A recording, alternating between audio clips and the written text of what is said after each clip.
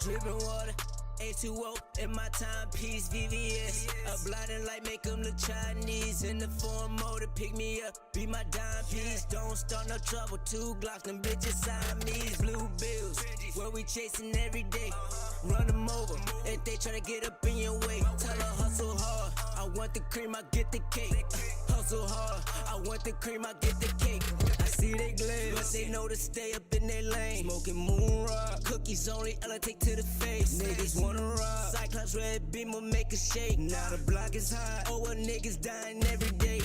20s, 50s, 100s, want all of these in abundance. When it comes to the women, these hoes know I can't love them. Only chasing checks the back, drugs for the head, can't get enough of it. Try to take my money, S&W, leave you suffering. Why they wanna kill me for the cream?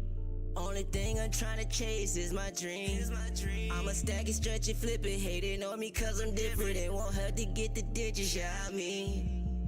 Dripping water, H2O in my timepiece, VVS. A blinding light make them look Chinese. In the form motor, pick me up, be my dime piece. Don't start no trouble, 2 Glocks, them bitches Siamese. Blue bills, where we chasing every day. Run them over, if they try to get up in your way. Tell her hustle hard, I want the cream, I get the cake. Hustle hard, I want the cream, I get the cake.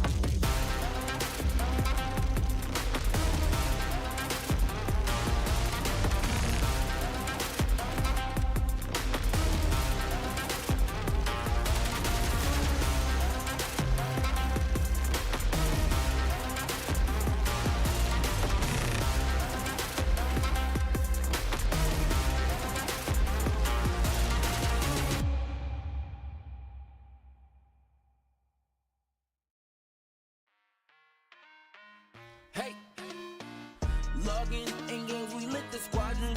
Ballin', dodging. These moves they hit, we got them. Falling, groveling.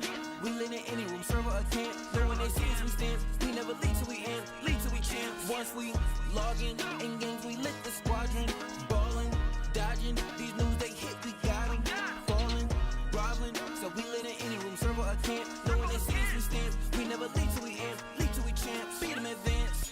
We do we think for them when we in it, we kill it and leaving no chance to hell reclaim. That's not how we move in the wheel of games. Ultimate gamers and still the change, shaking the industry. Plenty she's winning our team, we some killing bees, killing these niggas while they still we replenish. We load the artillery, hold the hostility, boosting these trophies we win. We in it all line on the grind, opposition and misery. Leaking they dwell, call us the winners cause we never fail. This is the team that's making a wave on the streams, growing and hanging below. Ultimate endgamers league 1,000,000 degrees, and this is where gamers go pro.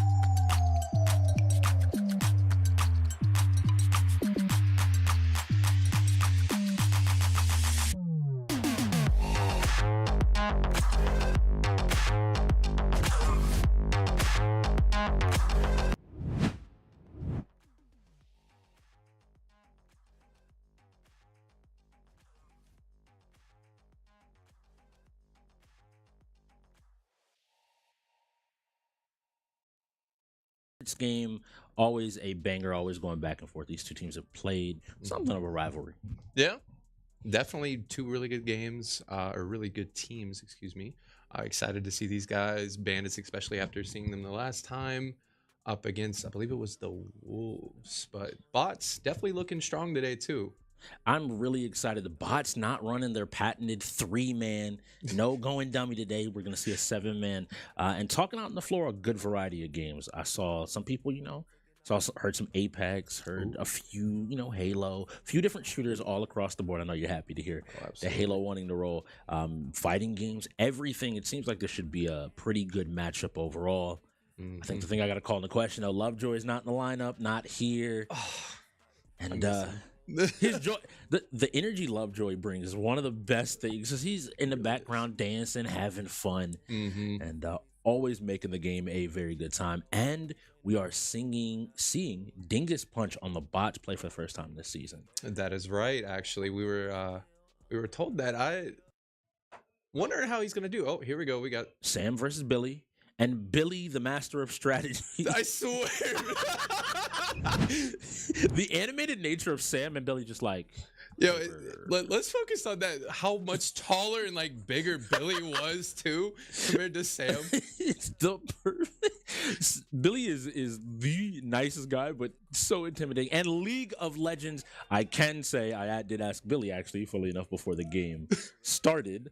What game he wanted to see beyond StarCraft, and he did say League of Legends. So we might actually get a chance to see.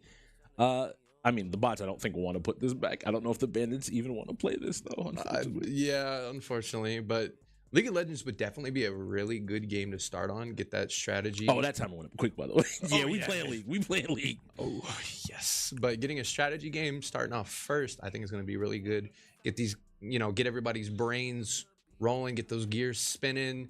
Little hamsters on the hamster wheel going. We could do it, and yes, it is going to be amazing.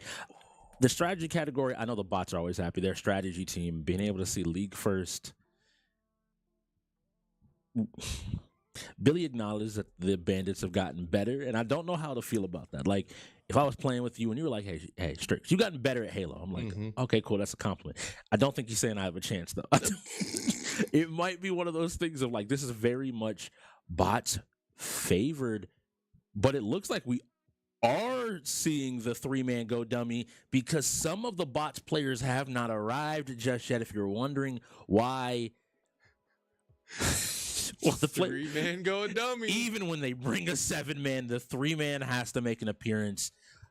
Billy, La Bamba, Paku, and Paku has the wheel, by the way, for those that don't. Let's go. So it's gonna be great. I'm interested to see. I mean, Billy is still willing to play the game. So it's a good time. Well, this is actually going to be really hard for them, especially starting out a 5v5. It's really good that they're still going into this. Considering League of Legends, massive team-based game, I want to know how the Bandits are going to handle this. Because, of course, the infamous 3-man team, you know, as they like to say, 3-man go dummy. I'm really excited to see this. They've done it before. They did it once this season already, and I want to see if they can take League of Legends again. But I know with Coolfire, especially being their standout player on the Bandits, they all have been grinding the game, though, trying to get better at League of Legends. So they might find it a little bit harder than some of the other matches they've had in the league. Yes. And I mean, thankfully, it's not like the regular League of Legends map. That'd be so much fun. That'd be so much fun. It would be so much fun. It's also it also seems like it'd be really hard. You're not gonna have your jungler, and you're down. You better. Oh, yeah, he was not playing. I'm letting you know. Rex recognizing how big the gap was. Rex has his game plan and is not letting League of Legends roll. Okay. I don't know if it's better that UFC rolled, knowing now that Billy is still up and ready to play. But we got to go ahead and mark League of Legends over to the bot side. Man, that is so funny. I'm sorry. That is so funny for us to start the game. So we're going to get these league lineups knocked out first and foremost, just so you're always wondering. So you'll see, based on what I'm seeing here, we're probably going to actually see Painful Boar going in against Billy. Boar putting on a pretty good show against... He played someone else recently. Was it Billy? I think he might have played Billy recently, but Boar's gone in and always manages to throw things off. I think his young energy, just willing to sometimes do something a little bit crazy, can catch some of the more experienced players off guard. Yeah, you definitely got to worry about those younger players. Their brains still developing, but let me tell you what, they learn so fast. That is so true. The abilities to pick up... That's the only time I've ever felt old. Is like when you talk to a younger player and they're like, yeah, I learned this in like 5 minutes. Like, what do you mean 5 minutes? That took me like a week. What do you mean? Just like, yeah, you told me to do boom, boom, boom. And it's like, boom, boom. Can you stop? Can you not be young anymore? Yeah. Or can I be young anymore? A little bit of A, a little bit of B. Hey, look, man, I wish I could pause time sometimes. You know what I mean? Or at least go back to like 2009. The thing is, we're at that point, and that's what's also scary, is where I'm at the point, I'm like, yeah, back in my day. But UFC, for those at the league that don't know, it looks like it'll be the bot's ability to pick weight class, which is going to be super important. Billy loves to submit people out. I think he's going to play someone with a strong ground game. And Boar might be able to surprise us. I want to see what's cooked up between these two players. And a little bit of a background for Billy, for those who don't know, he actually he does some type of martial arts outside of the league. So a lot of the moves that are in the game translate to, the real world. And the last time I saw him play, he actually played somebody in the game that he used to spar with. You don't get how, that to me is still the most insane thing. It's like, yeah, so I'm playing a Miss Marks. Okay, you're playing a Miss Marks. I used to spar with... You used to fight him? Like, what? I get it sparring, but you fought him. So he's like, yeah, in real life, he likes to do this, but his arm, he kind of puts it up a little bit higher. That's not really accurate. Yeah. And you're like, why do you know that? Oh, okay, great. So Billy ultimately ends up... I think the bots are happy with these roles. Starting off with League of Legends, a strong strategy game, and then immediately moving here into UFC, which Billy traditionally is one. I think I always say, Billy, you got to be one of the top players in UFC. If you absolutely. really want to be able to take him down. All right, so we're getting into it. We'll let you know who is which side, blue gloves, red gloves, which corner is which here in just a little bit. Ortega versus Volkanovski. That name in itself just sounds scary. True, actually. If somebody came at me and like, yeah, what's your name? Oh, okay. So like, do we have to fight or can I just Can I just walk away, please? away? Okay. And here we go. We're gonna get right into it with this first round. Reach up. No tapping of the gloves. No tapping of the gloves. Just immediately checking the chin with a quick jab coming out of Ortega. I'm going to take a guess there that Ortega is probably Boar. Boar not here for the pleasantries, looking to just go ahead and swing. So in the blue, actually in the blue trunks is Billy. So Billy wanting to immediately take the game and just start off, realizing like, hey, we don't need no pleasantries, but we see this grapple game immediately coming out. He's on the ground looking to try to put him in these positions to possibly submit him, getting some strike damage to his face already. I think him not tapping gloves and just going straight for it, I think it brings it back to what you said before the game started. You got to watch out for those younger players. He saw Boar as a threat, and he needed to take out the threat. And I mean, look at what we got going on. He's trying to submit him, but Boar is hanging on for dear life right here. It is incredibly funny because Billy is just like, yeah, I just let me I want to stand up. I want to fight. Can we fight? And Billy's like, nah, we're down here on the ground. We're doing fine. Mm-hmm. We're gonna stay. We're gonna keep going back and forth. And Halo immediately coming up after this, couldn't have written it any better.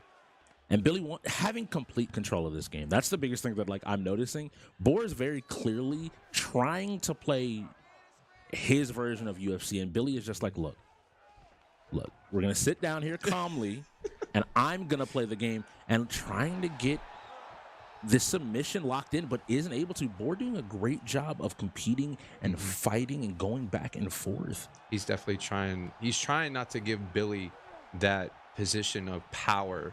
Basically, that's why he keeps squirming around.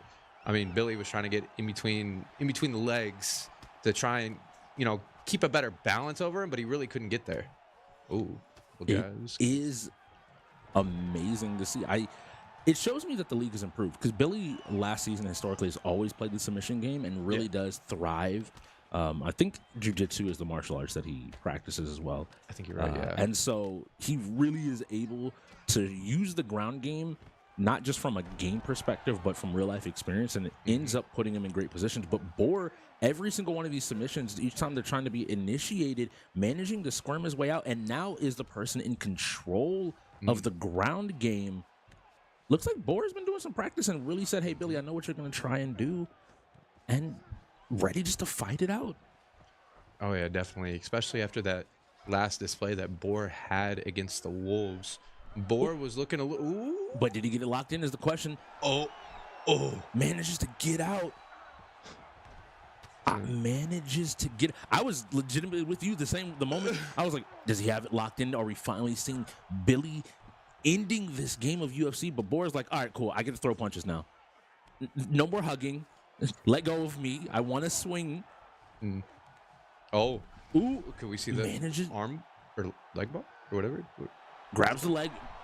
Boar immediately managing to get out, not wasting any time each time I see. Oh. Boar is looking really good here. Yes. Boar, I think all season, he's found wins against players. A lot of times I remember historically people thinking like, oh, Boar doesn't really know UFC, but he is showing time and time again here that he knows how to play this game, how to compete, and especially with his opponents, realizing, but with a leg wrapped around your neck. Never mind. Boar said, no, we're not going to do it again. Submissions are an incredible thing to watch sometimes. Yes. The positions that people are like, all right, cool. That looks really uncomfortable. And it's like, yeah, the other guy can't breathe, though. So I'm fine. I'm okay. Have you ever been put into a submission like that before? I've never, and I don't think I want. It always looks scary, especially in watching games like this. It just, oh man, I can't imagine the lights starting to go out as everything fades away. And here we go. We've now once again reversed the roles. Billy back kind of in control of this ground game. Neither player actually really opting. Sometimes what we see is when we see a player with a stronger strike game and a standing game, they kind of just want to return to that. And Boris seems to have fully committed to say, hey, Billy, if you want to play on the ground, we can play on the ground. I think I can take you here. And because I said it, of course, the caster curse had to kick in, and they immediately stand back up. Well, I think one thing that shines right now about Boar is the last time we saw him play UFC. He kept doing the same thing over and over and over. You know, the definition of insanity. And eventually, it finally worked. He's not doing the same thing anymore. He is changing it up. He, like you said, learned it in like an hour. It took me a week. He is keeping up with Billy. Was at the end of the first round. Yes, it was. Doing a great job. Yeah, that is the benefit of having a young player like Boris Sam coming off of the the Bandits. Yes. Bor and Sam. There we go. Found the words eventually. Yeah, the two of them, once again puts the glove out there. Billy is like, here, hold my foot. There you go. But ultimately, yeah, that youth coming through and saying, like, I am, where sometimes we always wonder, are you going to be the same player as the last time we saw you in the arena? Bor is always one to really show that, hey, no, I've improved. Whatever I did last time, especially if I lost, I'm going to learn from it and grow. Definitely. Ooh, Bor looking really good here, trying to go for this top submission. He wants that power position. Gets back up. Ooh, nice job catching the foot, looking for the backhand.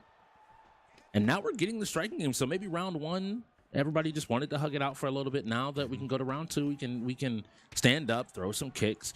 Maybe Billy realizing, like, okay, I'm not going to be able to get an easy submission here. I probably just straight up need to play him and do some more damage. That's the big thing. With the new game, the bars aren't available like they were last time we played the game. Yeah. And so you have to really have an understanding of your stamina, how much you're using. Otherwise, it's really easy in later rounds to be put into the submissions. Oh, Bor still on top, trying to get out of this. Would you consider this a grab? Oh, Billy might be able to end it here. Nope. But manages to escape again.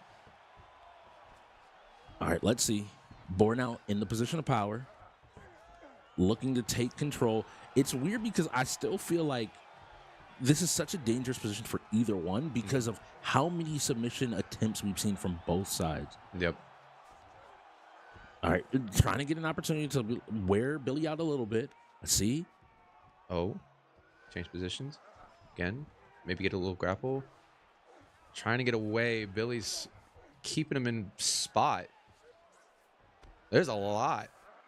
There's a lot of position moves, a lot of grabs. I want to know which ones, like, what move they are going for to finish. Because right now it's like, it looks like Billy's just trying to tire out Bor. I think that's really smart because a few of these submissions, he just hasn't been able to lock it in. Yeah. And to really just finish up the game. And so being willing to say, cool, we'll just keep moving around. And I know as the rounds go on, I have a better understanding of how tired my fighter is going to be compared to you. I mean, that's what it, yeah. I'm going to go with that because right now it just looks like a lot of dancing on the ground. However, I know Billy's got a plan with this. Billy is, I mean, it looks like Bor's person is definitely getting tired. That's why you can see him. He go for a grab, but he can't. Billy is breaking out even faster than Bor is, to your point. Yeah. Like every single time you see him just get the arm over and immediately he's like, look, you've tried that 2-3 times now. I know what's going on.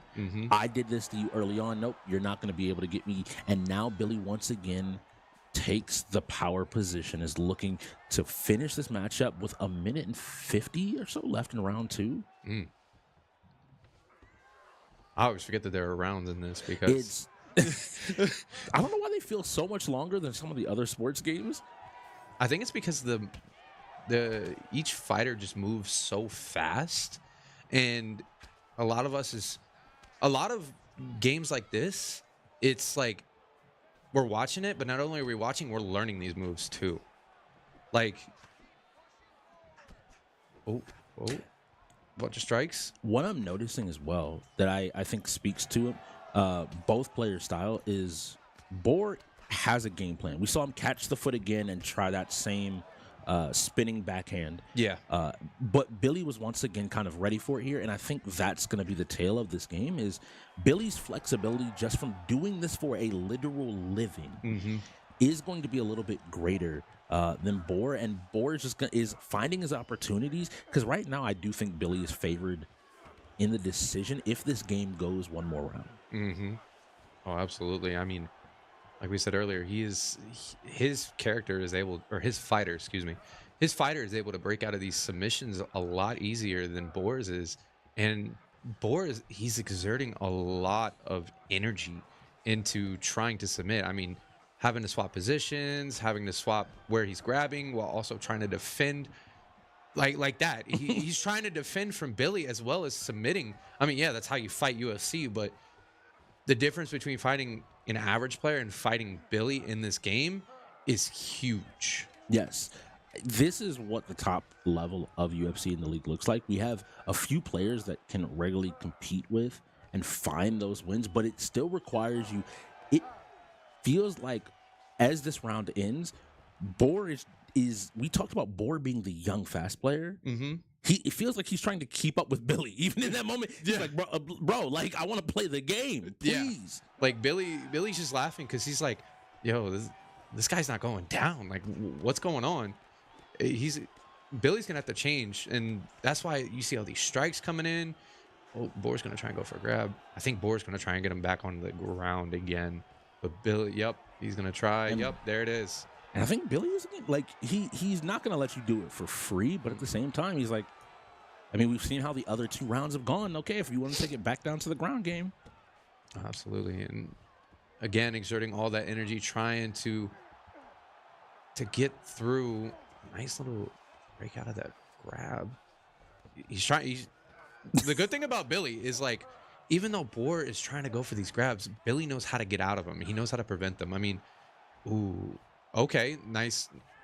Yep, nice position change. And now let's see, can Boar do the same? We saw how quickly Billy was able to flip this around. Mm-hmm. I think Billy definitely underestimated Boar going into this, and I think if he knew that Boar practiced this as much as he did, I feel like he might have chosen a different character.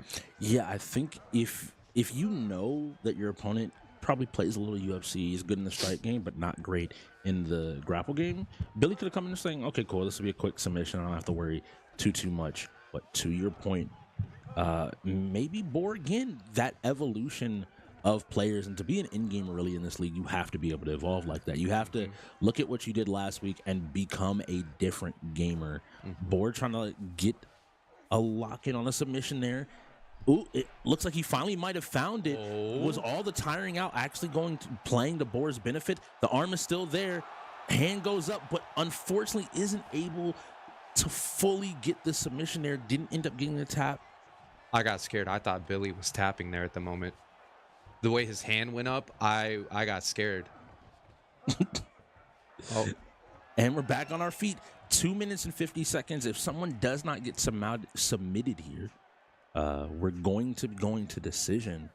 I was going to say, I think it's... Ooh, and a quick takedown. I saw WWE right there, and I was like, spear! Spear! Roman Reigns!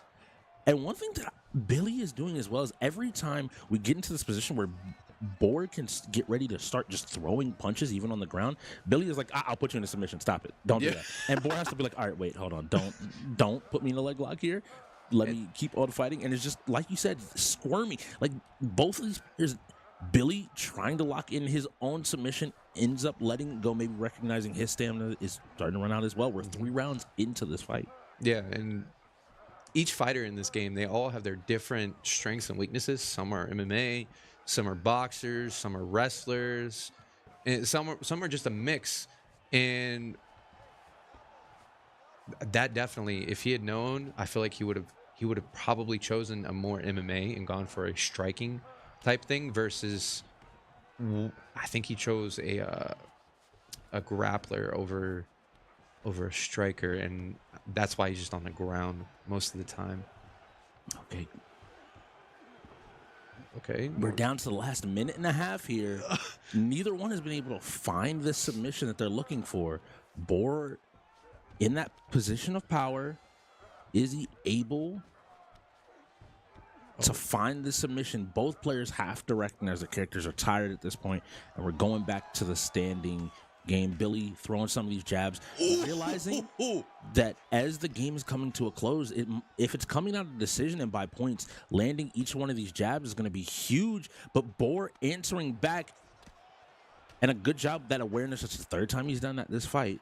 And Billy knew that was coming too, and you could see how he blocked it. He baited that that what is it, the rotation swing? Yeah, the backhand. Yeah, Yeah, the backhand.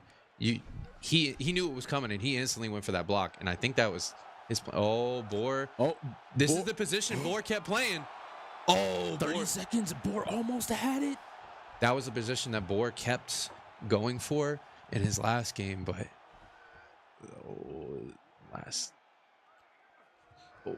both fighters are definitely tired. They're both looking at that clock, and I think Billy might be saying, I think I win decision. Let me play some time. And Boer's like, nope, we have to end it here. I'm not going to give you even a chance to see that scorecard. But with 10 seconds to go, he's going to have to lock this in now. He has no more time. 3, 2, 1. And it does look like we're going to decision. Oh, wow. I want to see that kick that Billy threw. All right, let's see.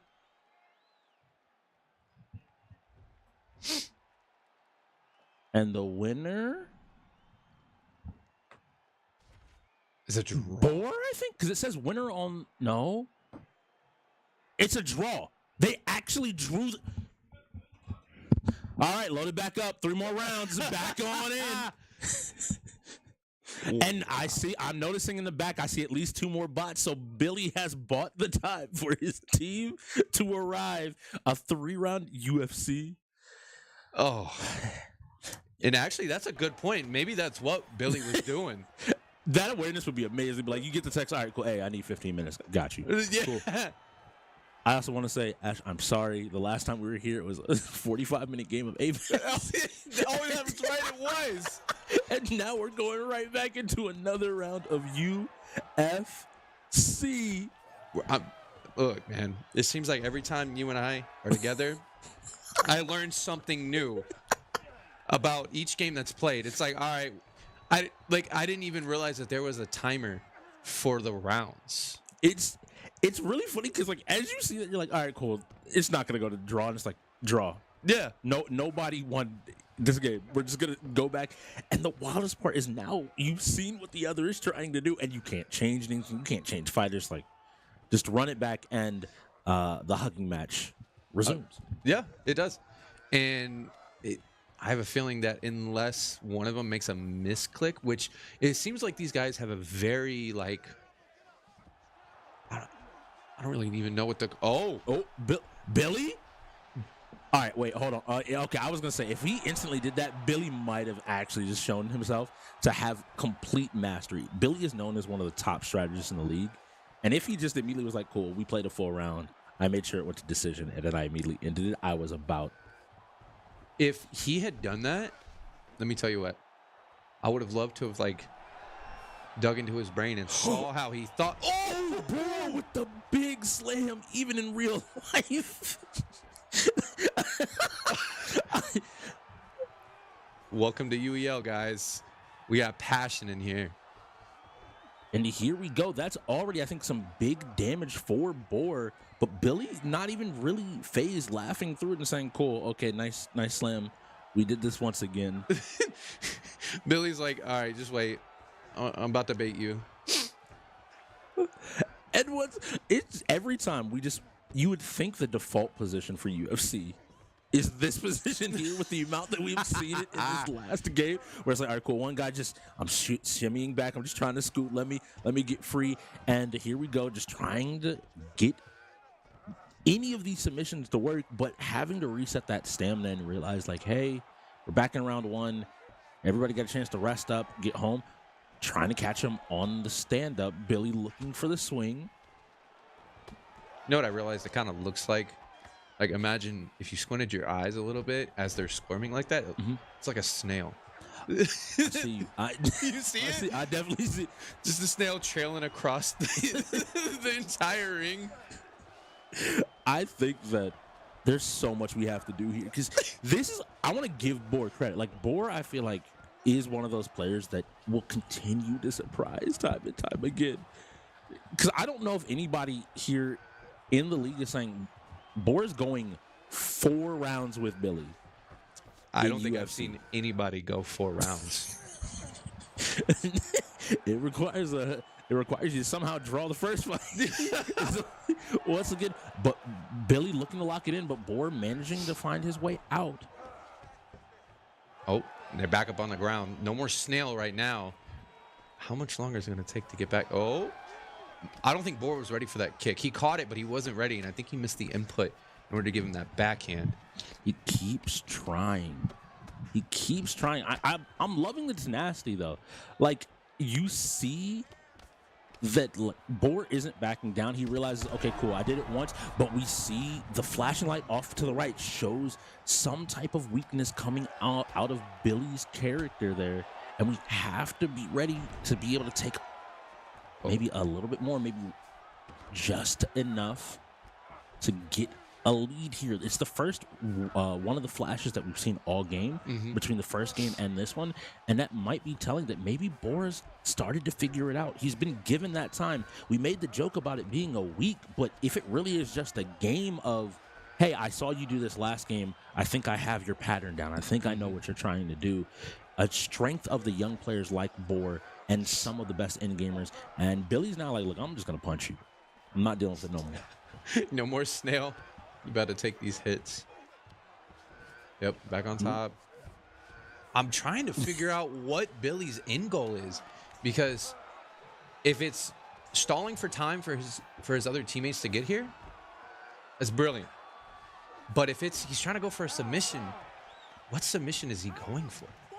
I think that's the big thing that I've now seen is the game is evolving into people figuring out what submissions do you not know how to break. And so Billy might be going through his repertoire. Look, everybody's left the gauntlet area. They're setting up the next game, getting comfortable. We're like, okay, we might be here for a while. These two are duking out time and time. Maybe get a little scrim in. But also, I think if I'm having spoken with Billy and just in general, interacting and watching how Billy's played now for a few seasons, there are games that he realizes he doesn't need to invest a ridiculous amount of time on, and we might just be seeing kind of where Billy's cap is on his gameplay in UFC currently. It's like, hey, I know the submission game really well, I know a little bit of the standing game, but if you manage to contest me here, we will have a contentious match until somebody makes a mistake. I'd just like to point out, this is first game, right? Technically first game. League of Legends rolled. Bots forfeit, or not bots. Bandits forfeited it. UFC. It has now been 30 minutes into this day. Oh, hey, everybody at home, you thought the rules saved you from Madden. Billy got the whole sports category. 4 games, 4 hours. Oh, this could be it. And it looks like he finally has managed to get that lock, but Boar, with not a whole lot of time left on his character, you could see how red his face was. Oh my gosh. Breaks the hold, but Billy's like, all right, no rest for the weary. Oh. Okay, I think that's definitely the submission that I think that's the submission that he's going to go for. I don't know what it's called, but it was essentially shin throat. And here we go, Billy. Once again, I might have to talk to both of these players, because if you can handle this in UFC and you start to build a standing game, I feel like you can go with toe-to-toe with anybody in the league with this level of play. No, and I mean, for real, to be honest, UFC is not a game that a lot of players know, or I don't want to say that they don't practice, but I don't think that they practice enough. And the fact that Billy having the knowledge that he does, and Boar just keeping up. Boar is tiring out Billy. Yeah, once again, I always look at that, younger kid versus the older player, and you ever babysit one of your nieces or nephews, and they're just sprinting for what feels like ever, and you're like, look, just sit down for 10 minutes. Look, kid, I don't have the energy for this. Oh. And Billy seems to have finally found the win. Paku in the background with his hands up. Billy with the cheer, going ahead and taking UFC after 5 rounds, 2 games, manages to go ahead and end it off. I'm just saying, if this is foreshadowing for what tonight is going to be, I'm even more excited for this. Yes, because if every game was like that tonight, I'm gonna be happy, but I know you're happy with UFC going right into Halo. Let's talk about Halo. I'm gonna ask you first and foremost, what game mode do you want to see? What are you looking for in tonight's Halo game from both of these teams? So I think an oddball would be really interesting between these two teams. I think if the Bandits practice all the games as much as Boar seem to have practiced UFC, I feel like an oddball is something that they would have a shot at. However, with it being a really big strategy type game mode, you know, having your players sit in certain positions, bots I think are really gonna succeed in that aspect of the game. I can see exactly what you're saying. We've had some really exciting gameplay. Actually, yesterday's game we saw oddball. Yeah. Shout out to Stars, went 25-4, and one of those deaths was resetting the ball off the map. I'm proud of you, Star. He went crazy, and I would love to see, and I think that fits the style of this team.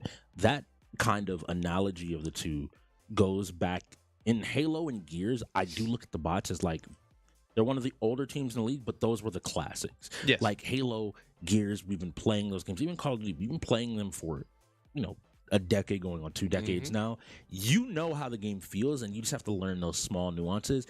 But I think when you see a player like Magnusam, when I see Painful Boar, Cool Fire, all of these younger players that are just able, like, cool, I'm just going to come at you with raw skill. This isn't about I will aim faster than you, move quicker than you, press my buttons better than you. How many times do I have to show you, old man, that this is how we play Halo now? I can see it right now. That was that UFC match. He kept being like, "Why do you keep trying to submit me?" And finally, he got it. Billy's like, "Look, kid, I don't have the energy for this. Please go down." Yeah, because even Billy, when he got up, he didn't immediately jump the chair. He was like, "Yeah, it's over with. All right, cool. Yes, I got the win." And we're Arena Slayer here on Bazaar with the Yu-Gi-Oh Master Duel coming next.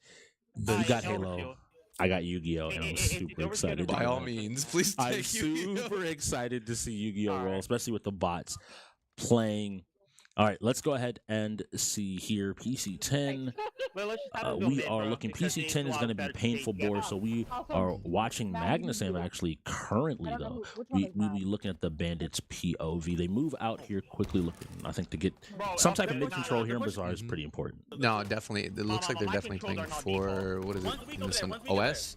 OS, definitely a strong choice in the Slayer. Which they chose Slayer, you know, a lot of people choose Slayer, a lot of teams. I understand why. It's the easiest game mode. You're essentially team deathmatch. Why would he throw the Daimo to get rid of the OS? I think possibly maybe just, I think maybe the younger player thing of, did you make sure you checked all your equipment? Were things working properly? It's been a little bit of time. Oh, yeah. Just him sitting down there, because I feel like he wanted to flick immediately around that corner. And the Slayer pick, I think, does kind of benefit. I was going to say that. As one of the bots get blown up, the Bandits. It's a game mode that younger players always want to slay out. They just want to take those shots. I don't have to think about the oddball, the flag, where that's being played. No, definitely. And Labamo putting down some pretty good shots actually with the sidekick. Oh, rockets run out from Sam, sending shots down. Man, it has been a while since I've seen this map. When this map came out, or when this game came out, Bazaar was, it was hated. I mean, not as bad as one of the, what was it, Behemoth? I think was the name. Not many players. Not many players enjoyed that map, and to be honest, looking at it, especially from just the competitive scene, a lot of players did not like this map, especially when it was capture the flag. But I mean, a lot of players, they don't like asymmetrical maps with getting shots down. I think that's one of the things with UEL that since we do things different, we have any maps that 343 has put out and put into the map pool are eligible to play. You pick your game modes, and a lot of teams like this because this map feels safe. There's 2 power weapons clearly in the middle. Yeah, we have high ground, we have low ground. You can kind of pick those fights as you want. But yeah, and I think it would have definitely been a lot more interesting to see a capture the flag on this map. You know, for old time's sake. But I mean, a Slayer on this map, Slayer was played so weird on this map. I mean, it's not really, I don't want to say it isn't set up, but it's just the middle of the map is so open. And which is why capture the flag was such a better choice on this map. I mean, it's just a big open square in the middle. Boar with a huge double kill to help increase the lead of his team up to 4 points now. And listening and hearing those comms, we're able to hear that they're actually slowing down, which is impressive for the young players to realize, like, hey, I don't need to push this out. I say that as they immediately run it. I love, you know what? Shout out to the players. No. Shout out to the players. Absolutely. And I mean, showing their knowledge of what they're doing right now is definitely impressive. Like I said, I think after their game with the Wolves last week, I think they definitely needed to rethink. And if this is them rethinking, this is great. Yes. Like, Bizarre Slayer is not an easy map to play.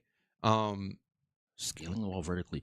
So I'm gonna put the challenge on you as the resident Halo expert. If you're on the bots right now and you're trying to figure out how do we come back from this 5-point deficit, this 5-kill deficit in Bizarre, what are your first steps that you want to do to set your team up for success? Stop running mid. You do not. Okay. It sometimes really is foundationally that simple. Yes. Bizarre is set up again. In a competitive aspect, it is set up for the capture the flag game mode. It is not really set up the best for a Slayer game mode. A lot of your Slayer maps, like Live Fire or even Aquarius is and we'll go off Aquarius because Aquarius is a symmetrical map. Aquarius does not have as open of a middle ground. Nice rocket shot here. It does not have as much of an open middle ground as Bizarre does. Bizarre is just... If you give up your high ground, you want to sit bar, you want to sit tree, and on your map, those are your two high grounds right there. You want to sit those, you want to sit lockers. Those are your two high grounds that you want to go to, and even a person rockets like this. There's no way that Paku is actually playing with the steering wheel. I cannot believe that Paku is playing Halo with a driving wheel. And he's looking to drive his team to victory because the bots have taken the lead here. He's taking the right route. I was looking here and I was like, those rockets are hitting. Those rockets are landing. Maybe they heard a little bit of what you were saying. They've been taking these angles. They're not fighting just directly in the middle ground anymore. And we see the Bandits, that lead that they had seems to start to melt away.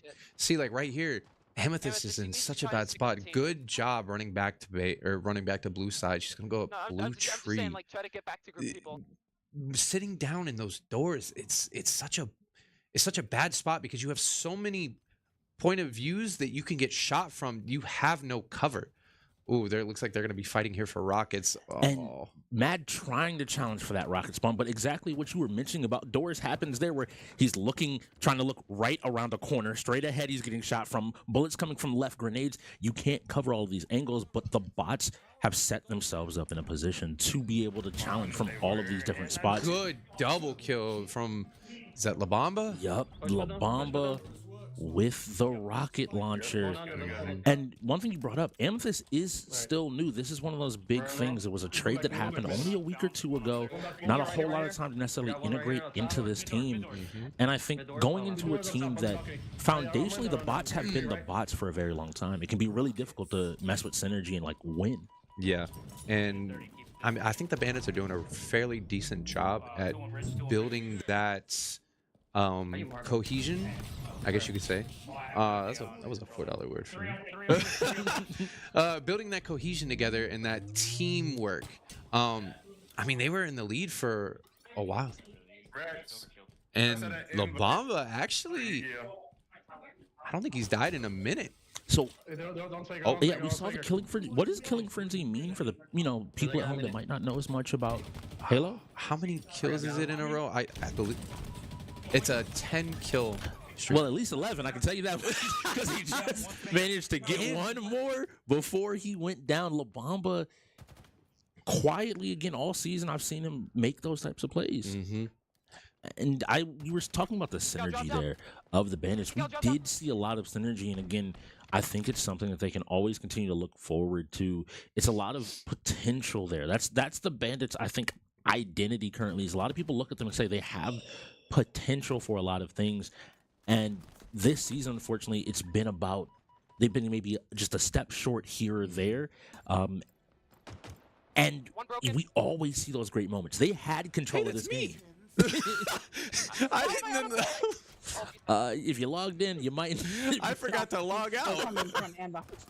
So great job commentating and playing currently in the game. Thanks, guys. It is an amazing job. 36 to 23. How did actually? Let's not look at the scoreboard. I don't want to know how Ash did. Well, Ash should have been. No, it would have been one of the Bandits. It would have been one of the Bandits because you were over on the Bandits side. But Halo, another game heading on over to the bots with Yu-Gi-Oh! Immediately following. So Ash. No, okay. I was gonna ask Ash. A great showing from the bots. Again, the bots and a lot of teams, the top teams in the league, have started to expand, I think, their forte. No one thought the bots were bad at shooters, but this season, I think they've started to show that strength out a lot more. And instead of just being, okay, they have fighters and strategy players, now, like, hey, you have the likes of Dingus, you have the likes of Mordecai, Saturn, all of these players that can get in these shooter games, can start to really roll. And as long as LeBamba's playing the way he has this season, shoot, I see too many double, triple kill clips from him just this season alone. Absolutely. And I mean, Bandits, I know that they've definitely struggled a little bit throughout the league this season, but I mean, as time progressed, they've shown more and more like progression. The passion that they have in them has just, it fuels them. I mean, passion in anybody, especially in a gaming sense or just esports in general. Passion, I mean, you can't take that away from them. Yes. You cannot take the game away from them. And I think one of the things that we have to look at when it comes to UEL, even if a team is not doing the best in 32 of the games, as long as they're practicing, because there's so many games to practice.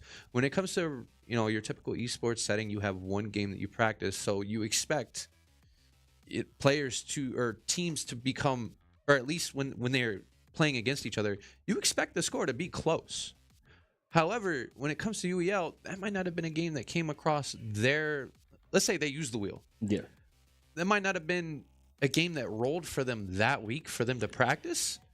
And they focused on 32 other games. That's my thing. Like, to be able to play matchup versus matchup, you have to sometimes realize, all right, what am I not working on this week? Sometimes players do that with their strengths. Oh, Ash is a shooter player. All right, I'm not going to touch shooters this week. Maybe I'm going to play some sports games because that's what I think will help. But if the other team is like, I think we can beat them in shooters. I think, hey, maybe this week, for whatever reason, they've played Bazaar before. Let's just run a lot of Bazaar and be comfortable. And we get right into Yu-Gi-Oh! Paku, ready to go. And, all right, I was going to say that I wonder what decks we're going to see. It looks like I have my answer, Texas Chainsaw Massacre, coming up immediately after the strategy games are rolling. But we are going to be looking here at the bots' perspective. They are running Branded. They've been running the deck for a few weeks. They're using to get to one of their most important cards in Branded Despia, that being Alibert. Lets them pull basically any singular spell, trap, monster card that helps them get to the engine. And the most important card in the deck, Branded Fusion, was just grabbed. Important for people at home wondering, what is Branded Fusion? So you remember Fusion summoning generally from Yu-Gi-Oh! Branded is a format about making these purple cards, these fusion monsters. Branded Fusion lets you do it from your deck. You don't need to have the cards in your hand. You literally can pick 2 cards from your deck, fuse them away, and what this does is immediately going to start the chain of Billy doing summon after summon after summon to be able to climb higher and higher into some of the boss monsters available to him. So he's going to grab the Lubellion. This will let him put some of those monsters he pulled pull to the graveyard back into his deck to be able to do another fusion summoning, whether they were banished or not. And just let him continue to get these stronger and stronger boss monsters and hopefully set up a few negates, which lets him stop his opponent from playing the game. I'm really hoping that Lucas-sama? Is that how you pronounce it? Lucci-sama, yeah. Luki-sama. Yeah, Lucci. I think it's like from One Piece. I don't think it's directly Oh. from One Piece. I think he had the name beforehand, if I remember correctly. But Lucci-sama, yeah, he's Almost looks like I spelled my cat's name. a pretty fire. I mean, he's a fire name. No, it Incredibly definitely chill is. player as well. And this is Mirror Jade the Ice Dragon, one of the boss monsters of the deck. Very simply, every other turn, what this card can do is it can banish a card from the field. Okay. Period. If you don't negate it, it just means that it can do it again next turn, but it can only do it every other turn. Now we are on to the Bandits POV. The question is, what kind of deck is Lucci gonna need in order to? So this is the interesting thing. We see Black Wings. This is what a lot of people remember. This is a synchro-based deck. The white cards. For those of the younger at home, maybe not remembering, Yu-Gi-Oh! On motorcycles is where this deck is originally from. Yes, they are able to. The deck looks to get out a bunch of monsters to synchro summon into stronger and stronger Blackwing cards that have varying effects. Some deal piercing damage. Even if you're in defense mode, it can still hit you for damage. Some of them have the ability to negate effects. But playing here, I need Lucci to be aware of kind of what the cards do that are on the field and to not just blow his entire combo on one central card, because if Billy's aware of how the combo works, he can just stop it. So he plays a card here that lets him special summon some of the other monster cards, some of the other Blackwings he has in his hand. Bora the Spear here is going to go ahead and come out now that he has another Blackwing, and now he has two monsters on the field, and he's going to go ahead and look. Do you want to use Polar Knight?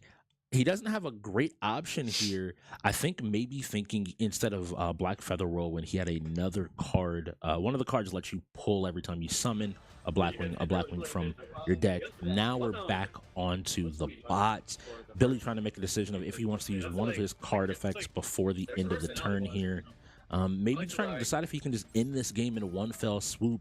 Looks like a rough hand just to start off with for the Bandits. And that's the unfortunate thing of Yu-Gi-Oh! Deck construction matters a lot when it comes to being able to succeed in Yu-Gi-Oh! And we see that Mirror Jade effect going off, so he sent another fusion card from his extra deck and is going to go ahead and banish a card, banishes Bora the Spear.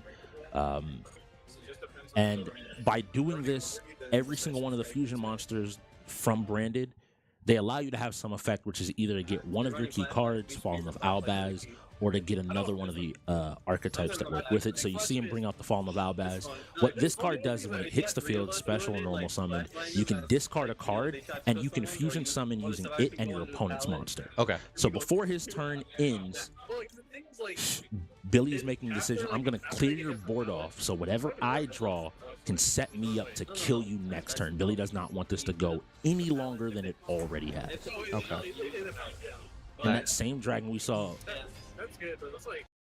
and we even see on Lucci's face kind of this is a different type of Yu-Gi-Oh! I tell people all the time, modern Yu-Gi-Oh! Plays so different. Modern Yu-Gi-Oh! Comes down to how much you let your opponent play the game. If you can stop them from playing the game, your opponent is just in a position where, oh, what do I do? And Albion the Sanctifier Dragon, one of the newer boss monsters of the deck, it lets him summon a card from his graveyard and his opponent's graveyard. Now, keep in mind, he did all of that at the end of Lucci's turn. It is now his turn.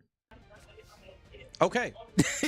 And with the damage on board, Billy can absolutely just end the game, goes to battle phase, is going to go ahead and swing away here with any combination of his creatures, really. As long as three of them attack, the game is over with. I would definitely like to highlight something. Paku not playing full screen, it's cringe. Sometimes you just want to, the black background is for ambiance. And there we go, a turn 3 kill coming out of the bots. And thank you to the bots. I've not actually gotten the chance to cast their Branded deck. I love Branded. It's a great archetype. Definitely learning more and more about Yu-Gi-Oh! Is definitely a lot, like you said, it's definitely a lot different than it was back when we were kids. Yes. But it's interesting to see how many decks that you can build. Especially in our league format where we do unlimited, There are legitimate. There have been a few people. I think that we have seen Eclipse play a Dark Magician deck. I think we saw a Blue Eyes deck run as well. Like there is that variety because when you make the format unlimited, you kind of can break the game if you really understand how certain decks work. You can they're cards that are banned for a reason. But personally, Texas Chainsaw is a game that I actually think can be favored for the Bandits. Really? Yes. Now, they normally would want to be able to get Boar and Salmon here. In fact, I think off of Reset, they probably send in Boar, even though I think Amethyst is quietly and people don't know how good Amethyst is at DBD and Texas especially. She has a very strong understanding of those asymmetrical strategy games and can solo carry games. Oh, absolutely. I mean, she displayed that when she was on the Wolves. She found the hatch when she was last alive, and she ended up pulling that win for her team. It's incredible what is possible here. I think the only frustrating thing is if they were going Survivor, they would want to get both Boar and Amethyst, and I think they are going Survivor. Coolfire has played the game over the course of the season. He's talked about it. Sam, very proficient killer main in DBD, and I'm expecting him to have put in the time and the effort to learn it as well in Texas. Rex is normally a coach. Yeah. How much time has he's seen the team play, but how much hands-on time does he have with this game is going to be a big call. And it looks like they did opt for killer instead of maybe necessarily going for what might be the strongest. Take the reset. That means the next game you get to pick lineup. The bots, 2 of their members still haven't arrived, but even beyond that, they lose access to 2 of their players in Paku Paku and Lucky Saturn. And I definitely agree with them going with the reset. And I mean, even though Rex being a coach, he is very intelligent. If you don't know Rex, he's very intelligent man. He knows his stuff, and I honestly believe that, like, because like when it comes to Texas and Dead by Daylight, it's a lot of map knowledge and game mechanic knowledge. You got to know your perks. You got to know where everything is on the map, and it's less about skillful gameplay, I guess you could say. Kind of like where your fighters and your shooters and even your sports games, it's a lot less of your actual mechanics when it comes down to your fingers and what you being able to, like, I guess that would be a keyboard and mouse. People do play keyboard and mouse. It's less about that, and it's more about how well do you understand how this plays. Exactly. I think that is what is the most unique part of the strategy category. Some of those games are won before you ever start the match. Just understanding all of those components you brought up of, do you know what the map is? And to your point on that, this is something I'll bring. Thursday of last week, a new map came out for this game. Yes. Okay. Has anybody played it?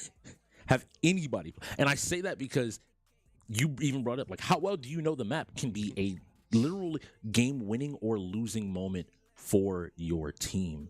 And it looks like maybe we're getting lineup situated, and Texas is a little bit tricky to set up as well. It does take, you got to get 4 people into one lobby to then make the lobby, to then invite the other 3, and they're 2 different codes. And And the moment I said, I'm just going to keep saying things because that is exactly how we managed to get the game to just move on. Every single time. The game just immediately starts. That's the commentator's curse. Yes. And I believe we're on Nancy's house. Need for Speed coming up next. Another great game for the Bandits to have all of their players free for. So Billy will be Leland, La Bamba, Connie, Paku Paku is going to be Julie, and Saturn is Tommy. So on your screen right now, we're going to be looking at Paku Paku on the Julie. He spawned with Billy, and they're going to immediately be dropping down, looking to make a play, switching over to La Bamba here. So every one of the survivors and killers in this game have different abilities. I'm going to just start laying out some of that information that you brought up as being so important. Connie, who we're looking at right now on La Bamba, Connie's biggest strength as a character is the ability to extremely quickly be able to, and actually they are on, I believe they're actually all on All right, why are we always in the gas station? Please, please go to a different map, please. Yeah. Someone. But beyond that, the her ability lets her lockpick doors faster, so she's able and useful in getting out of the game quicker. We saw Leland there. That's Billy. He can run people over. He's a football player. Julie has a lot of stamina. She can run for days. Finding some health here and a lockpick, which is already good. They're looking to get set up here. It does look like they have a Leatherface in the basement, which is immediately a good start, and they're putting it on a strong killer main like Sam. Sam running around cutting off these crawl spaces, ensuring that no one has like these easy escapes from him where he has to run around, you know. Imagine being able to go from inside to outside, and he finds two people, gets a big hit. It gets stunned by Billy, but it looks like they weren't able to get away, and he's just committing to Billy now. Billy having to buy more time because his teammate got stuck crawling over there. Sam gonna go ahead and cut down through this barrier, opening this way up for him, allowing him to chase further, but two big hits being huge. We see here Paku working on the door, in-house basement, looking to go ahead and give his team access to the upstairs. And I do have to say, I don't know if that was from game or not, but I heard a squeal come from the first swing that Sam took with the chainsaw. I just heard a squeal come from somewhere, and I'm not sure where it was. I don't know, maybe we got a little kiddo out there in the arena, but there was a squeal, and it fit perfectly with the swing. It's terrifying, I can tell you that. It is terrifying. So we are here looking at... Goodness, his name escapes me. But he has the ability to hear really well. So he's really good at tracking killers and tracking different players around the map, just by virtue of using that power to see, like, oh, where are they? Are they close to me? Can we move out? And now we've moved over to Rex. We can see Boar trying to coach Rex through the game, maybe showing like, yeah, Rex maybe touched the game but not super familiar. Hitchhiker is really good, has some traps and the ability to slide through the small cracks to chase and pursue some of the killers, some of the survivors a little bit easier. They're doing a great job actually here of making sure that, hey, you're going to keep chasing me. I'm just going to keep running through here. And this is the looping strategy that can be incredibly terrifying for some of the killers. But was that a good bait by Sam? Did Sam commit to it? Sam didn't, but La Bamba manages to sneak by, and La Bamba finally deciding, hey, I almost died there. I have to get out. Losing Connie this early is horrible. She is your fastest way to get through doors. And it looks like Sunny is coming out to try to get a little bit more help. But in fact, Sunny runs right into death, maybe deciding to sacrifice one character to save another. It's possible. I mean, like you said, each character has their own strengths and weaknesses, and maybe it was better to lose that character over another. Like you said, Connie. Don't want to lose her yet. And she's working on this door. Notice she popped it, but maybe not. The weakness of her power is you can finish a lock really quickly, but it turns off your ability to be aware of your surroundings. Ooh. And so it's kind of a high risk, high reward. Yeah, she has that door unlocked now, but took another hit. Balance and mechanic. Here we see Billy upstairs. What? Billy's creeping. You can hit through walls. Billy That's creeping. fucking crazy.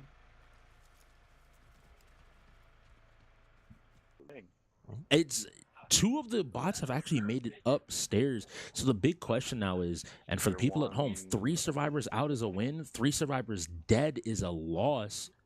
And so for the bots now, they need to get that Connie out of basement. They need that third player up here. Otherwise, it's going to be going to points. And it looks like just going to have to sprint. But all of the family should be able to see and hear her now.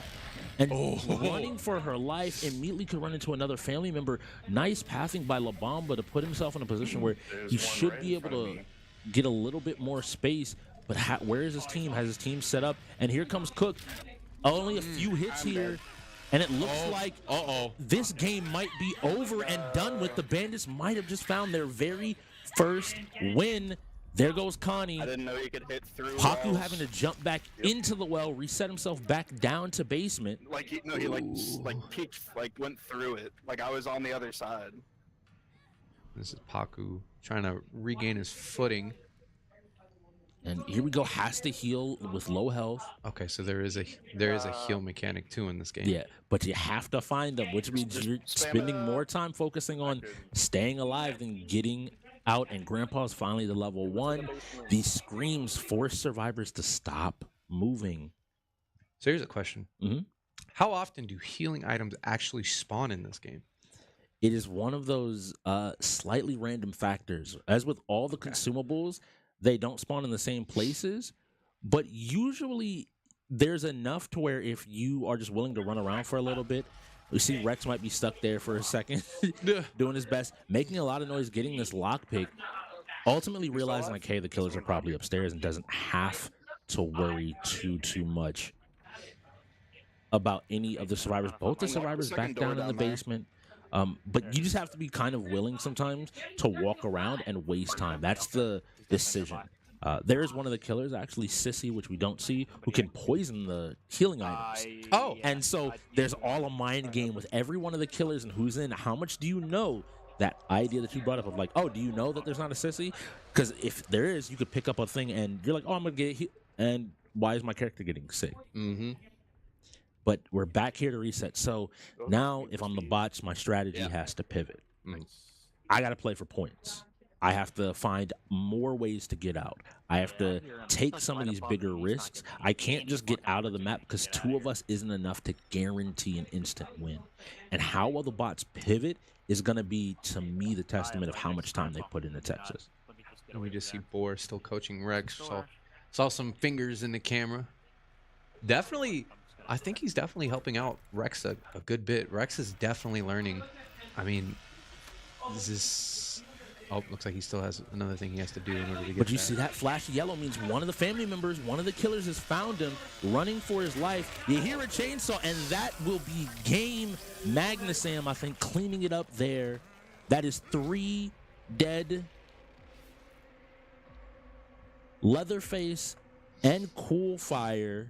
Coolfire actually playing the cook, but Leatherface and Coolfire working together. Leatherface and Coolfire. Sam and Coolfire. There we go. Names, pick one or the other.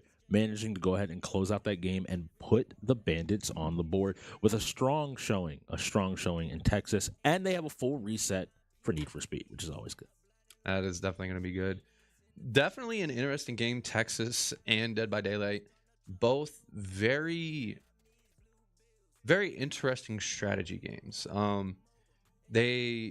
I like the fact in those strategy games that it really matters who you pick, especially when it comes to the killer. That is like, especially in Dead by Daylight, because it is a 1v4 situation. If you don't choose your right person or your right killer, you're going to be struggling. Yes. And understanding and being able to set up traps and really just like, I guess maybe like transportation methods, maybe too, or routes. Yeah. Wow, methods. Hey, we got your point. We got exactly what you're getting at. And understanding where to go, and I think a lot of what it comes down to when being the killer is a lot of predictions, a lot of theories in your head. All right, they just did this. They're probably going to be here, because when you lose sight of any of the survivors, and you don't know where they're at, it's like, all right, what did they do? Okay, they just locked pick this, so they're probably here. All right, I'm gonna go there. Next thing you know, they're there. And you saw Sam doing that. Like every time with Leatherface, it's like, oh, I'm gonna run through these 2 cracks, and then Sam was like, all right, well, you're gonna go here and stop, so I'm just gonna walk this way and run up behind you and just get you with a big swing, and all of a sudden, I love it because I forget where the saying comes from, but there's a saying of like, everybody has a plan until they get hit. Yes. It's great when like there's no pressure whatsoever, and the UEL is pressure. You have this moment where I want every single win. I want to build my lead up. I still am missing 2 of my players, some key players in case certain games roll. The bots want to continue to grow this lead. Mm-hmm. And unfortunately, they were not able to. Setup timer is running down. This is a bot setup. So if you're wondering for Need for Speed, they'll be able to pick killer. That'd be crazy in Need for Speed. Cops or racers. There we go. Or map choice.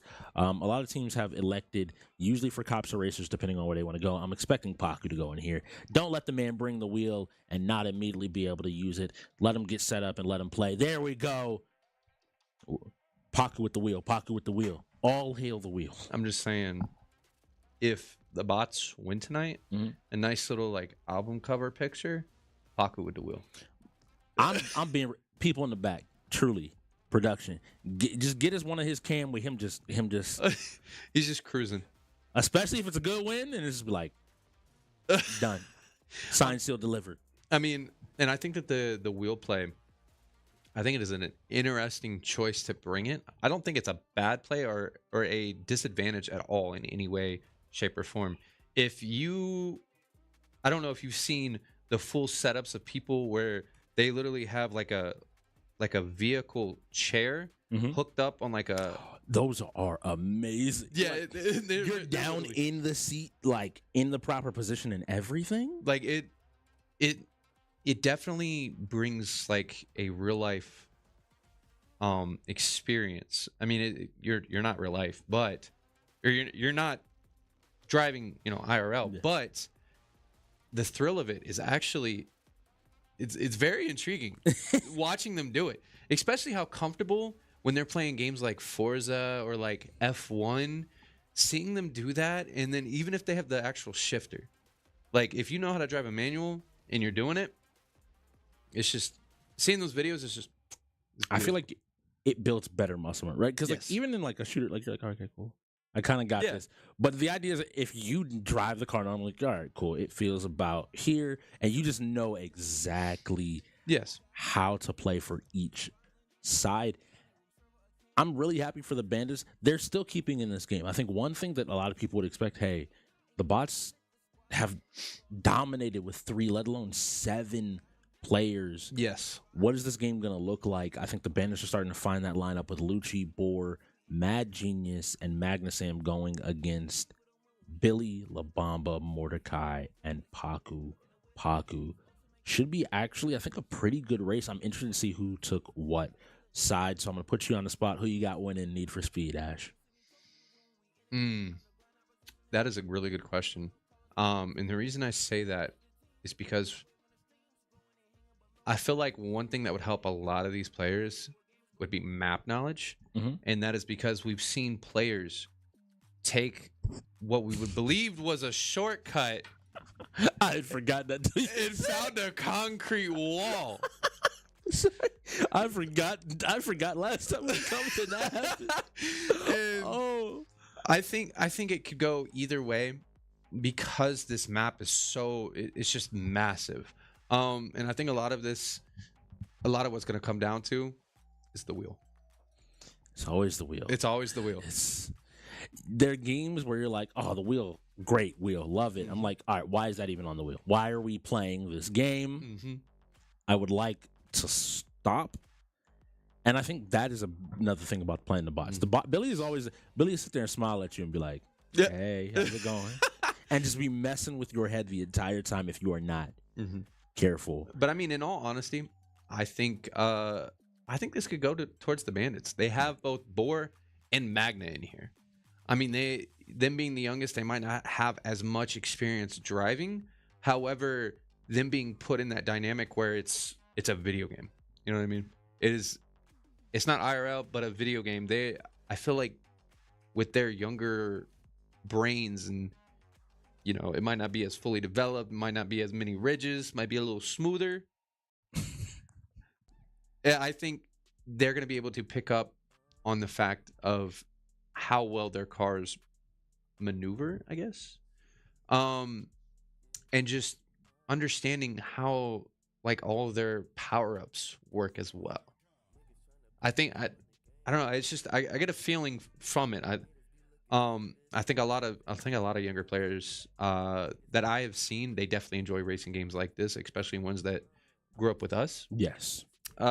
Need for Speed it has been around longer than Call of Duty, actually. It's crazy when you start to realize that like some of those Need for Speed games are PS2 like originals. Yes.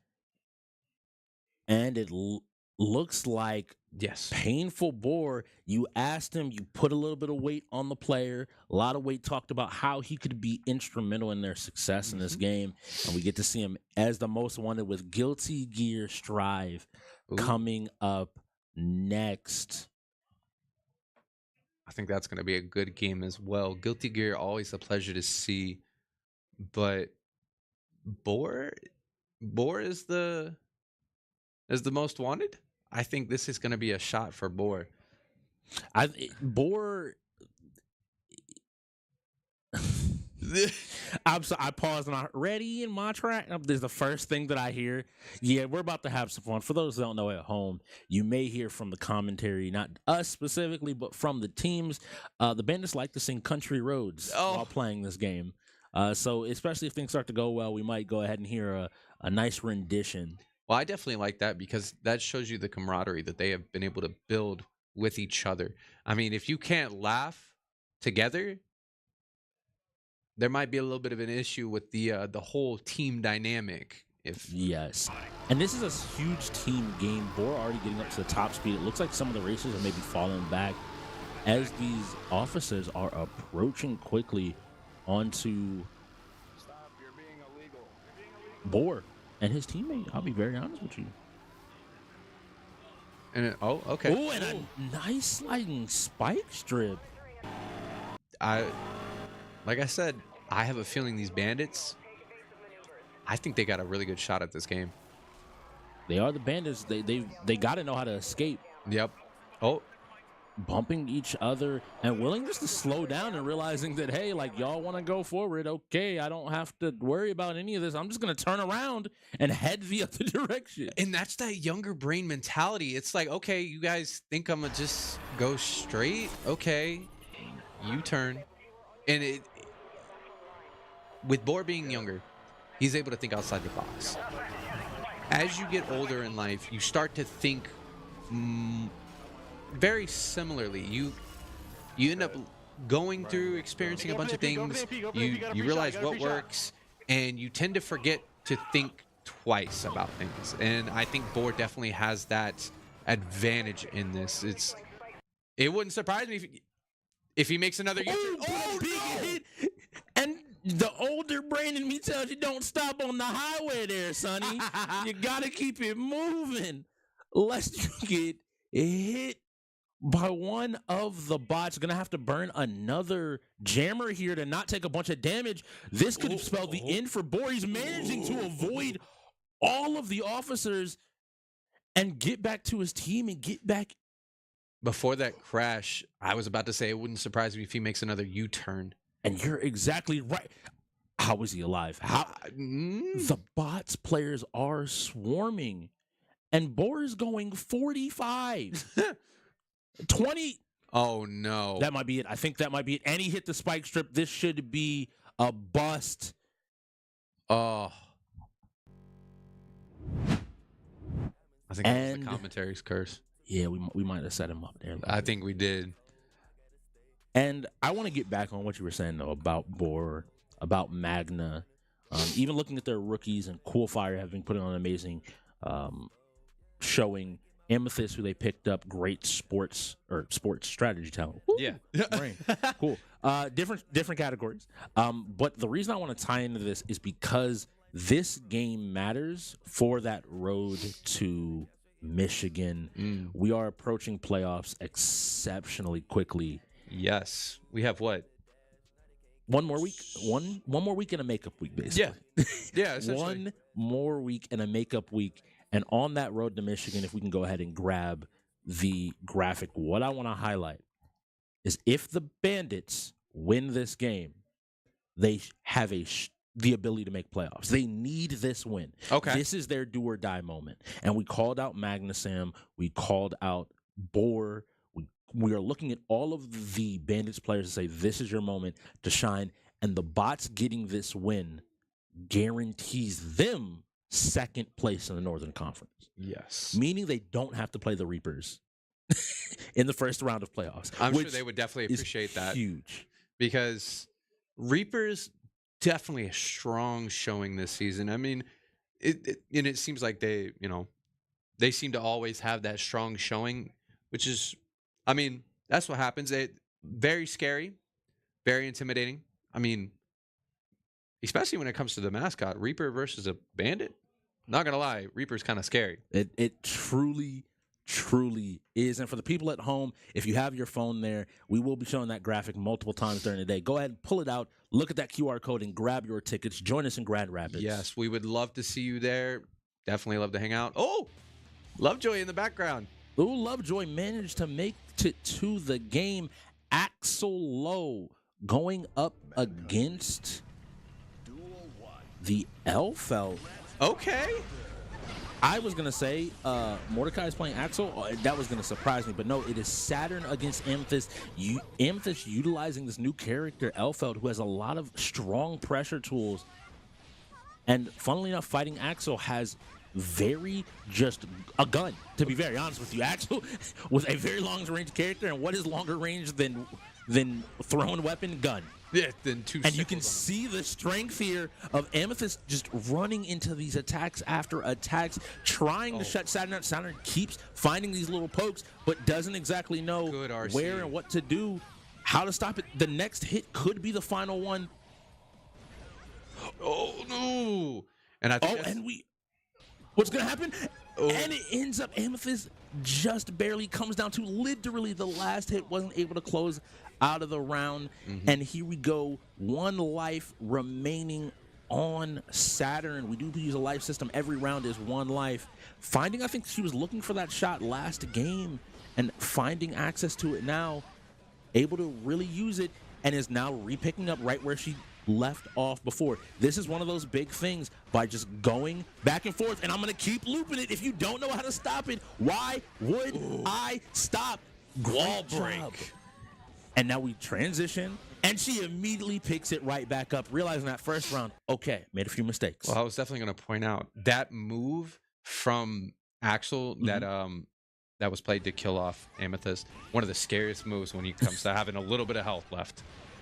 Those fast options were exactly what you mean. Like, I'm like, oh, what am I going to do? And he's just like, all right, cool. Yeah, stop it. Don't do it. I'm just going to touch you. It takes like a split second just to hit you, and it does just enough damage. And I want to apologize. I might have mischaracterized calling her a strategy player only, because she has found her first win in Guilty Gear Strive, and nevertheless against the self-proclaimed bots, the strongest fighting team in the league with the Elfelt. And now here we see Mordecai sit down. Looks like it's definitely looking like bots are going to need to move over, because these bandits are having a good showing right now. Let's go, Amethyst. And I'm going to be fair, though. Mordecai's a bad man. Oh, yeah. Especially in Guilty Gear. When the chip enough starts moving and grooving, it's a lot, but I think she has the opportunity here to go ahead and just knowledge check him. How well do you know the matchup? How well do you know how to handle the different options? Cool Fire in the back, I think, also picking up some information on his side here. Oh, and Rex we might get to see Rex play some Guilty Gear. Ooh, that's going to be a treat. And this is the thing about having Rex in the lineup. Rex is a fighting game player. Yes. And so him being in the lineup does bolster his team's ability to fight here. And let's see Mordecai. Last life here coming out of Amethyst, but she's already done her job taking out one of the opponents. Immediately backs up. I like that decision. Just getting some space, realize that, hey, I have more range than you, and the pokes are working currently. And now Mordecai looking to get started. Each one of these checks is working out amazingly. That overhead there, you have to block standing. And Mordecai using the different mechanics. This shows his mastery of Guilty Gear, using the RCs, using these different options, and recognizing the strengths of his character. But the gunshots start flying, and Amethyst is not out of this round just yet. Nice job using the burst, getting her space back. Oh, failed RC there. And a really fast RC to jump in really quickly. Hey, if you can dodge a bullet, you might be chips enough. I'm gonna be honest with you. You can't dodge a ball, but I can tell you right there, he managed to get in. We will be swapping character Rex sitting down. So Amethyst did her job. She gave her teammates information on the second player. She won the first fight. An amazing, amazing start and a great addition already. And this is why I wanted to see Rex. He is a player that plays a lot of the unique characters in games, Bedman and Guilty Gear being one of those matchups that a lot of people don't have experience against. No, not at all. He's a big body and he does a bunch of damage. You can see Rex. Rex always talk nice to you, put his arm around you, like, how you doing today? You ready to play? Good luck. You played the matchup, Bedman like that, or how you feeling? Yeah. And he's like, and Mordecai's like, yeah, I'm happy. I'm ready to play. don't. You're not gonna get in my head right now. I don't know. Mordecai looking a little nervous the way he's sitting there. Rex feeling very comfortable.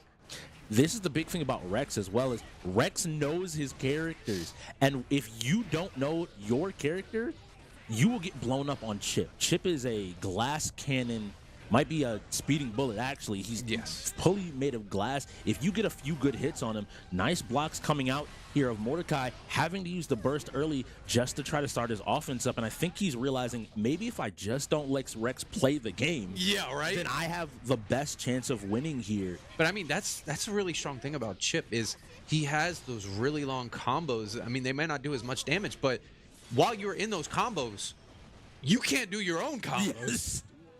It's amazing. And Rex losing his first life here, but is trying to find his range. Rex realizing, hey, maybe I don't want to go in. So the way Bedman works, every time he uses one of those special moves, there's a follow-up to it. So you'll see after a few seconds, another move will come out, and he doesn't have to input anything for that. Trapping him in the corner, ready to get started.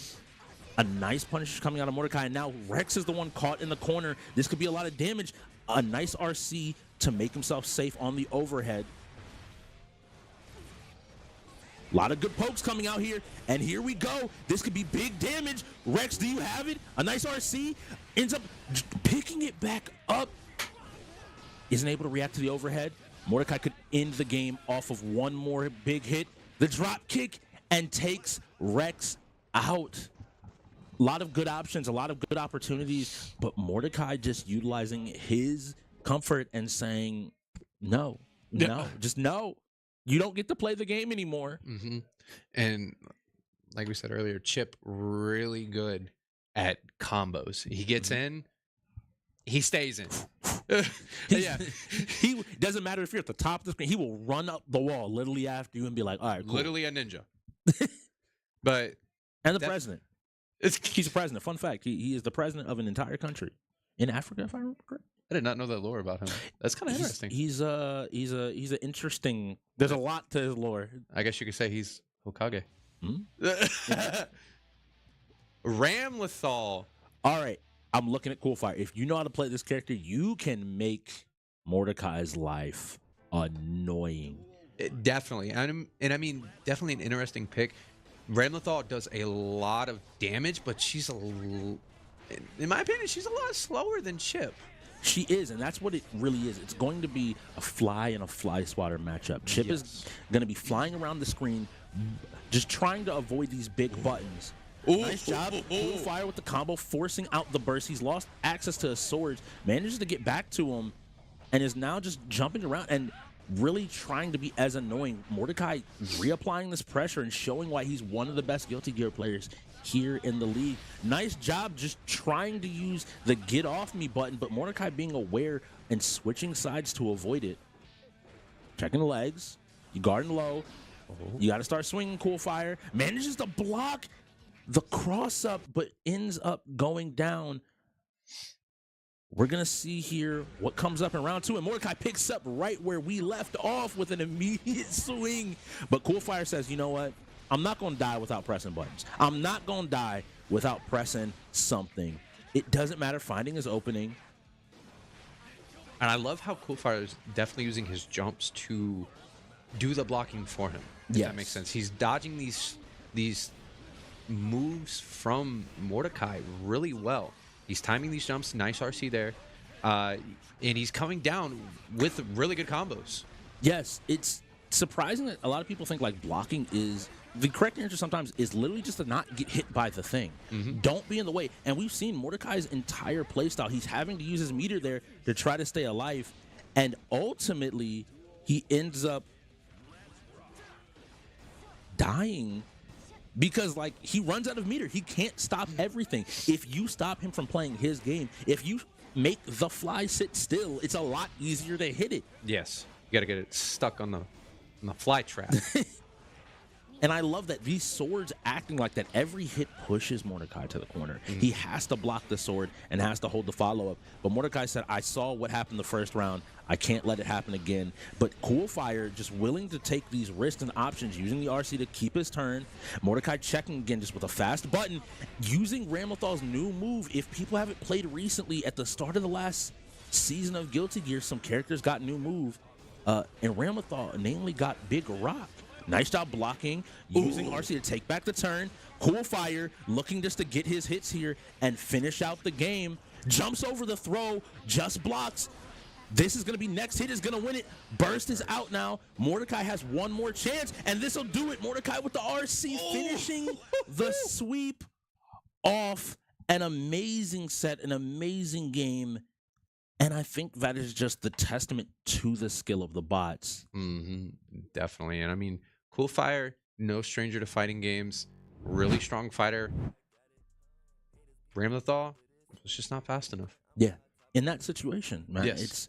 we saw, right, the moment he had to do everything just to lock him in the corner. Yes. You don't get to play the game anymore. Yep.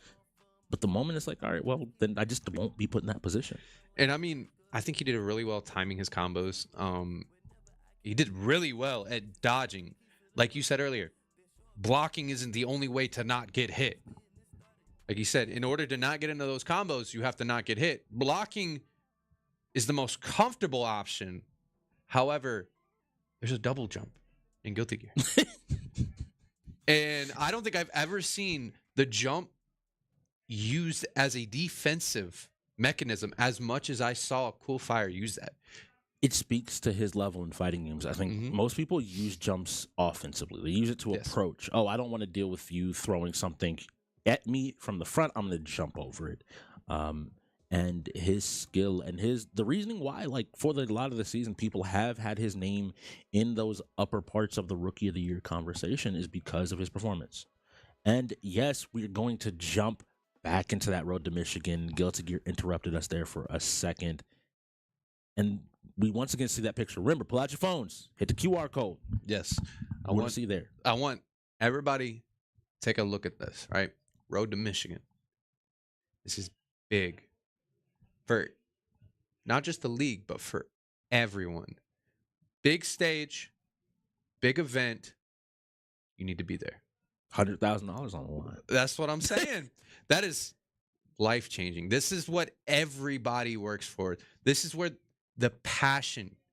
Now, it's not just it is about winning. Oh, yeah. No, I want the $100,000. Oh, absolutely. But also that moment where you're on stage in front of a crowd of people.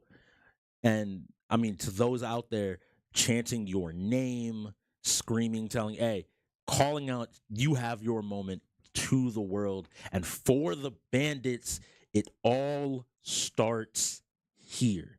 Absolutely. They're down by 5 points. They need to make this gap up so they can get to that next step, which is the wild card game. Yes.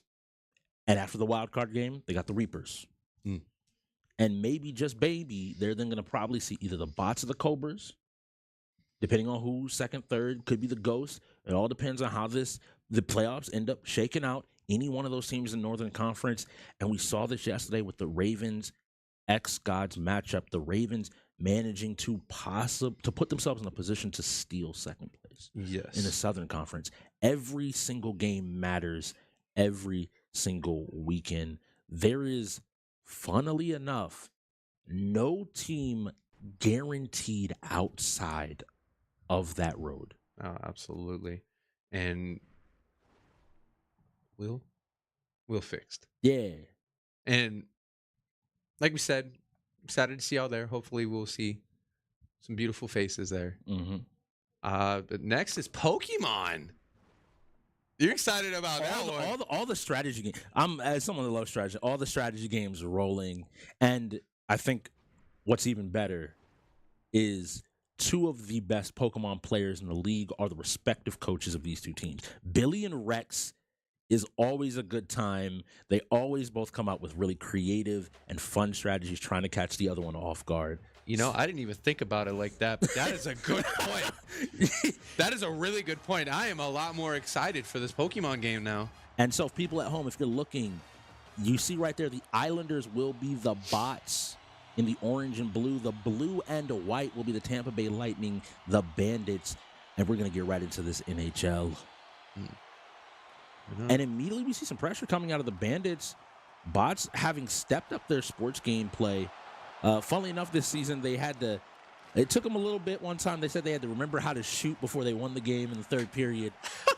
So, you know, let them get a little bit of a warm up, and they I think will be ready to challenge anybody in the league. They have been getting better. And we're starting off with a money puck, Ash. I was going to say, this was a +2 for those who don't know. Each puck, after every time that it is, I guess, landed into one of the goals, it is completely RNG. It is either a +2, +3, yep, -1, or just a regular puck, just a 1. But this one going to be a +2. A really scary pass out right there for the Bandits. The goalie ending up going behind the net. I'm looking at a lot of the players here. They're grouping up super heavily on the puck. I need to see people spreading out, playing their lanes, creating their situations where, hey, if everybody's over here on the left and the goalie is pulling to that left side, somebody's got to be on there to the right. Threaten that shot, force somebody to have to maybe step back, but we have a breakaway. Oh, looking for that shooting button, I think, right there. Isn't able to find the shot. Here we go. Reset here. Resetting again. This first puck will determine a lot. Luckily, there is a negative puck after this to maybe equalize the score up. But getting 2 points is always going to feel comfortable for either side. And the Bots seem to have a lot of pressure. But now the Bandits get their opportunity. A big slap shot isn't able to go. And I want to see them get a little bit closer before they do that. Bosie's not in the building, okay? Bosie likes to show off a little bit. If you got it, you got it. But I think start off with a little bit safer play. Absolutely. And I mean, one good thing I like to see is that they're not just launching it from the other side of the ring. I know last week there was a lot of that, a lot of launch from the other side. The Bots player, I think, not realizing they had control of the goalie there. A really bad situation with your goalie. Just, I think the goalie went to, grab some food. Was waiting. He's in concessions right now. Yeah. All right. Do you realize you realize you have control? Throws the puck back. That is a super dangerous idea. You just got to be aware when you press the button. It will go if you call for the pass from the goalie. And the Bandits are finding their footing, starting to finally get the attack off. But it looks like they're leaving one player back on defense just in case. I like the idea. Nice attempt. But the Bandits immediately respond. Oh. Back up the ice. Gonna go for it. I don't know if that was a shot 2v1. Or pass. I don't know how I feel on that play right there. I think I wanted to see the Bandits player stay to that left side. Again, pull the goalie to two opposite sides of the net. You can't be in both places at once. The moment you move to the middle, you give yourself a lot less wiggle room to maybe sneak that puck into the goal. Kind of got a windshield wipe a little bit. Exactly. I guess that's a good metaphor for it. Yeah. I think it's really a smart way to look at it, too. Like, you don't want to shoot in the center of the windshield. It's going to be caught either way. Yeah. Those little corners sometimes the hardest spots to grab. And now we've finished the first period and we're moving into the second with the players. Still not a team has scored yet. A lot of passing, a lot of what is an interception called in HL? I don't know. I know you can poke check, like there's a lot of different things, but I think interception sounds, yeah, right. Call it a lot of interceptions. Yes. But really, both teams, I don't know if they're trying to remember how to shoot, or I mean, it looks like they figured it out there. That was a little, I didn't expect that. The nice little like turnaround. I'm trying to say, I remember they walked in the room and they said, "Yeah, we figured out how to shoot there at the end of the game." And y'all might want to practice a little bit more. Do it at the beginning of the game because it's a little bit stressful when you're at the end here trying to find your opportunities. There's only one more period after this. We still have 2 minutes though. On the Could clock. this be a 45-minute game of NHL? If we get another reset. Oh, my. Hey, I'm just saying, Apex is still on the wheel. No worries. Oh, please no. Please. Oh, I love that. Oh. Yeah, no, that Apex game. Like, are they going to push? Are the Bandits going to find their score? They're looking here in the I like the little fake. Looked for his teammate. The pass went a little bit wide. I like the decision to keep a defender back. Might be like ensuring that they're not just going to get run over. All right, here we go. Bots puck. Sitting around behind the net. Oh, that could have been really bad. I thought he grabbed it and flicked it to that far side. Yes. Well, it almost looked like it was a own team goal. Yeah, I was like, oh. And they are figuring it out. I need people in chat to know you can see the bots cooking. The bots are definitely cooking something. It smells good. It really, really does. If you were here before the game, they were eating it. It was delicious.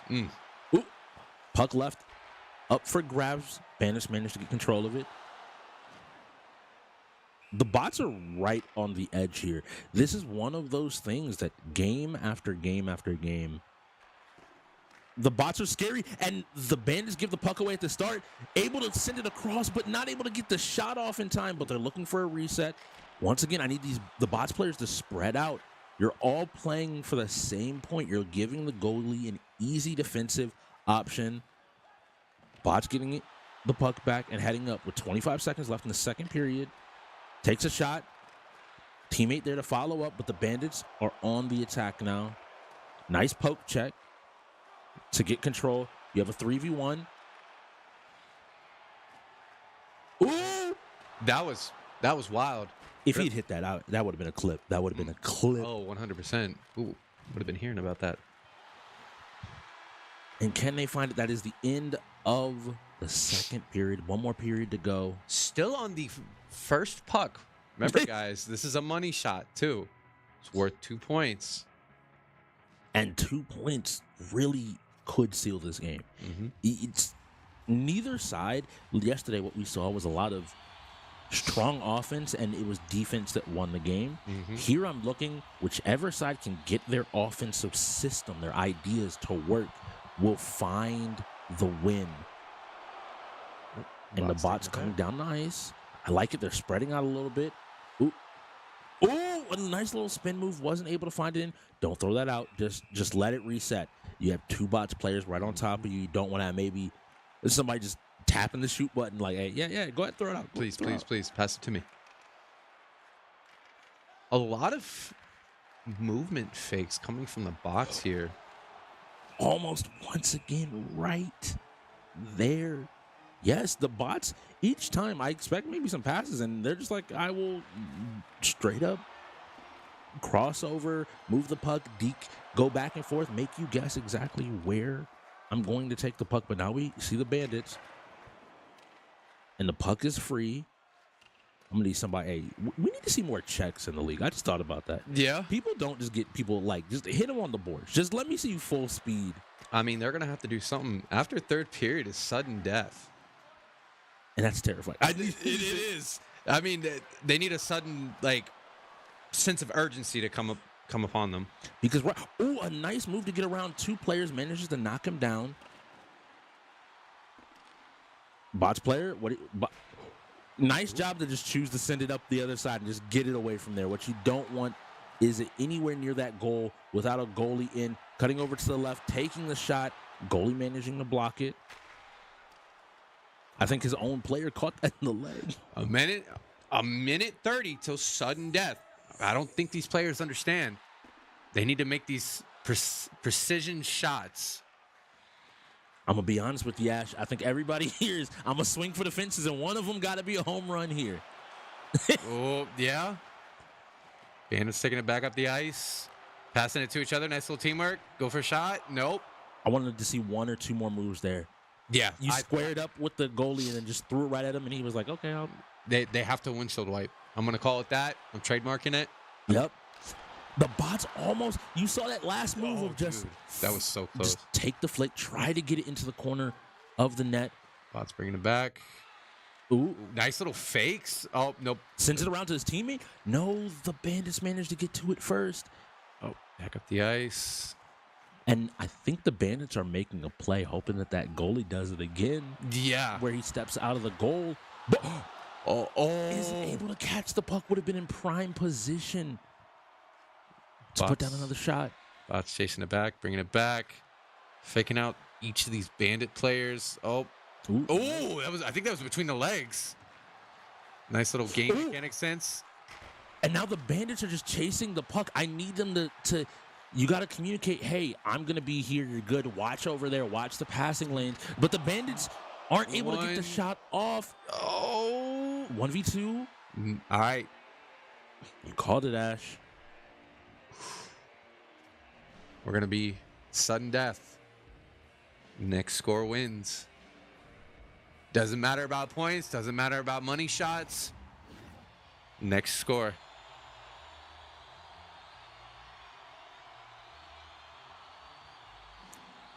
I will be.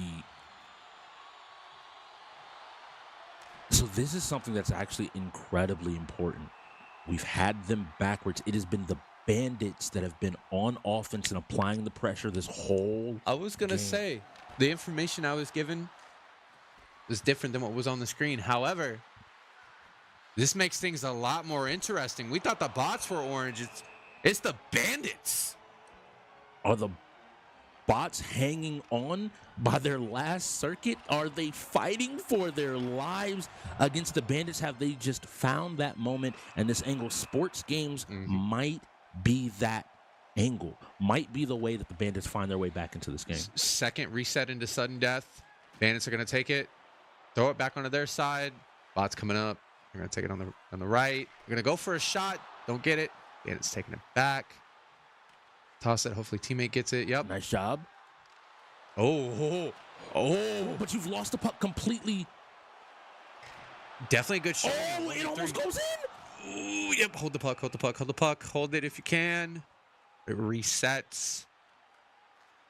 Bots have it. You don't understand. My head is because this whole time I'm like, the Bandits usually they have Mad Genius in here. They have Lucci in here. I'm used to seeing these players dominate some of these sports games, especially when they get their teammates.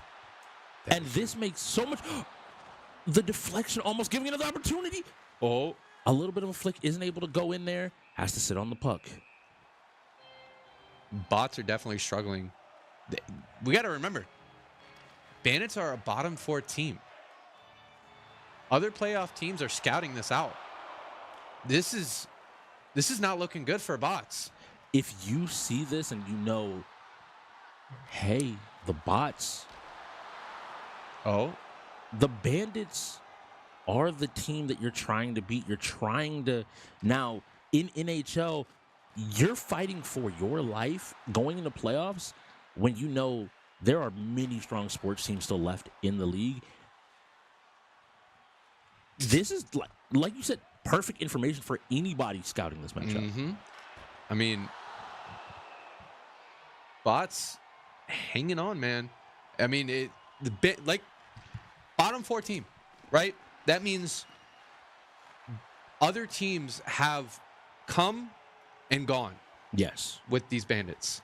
And but I say all of that and the bots immediately stop you. You tried. Ash, I saw it in your eyes. I saw the hope there.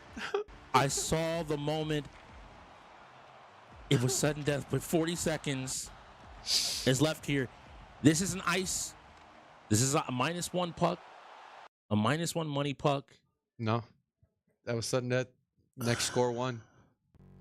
That's what hurt the most. NHL, for people at home, because I feel like we'll do it that moment as Pokemon gets set up. This will be a great recap moment.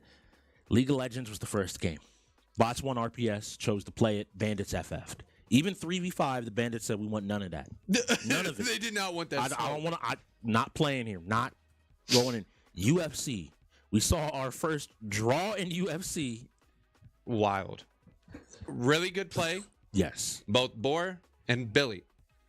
Boar, especially after his display last week, spent his time in that game, and he provided. Yes. Went back and forth, and it was basically a full-on grapple. Like, who can submit who became the tail of that. We then went directly into Halo, where after taking an early lead, taking an early deficit, the bots managed to pull together, started widening out the map. You mentioned they stopped running down those mid areas of Bazaar. They took these edge fights. They got control of rockets. Yep. They made sure to come back, win the game in a decisive fashion.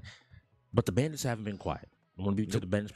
Texas showed up, and Magnus Sam, Cool Fire Rex showed why these asymmetrical games, teams don't want to play them in it. Oh, man, it was a beautiful showing. Magnus Sam knows his killers. Kind of scary a little bit. Yeah, he was efficient. Like in a Yes, kinda very efficient. You were enjoying a Leatherface a little bit too much. Kind of suspicious.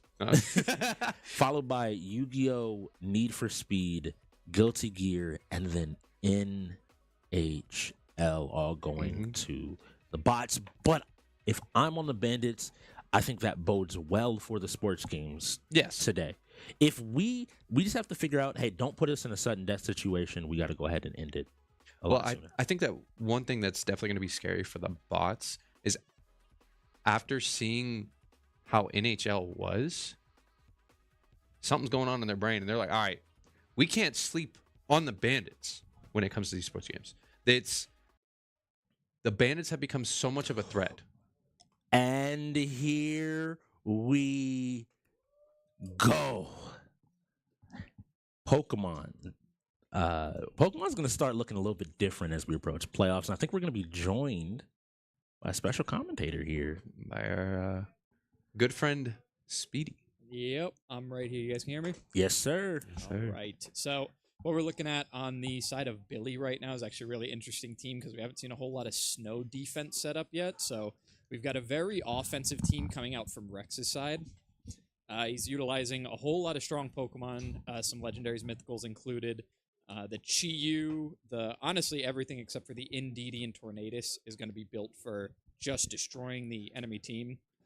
Billy has built a little bit more of a defensive team because what that snow does when it gets set is it will increase the defense of Ice-type Pokemon on that side of the field. In the current format for Pokemon Scarlet and Violet, do you think, is it pretty balanced between offense and defense? I feel like we've seen a lot of offensive teams so far in the leagues.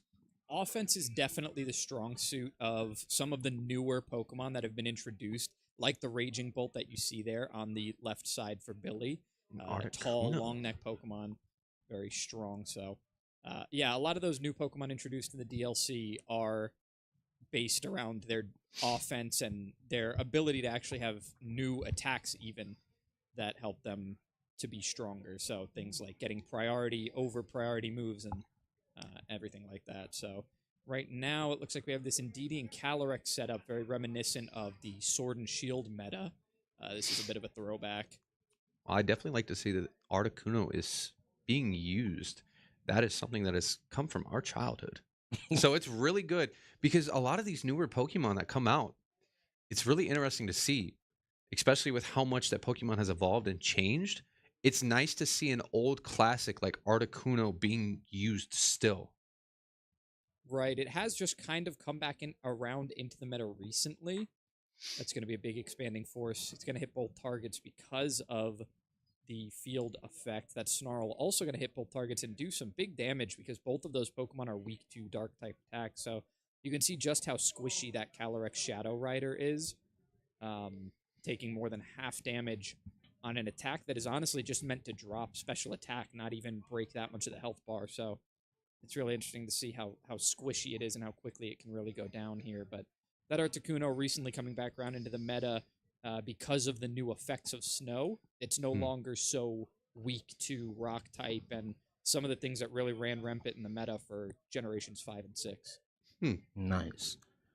So I'm looking at this right now, and are these first few turns really the deciding factor? Obviously, like a wall versus a wrecking ball.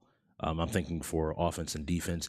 who do you think has gotten the first advantage? Was that damage enough to kind of maybe make Rex slow down from the Bandits' perspective, or is Billy still in a lot of danger? So I think Rex has taken a really big hit here because this duo, this Pokemon duo that he has out, are meant to be working together and put out a lot of damage. So even though that Ogerpon is going to go down there on Billy's side of the field, if this is a good read here into the follow me making attacks redirect into that Indeedee, and it was read very well, but the Snarl is actually going to miss the Calyrex, who it would have knocked out on that turn. So while it was a great play by Mordecai, sadly RNG wasn't in his favor. He missed that Snarl on a Calyrex. If he can handle this duo on Rex's side of the field, that's a really big section of Rex's team that already has synergy working together out. Well, one thing we would like to point out too is that who we're watching on the Bandit side and who Rex is coaching is Amethyst, the new pickup from the Wolves to the Bandits. Mm-hmm.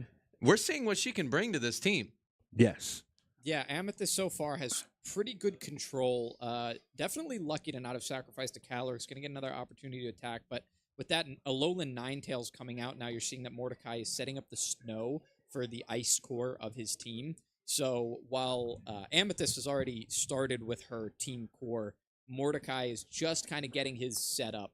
So his hasn't been quite as picked into as Amethyst's core has.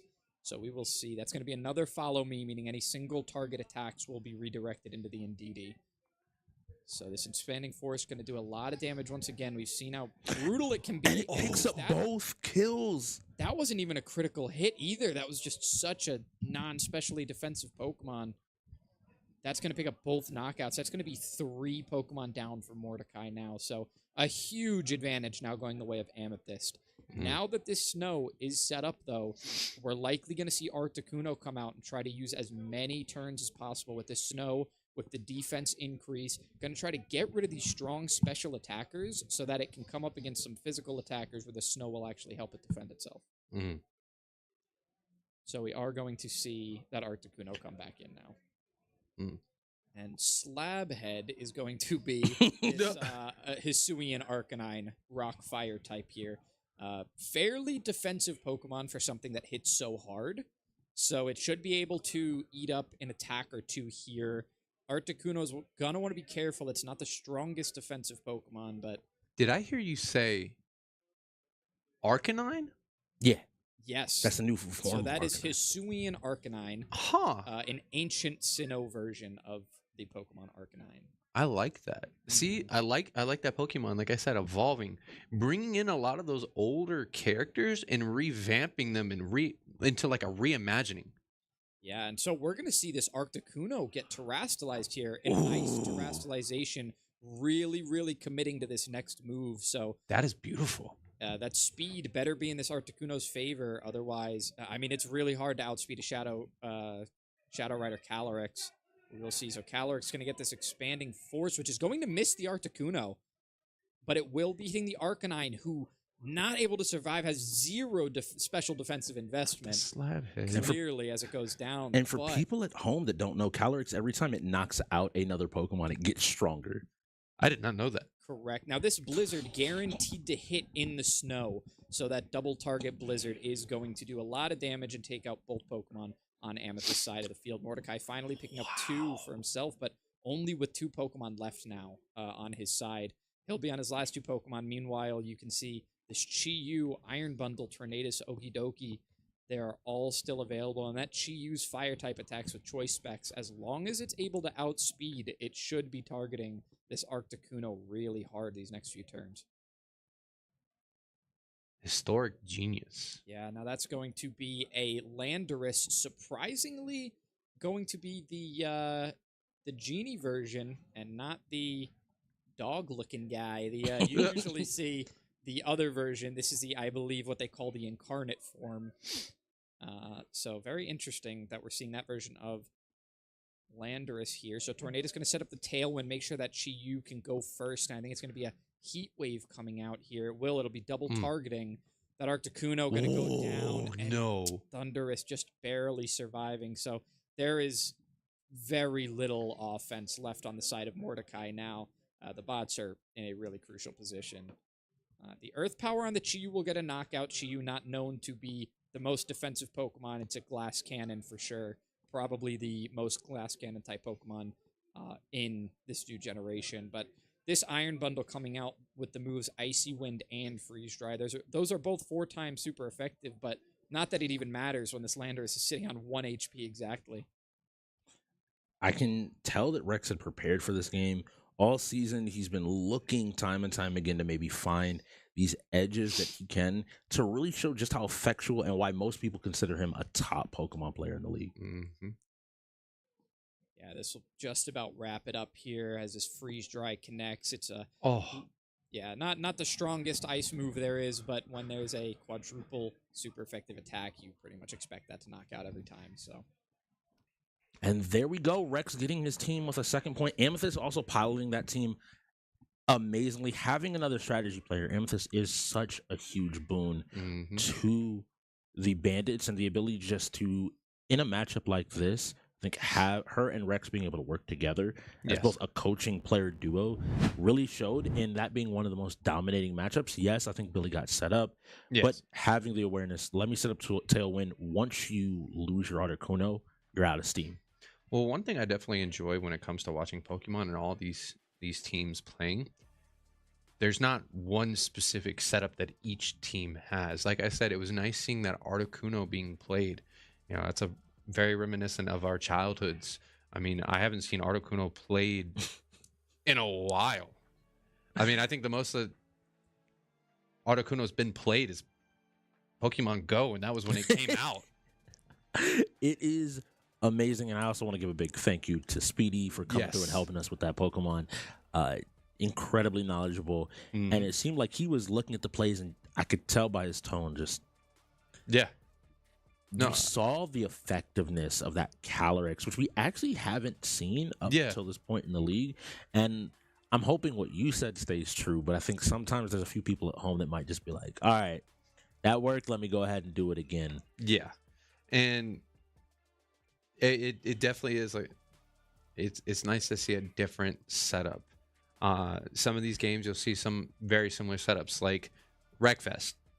You're always going to see buses. It's the strongest setup that you can find. True. And I mean, it's unfortunate. You know, sometimes you'd like to see the couch being played. But Pokemon is just one of those games. There's such a variety of things that you could choose. And one thing that I noticed too is that Amethyst, all of her Pokemon had items being held, whereas Mordecai didn't have any items. I didn't even notice that. That is an incredible oversight if that's the case. You need those items. Items can completely redefine a Pokemon.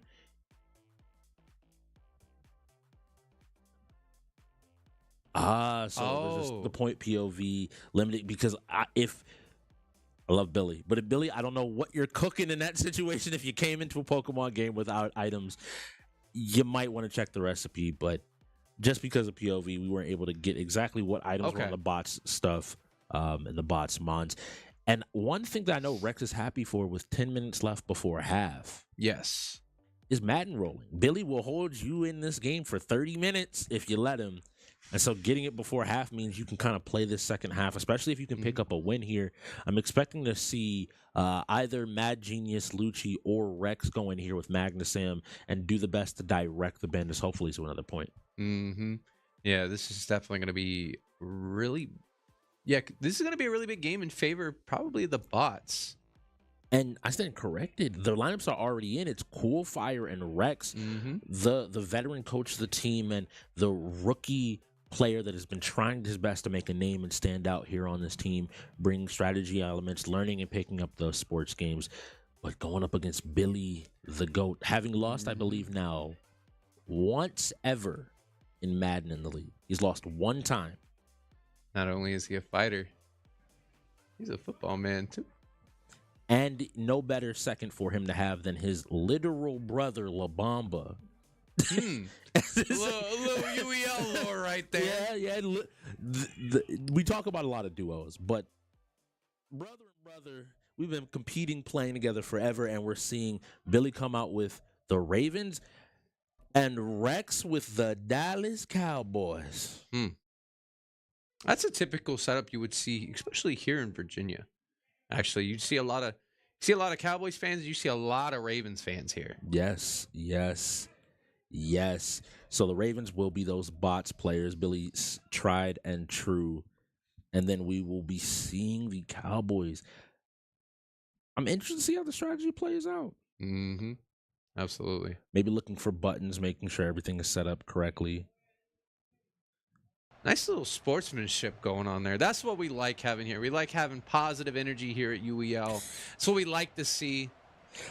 I think a lot of the, and they're playing in the snow. So if you have setup, by the way, this is something that doesn't always come up. But if you have setup of the game, you are not only allowed to pick the stage, but pick the weather. You have the ability to control the weather. In your setup, you're allowed to pick what weather you play under. And it hasn't really been utilized too much, but willingness to play the snow, I think, is an interesting decision. No, I think you pick either home or away, and then the other person can pick the weather. But picking the weather here might be a strategy, I think, coming out of the Bandits, actually. One of the strengths of the Ravens is their quarterback's ability to scramble and to run around and give him an icy field, and all of a sudden you add another factor in that maybe, just maybe, you can lose your footing if you're not too careful, maybe trying to limit that tool. Early run play. Shut down instantly. Small game, but yeah. Yeah. If you've ever played football, those are the worst hits, by the way. Oh, yeah. But fun is as a defensive player, you just run people over. Just spear. Like we said, Roman Reigns. Spear. And here we go. So on yellow, is La Bamba playing quarterback? Okay, La Bamba. Oh. And not letting him get away. 3rd and 10, back to where you started. 2 downs later, doing a great job of just identifying and not letting him use his legs to make anything out of that play. Mm-hmm. Definitely caught me off guard. I was sitting there looking at the buttons, like, which one is he going to choose? Who was open? Then all of a sudden, he's on the ground. And I was like, oh, wow.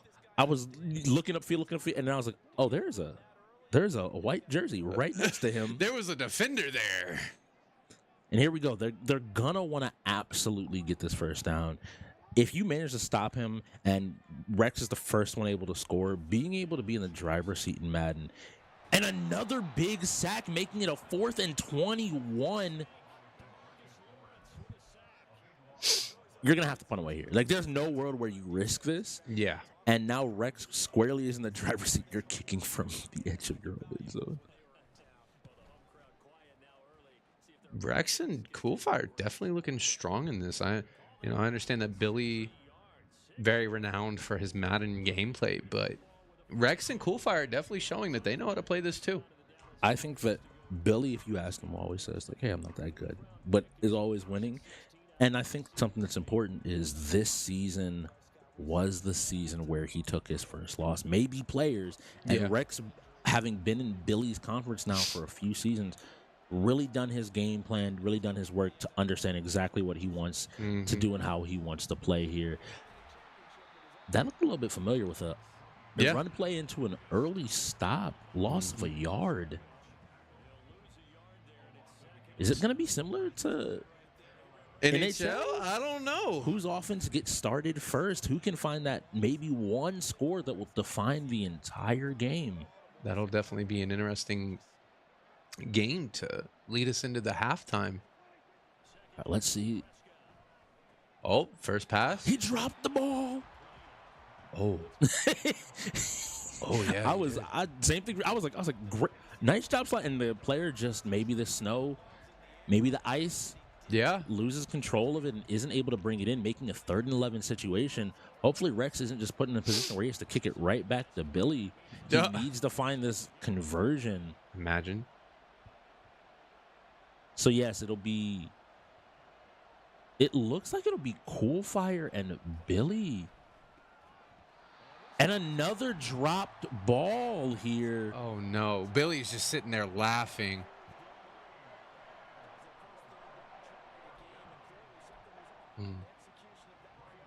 Billy versus Rex. 2 masterminds here.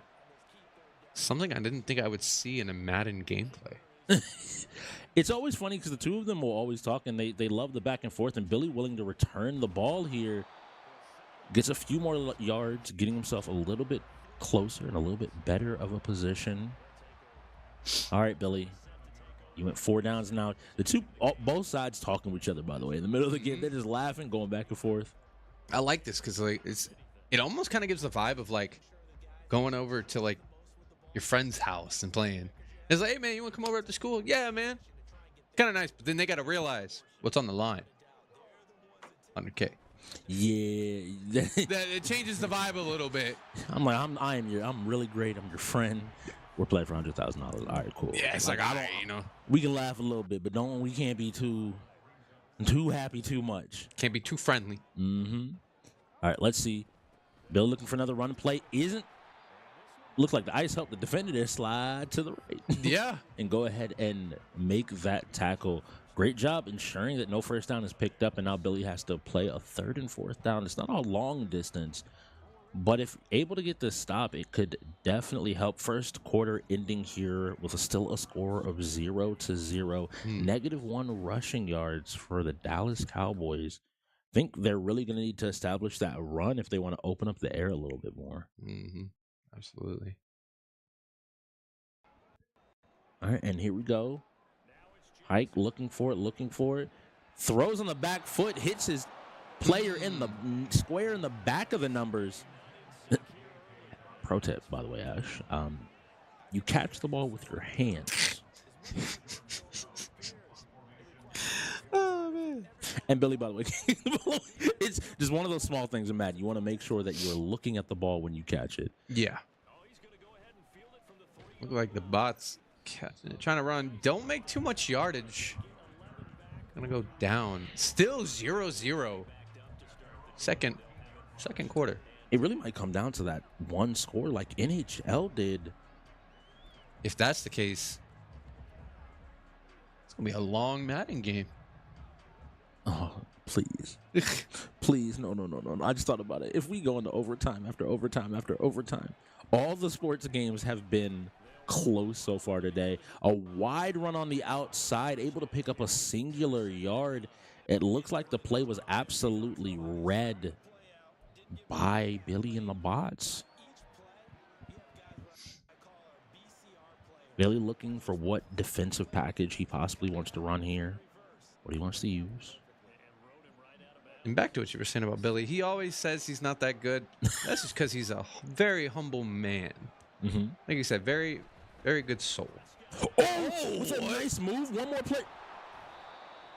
You got the first. I was about to go off if he did not get that first down. You had enough daylight to step across, and you tried to do a little spin move. That's what happens when you try to be extra sometimes. Got away with it this time. You know, you play with fire. You know, okay, you don't get burnt always on the first time. Gets another opportunity to go back into it. So, Rex, what are you looking at here? Making both players audible and adjusting a few small things. Run play isn't able to get by the lineman. Had a little bit of daylight there to be able to go a little bit further, go even beyond. We're at the 2-minute warning for the first half as well. Still scoreless.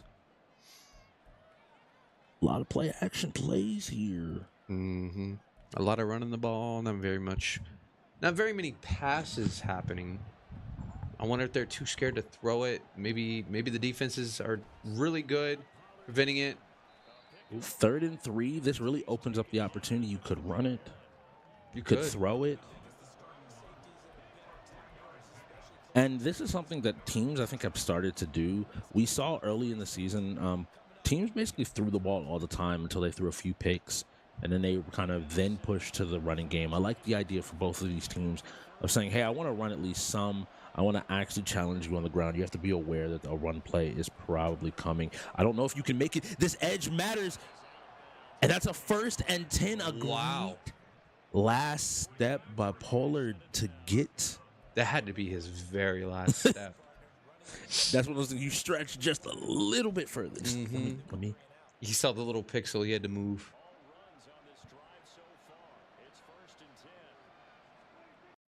Okay, here we go. Coming off the edge once again, but the defender is there this time. 4 yards. I think Rex might be playing it really smart here and just wants to march up the field, kick a field goal, Call it a day. And they get the ball back at half. So if he does this, he'll basically get 2 possessions in a row if he can ensure that this goes down to the halftime. Making sure, hey, what's the best way to beat Billy at Madden? Do not let him have control of the ball. I mean, it's definitely a smart play if the other team can't play. I mean, Well, he's looking at B. Yep. A big play. Holds on to the ball this time for a huge gain down the field. That's how you play. That's how you catch. Hands right there. Hands right there. Ball. Hands meet ball.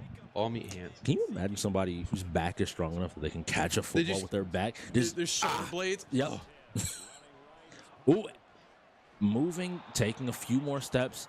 Now with 20 seconds, going to call another timeout, wanting to burn some more time off of this clock where possible.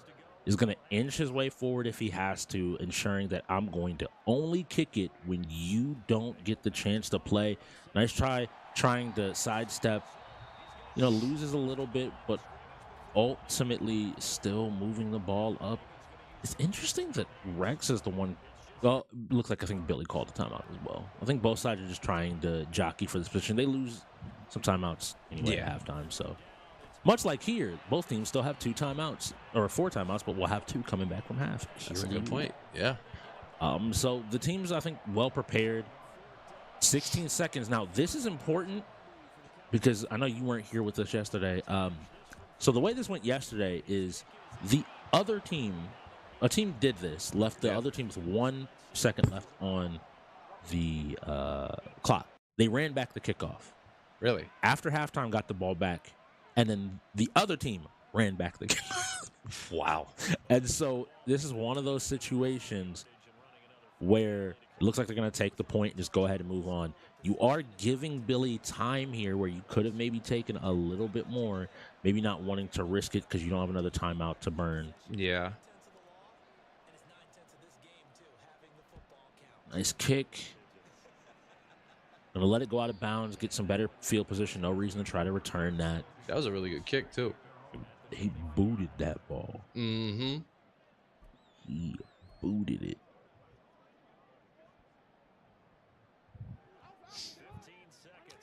It should be noted that Rex is in a great position. Having the first score kind of means in Madden in the league, you can pick when the game ends. Trying to throw it there towards the edge of the field, hoping just to get a gain, immediately stop the clock and to go again. Whoa, whoa, whoa, let's calm down here now, fellas. We're just a bunch of 1s and 0s. No need to take a fight, okay? That's a good point of that, too. That 1s and 0s have emotions. And a big sack here. Does Billy burn the timeout, or is Billy okay? And yes, Billy does burn the timeout here. Wants to maybe get a score, get something accomplished before going into this half, not letting Rex be squarely in the driver's seat. A nice pass. It was almost a pick. The big thing, though, was not able to get out of bounds quick enough. And so the Bandits get the ball back. This is definitely, it's picking up.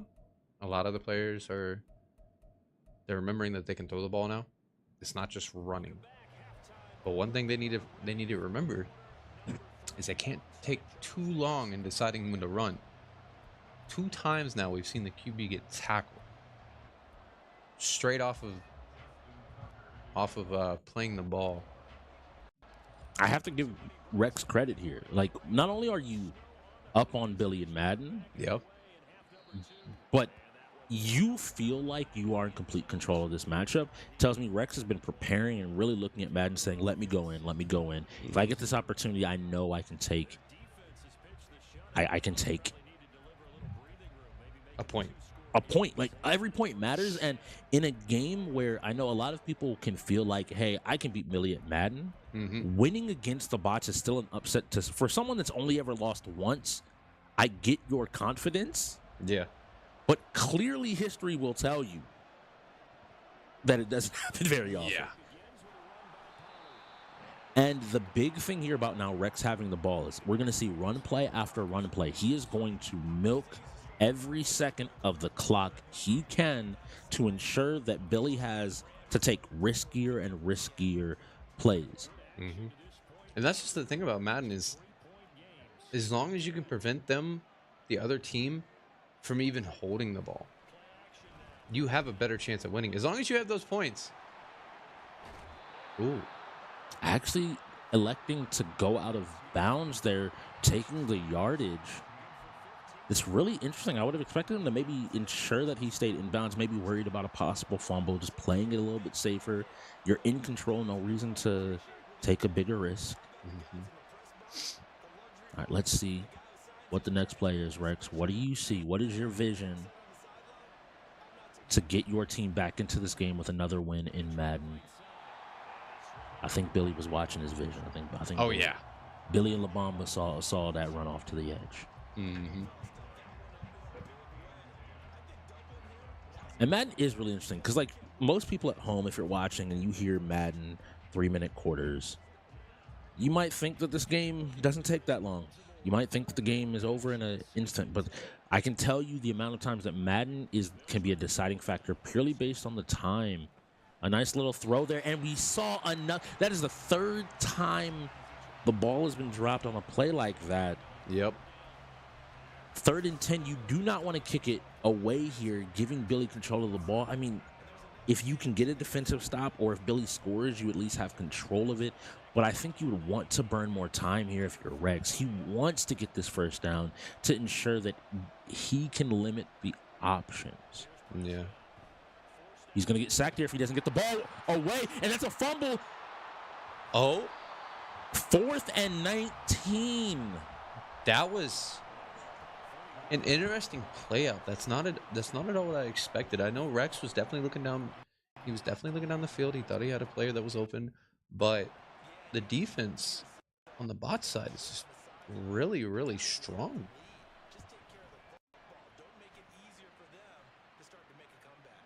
And that, to me, is some of the times where Billy manages to catch people. That is a big hit. Billy manages to catch people in Madden. Is like he says he's not very good, and to your point about being humble, right?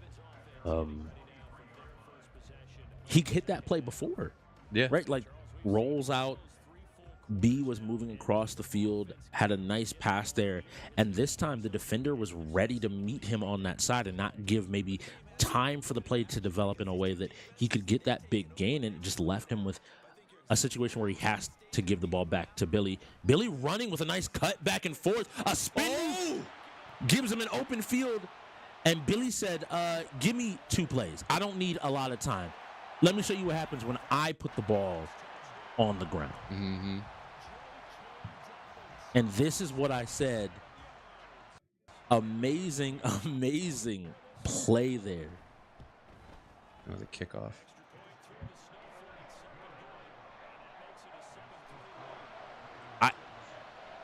We were saying this whole time about Billy, about Rex being in full control. And that is the thing there. Billy, with that one play, managed the score. And now Rex needs the score on this drive. He needs to somehow, in some ways, choosing to bring the ball out.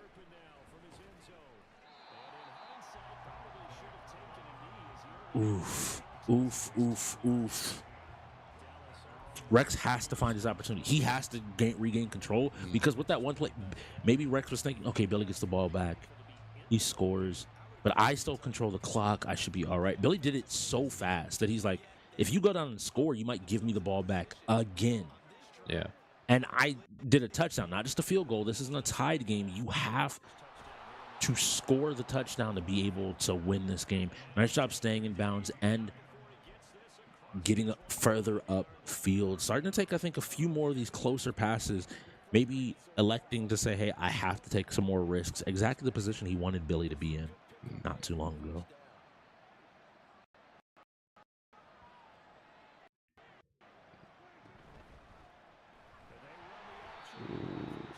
Nope. I was trying to find the words, and that was one of those situations. He faked the handoff, and everybody was looking in. The defender just did the right thing of like, well, I'll just hit you just in case. Just in case you got the ball. I'm right here. Well, beginning of the 4th quarter. Bots currently have 7. Bandits with 3. Rex is going to have to do something. He's either going to have to take this. Because who has it now? It's the bots are currently in the lead. Yep. and that's I'm in ball. oh Okay. ball. Yeah. Bandits Bandits still have control of the ball. Okay. Rex is gonna have to possibly. Okay. There's a flag on the play though. Penalty. Illegal man downfield. A 5-yard penalty on the Bandits. That's not looking good. So now you're at a 2nd and 18. A 2nd and 18. And now you have to do something big. You have to, I mean, you can maybe hopefully cut this down significantly going into your 3rd down. But if you don't get this 1st down, you're going to have to go for 4th down conversion, and if you don't get that, then this game might just be over. He throws it, but that looks like a pick, and it is. And with that, we have a situation that becomes very, very dangerous for the Bandits. You are now having to force Billy the GOAT to make a mistake. Mm-hmm. Yes, people at home, we call him Billy, but his full player name is Billy the GOAT. Which is fitting. It really is fitting. And a nice stop there.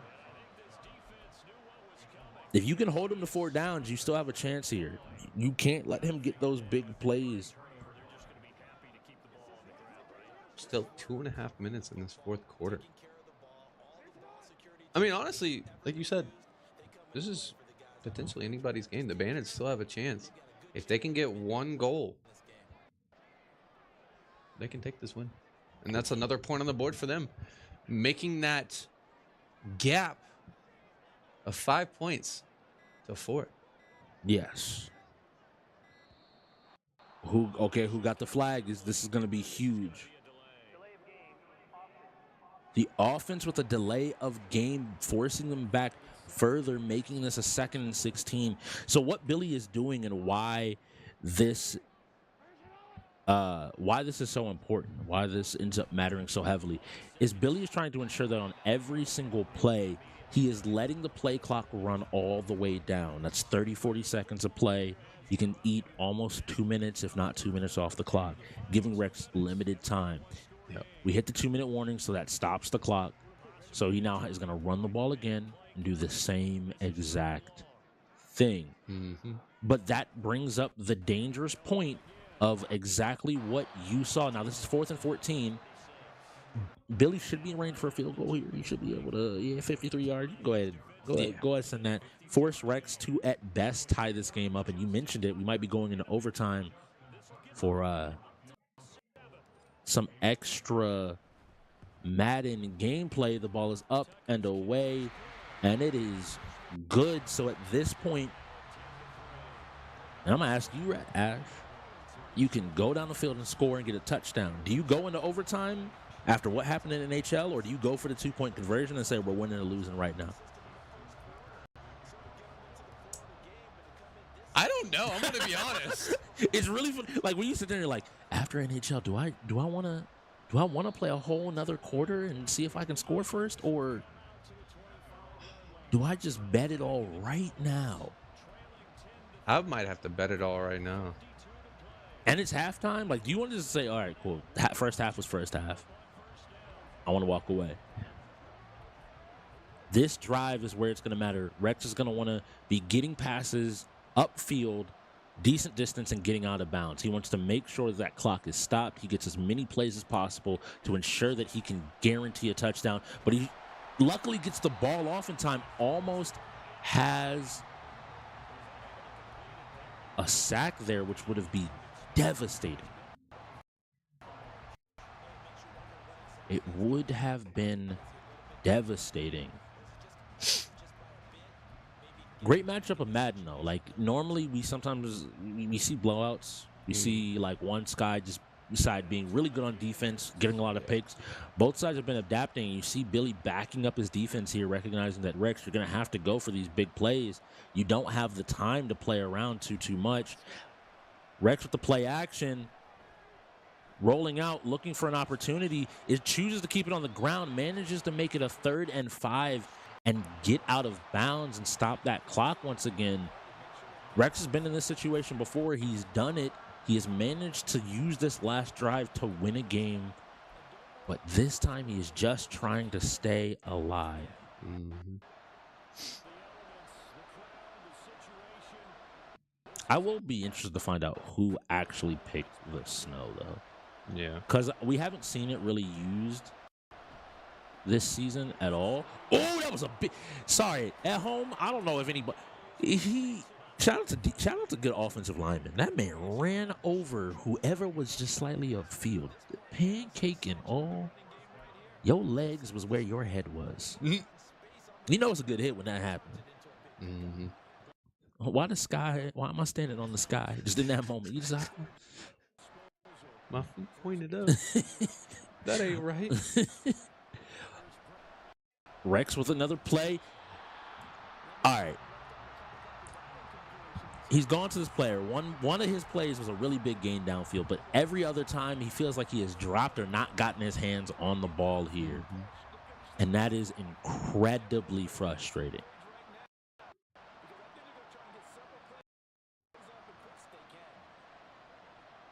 Let's see. Starts. Play action. Manages to get the ball away in time. We are under a minute. It is 3rd and 10. I need you at home to pay attention. This play very much can decide Madden. We are not going to be seeing these short, safe passes. You need to hold on to your butts. Going in with a win means like you're within 4 games of the bots going into season 2. And he chooses to keep it on the ground, realizing that, hey, I'm going to probably have to burn a timeout here. Thinking to catch Billy off, and it's a 4th and 2. Those are the stakes. If the Bandits cross that mark, they're alive. If they don't, Yeah. Billy has added on into his Hall of Fame of only ever losing Madden once. Looking for A, and he's unable to get the ball away in time, and you see Billy's hand go up there in the player cams, knowing that that has all but sealed this game away. I think we see a couple of kneels here, and then we will quickly be approaching halftime. Already there, Billy the Goat might deciding to actually run the ball. Timeout. Rex going to make him play it out. You're going to make a mistake there, buddy. You're going to make a mistake.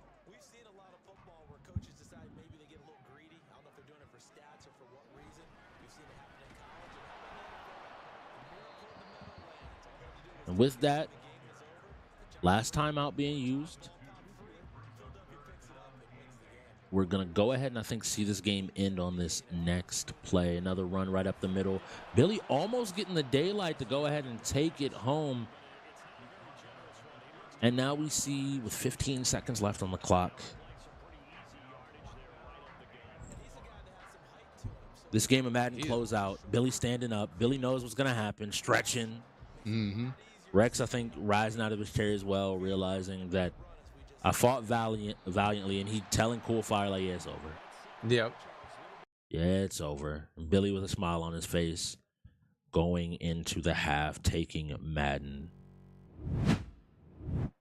I don't know if you would have told me today that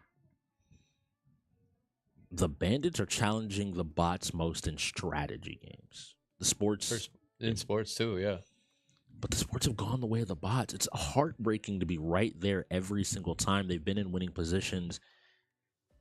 And it looks like going into the second half, Rocket League will start off with it. Another opportunity. Yeah.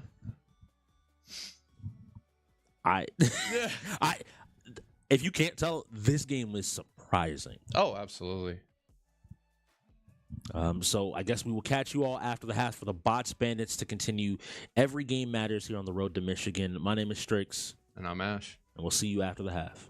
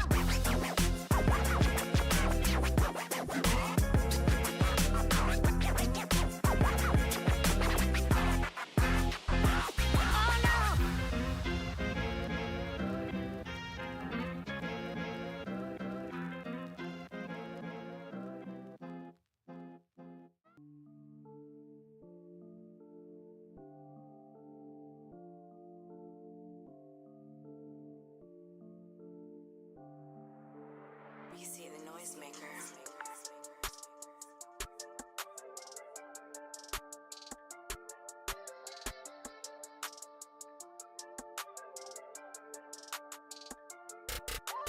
Dripping water, H2O in my timepiece, VVS. A blinding light make them look Chinese. In the form motor, pick me up, be my dime piece. Don't start no trouble, 2 Glocks, them bitches Siamese. Blue bills, where we chasing every day. Run them over, if they tryna get up in your way. Tell her hustle hard, I want the cream, I get the cake. Hustle hard, I want the cream, I get the cake. I see they glare, but they know to stay up in their lane. Smoking moon rock, cookies only, Ella take to the face. Niggas wanna rock, Cyclops red beamer make a shake. Now the block is hot, oh well niggas dying every day.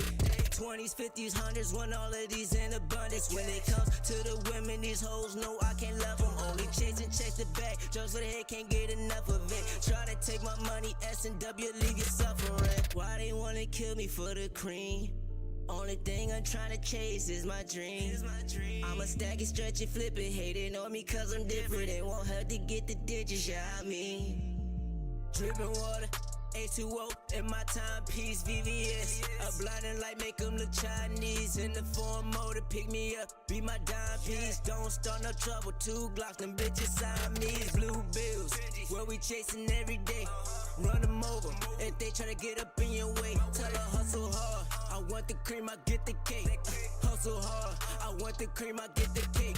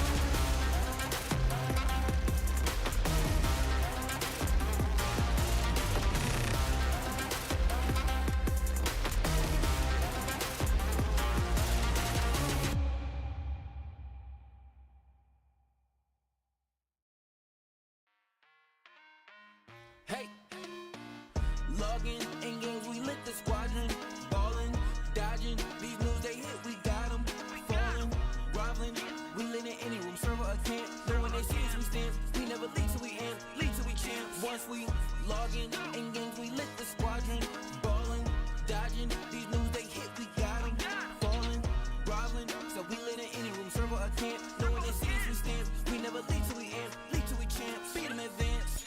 We do we think for them when we in it, we kill it and leaving no chance to hell reclaim. That's not how we move in the wheel of games. Ultimate gamers and still the change, shaking the industry. Plenty she's winning our team, we some killing bees, killing these news while they still we replenish. We load the artillery, hold the hostility, boosting these trophies we win. We in it all land on the grind, opposition and misery. Leaguing they dwell, call us the winners cause we never fail. This is the team that's making a wave on the streams, growing and hanging below. Ultimate endgamers league 1,000,000 degrees, and this is where gamers go pro.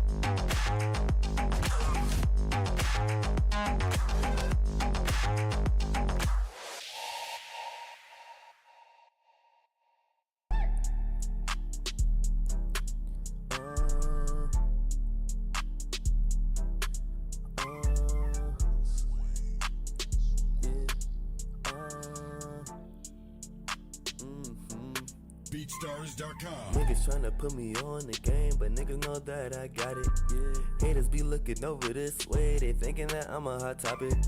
Niggas thinking they can play the game. Oh my gosh, please better stop it. I'ma take off in this game. I'm taking off just like a rocket. I'ma stay strong for my team, cause I'm always keeping it solid. I live my life like a beach, cause I wanna be in the tropics. Whenever I can't get them keys, just give me the keys to the Mazda. Then show up to the party in the Mazda, then you know we just getting it started. I won't go, diamonds froze, life is cold to be cold. Rats told what they told, I gotta stay 10 toes. Homies calling tenfold, gang always train to go. When I go, they go away, drip out the stove. When I get my first deal, I'ma buy my family a cribbo. I got an S on my chest, so they making me feel like a hero. Summer be hot, but life so cold, I'm thinking I'm like Sub-Zero. I'ma go get a bag and turn the cash straight into heroes, yeah. Yeah, they on me. Yeah, I be up in the coop doing the dash. Now they can't catch me. I be up in the kitchen cooking it up like give me the recipe. People be acting like we friends. Now we ain't friends. Y'all boys my enemies. Yeah. Niggas tryna put me on the game, but niggas know that I got it. Haters be looking over this way. They thinking that I'm a hot topic. Niggas thinking they can play the game. Oh my God, please better stop it. Yeah. Welcome back, everybody, to the Bandits versus the Bots. And we are coming off a halftime here. As you can see, the score is 8 for the Bots and 2 for the Bandits. We are only 10 games in after halftime. So not the fastest moving game we've ever seen. Couple of really long ones. Madden was really long. UFC was the first draw we ever saw. That one had to be replayed. Oh, yes. So, yeah, pretty long matchup that we've had so far. But now we are headed into Rocket League. So before the half, let's go ahead and give them a rundown. What do we got in terms of score lines before the half? So, first game to roll was League of Legends. Unfortunately, it was a forfeit. Then we had UFC. That went to the Bots. Halo went to the Bots. Yu-Gi-Oh went to the Bots. Then Bandits came out with their first win with Texas Chainsaw. Beautiful play by Magna. Understands killer. A little scary still. Then we had Need for Speed, Guilty Gear, and NHL that went to the bots. Followed by Pokemon, which went to the Bandits. And then Madden went back to the bots. All right, well, now we are coming up on Rocket League, and I did see these teams setting up a little bit before, so I believe this one is going to be a 4v4, and as we can see in the lineups, it actually will be. We're going to go ahead and have Boar, Coolfire, Magna, and Rex in for the Bandits on this one, along with Billy, La Bamba, and it looks like Mordecai and Saturn are all going to be in for the bots here, so every team now down to 2 timeouts as well, because if you don't use those 3 timeouts in the first half, you lose them. So both teams down to 2 timeouts. You can see only Bandits have used 1 forfeit at this point. Bots still have all 5. So in this game of Rocket League, the real decision is what game type they want to play. Now that we know that they're both going to play 4 players on each side, it's all up to game type. Oftentimes we will see the typical car soccer, but there have been times where we've seen hoops played. I think at one point there was a Rumble game recently. I believe that was the Ghosts and the Reapers, if I remember correctly.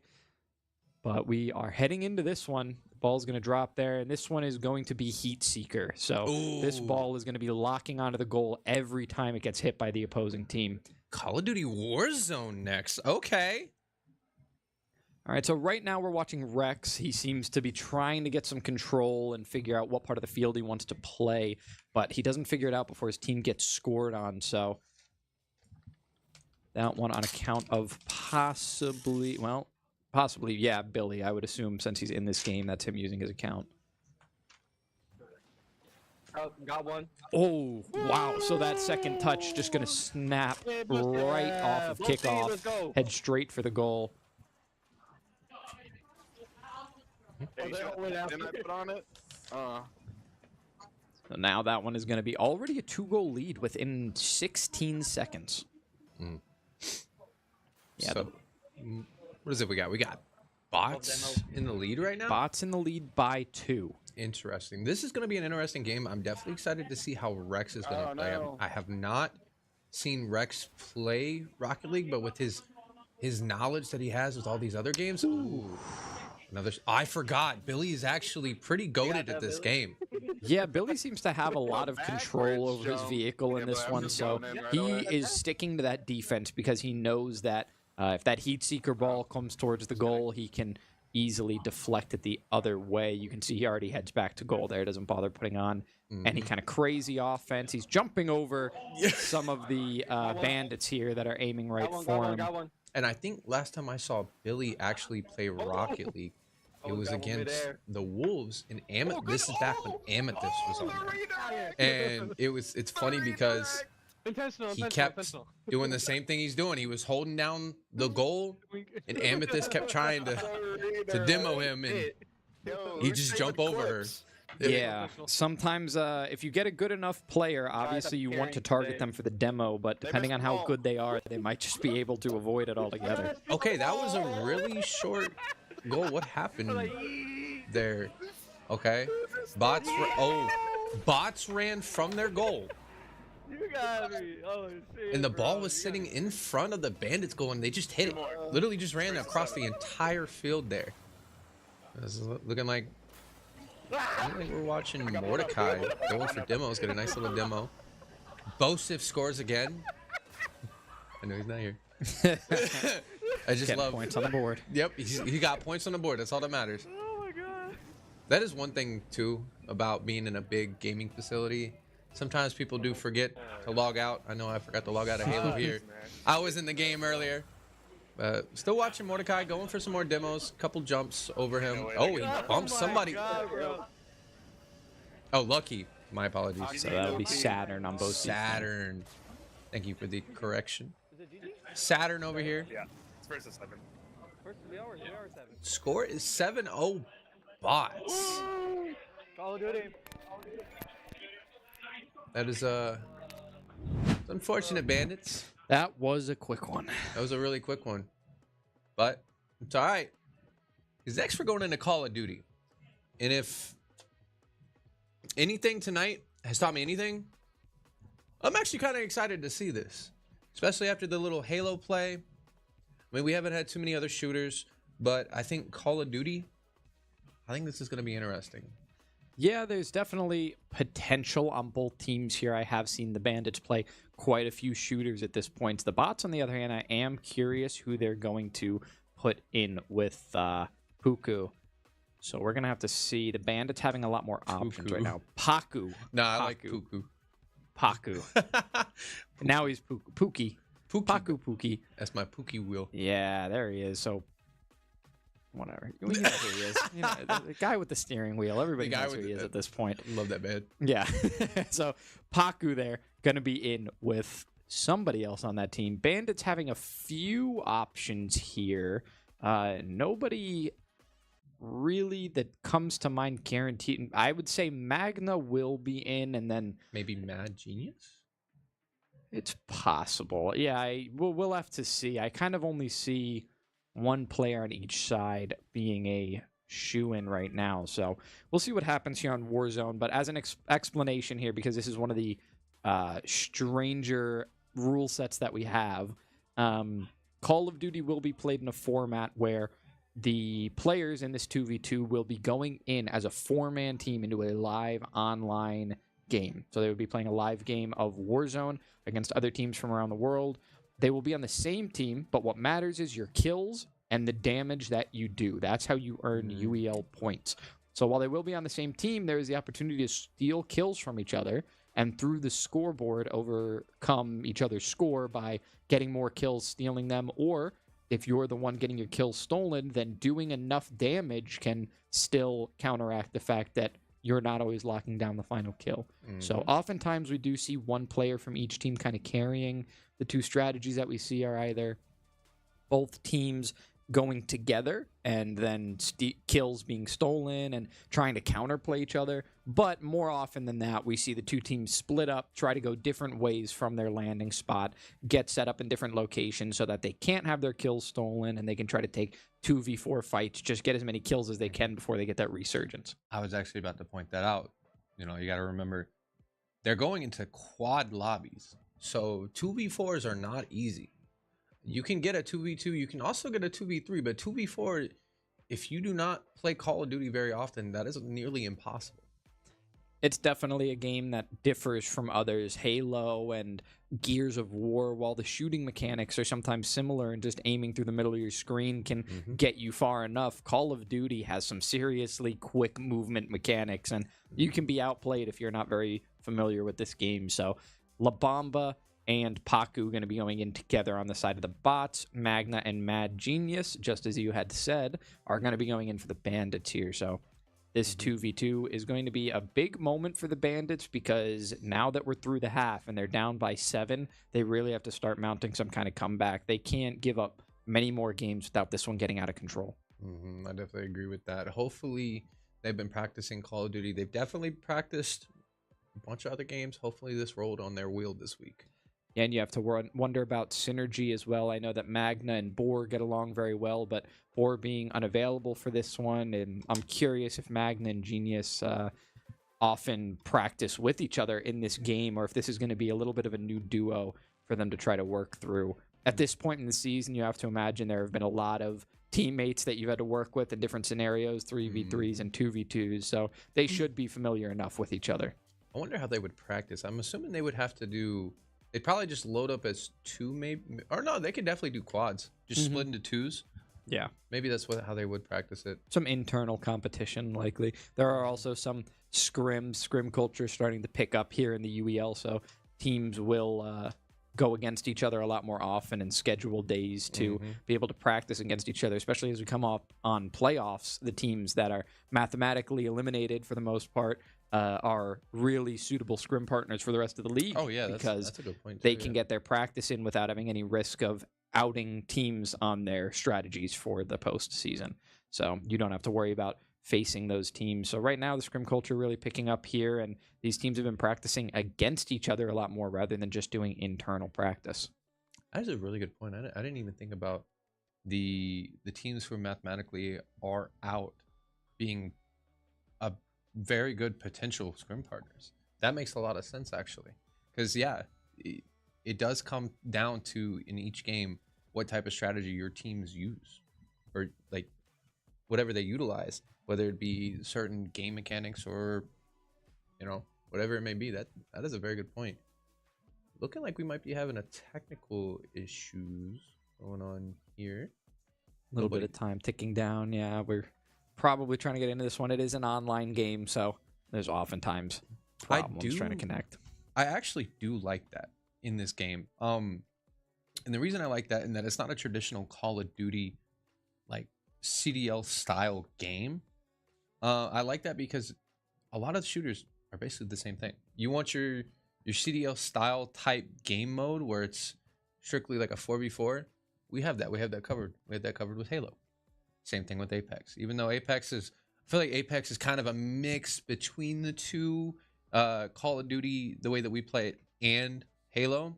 I like that we take 4-man team consisting, half of it consisting one team, half of it the other, and putting it into a lobby with, what's the max lobby? Like, I think it's 100 players. And I think it makes it very unique that they do it like that, or that we do it like that. Right. Yeah.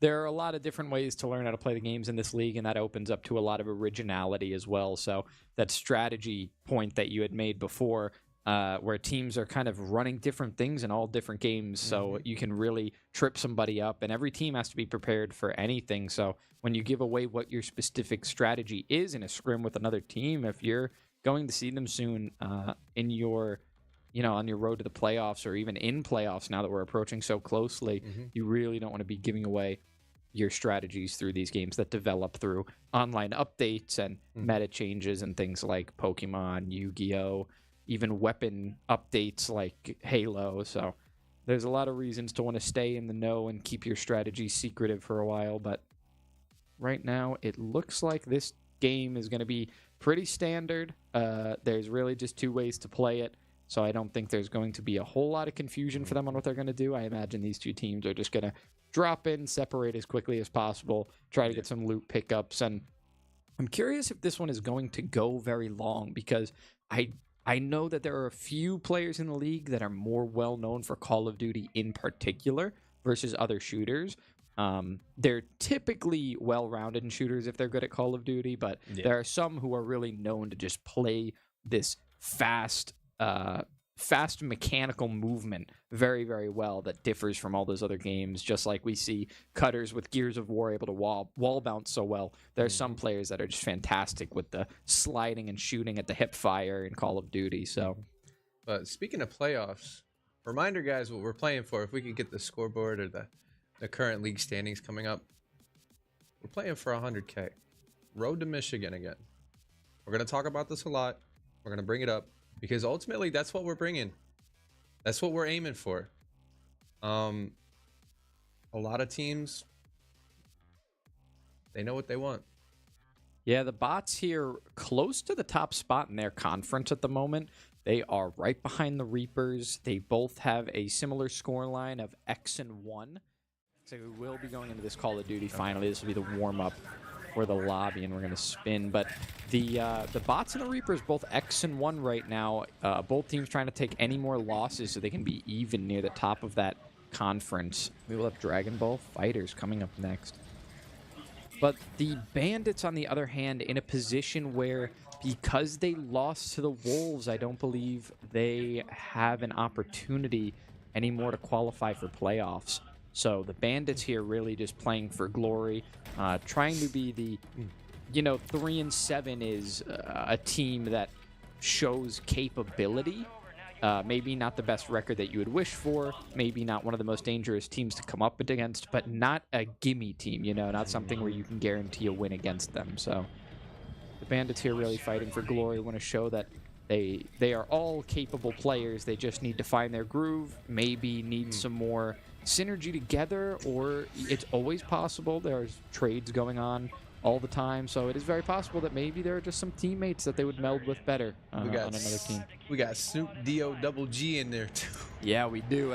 Yeah, I'm interested to see who that is. I don't know if we'll be able to get an opportunity to see who's actually playing that character, but I definitely like the main skin. Whoever was using that. Is he back to Snoop Dogg now, or is he still Snoop Lion? Which one? I don't remember. I don't know either.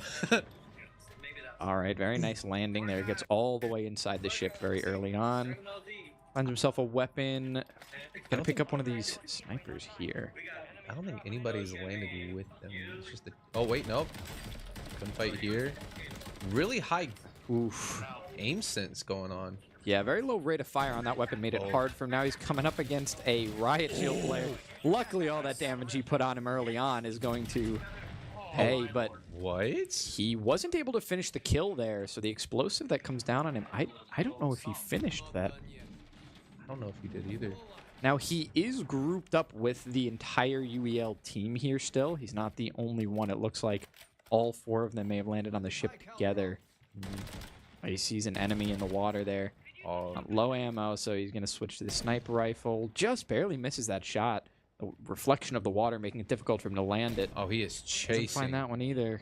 Definitely chasing. Gonna have to use this pistol here. Oh, nice shield break, and he's gonna finish that one off as well.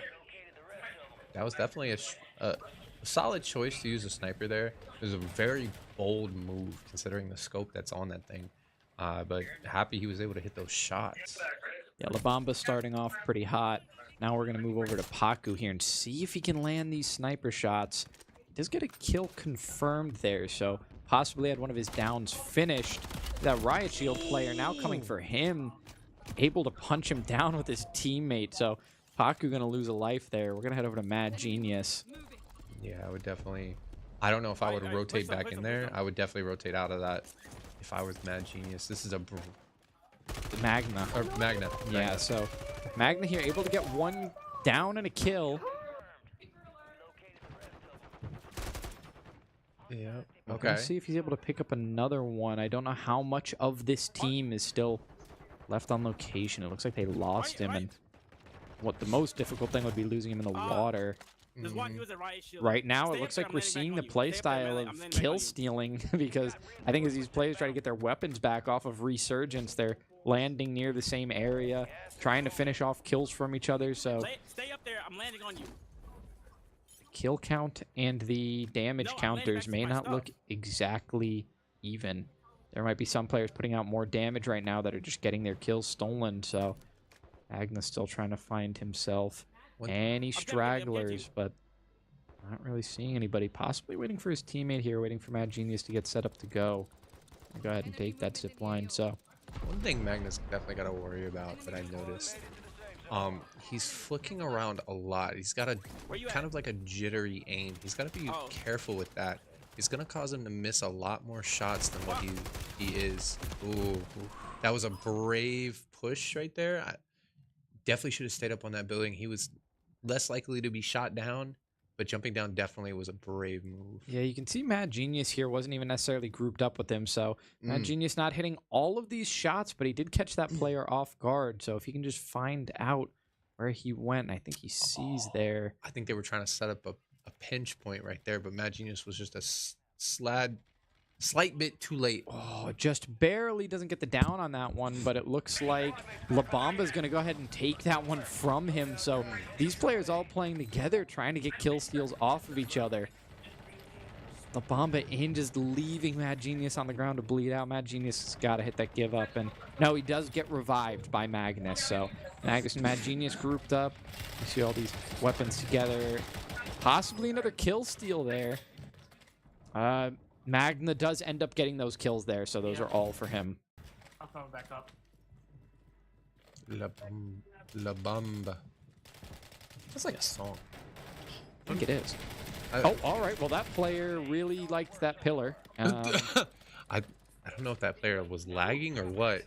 Mad Genius, I think, gets the confirm on that one, so gets another point for his team. Despite the damage difference. Very good job knowing that that player was coming. His aim just a little bit off horizontally, shooting a little to the left and right. Maybe could have strafed a little bit more. Yeah, definitely just wanted to get his aim steady. It does seem like Magna is the more confident player between the two of them. Mad Genius trying to get what he can take.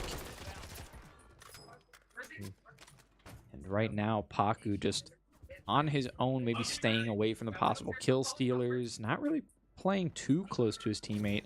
So just trying to take some 1v1s and put some more kills on the board. He does get a sniper here, which gives him a good opportunity because snipers in the UEL style of play give you the opportunity to play from very far away, not having to engage full teams of 4. You can just snipe from a distance and try to get yourself 1 or 2 kills for free without having to take damage. So now as we head to the roof here, we will see what kind of setup they want to go with. Not exactly sure what that equipment was he threw down. It looks like... Is it a cloaking device? I think it says something about cloaking. Interesting. Well, it's not a trophy. It may be to keep off the circle. I'm not 100% certain. But they are figuring out where they want to go. I think they may have players trapped on the outside, so they're waiting for them. But if they do wait too long... well, they do have a lot of time to wait because they are still in the next circle.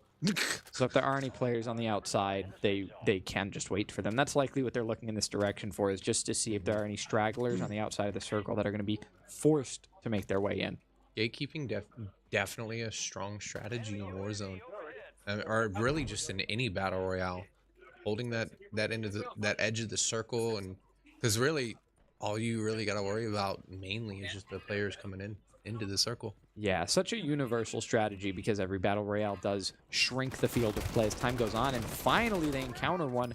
There's one player trying to make his way into the building from the backside. Their patience was rewarded, as it looks like that was La Bamba that picked up that kill. And we're still watching Paku's point of view. Try to make sure that he wasn't getting pushed there. That was a good play. Oh. Yeah.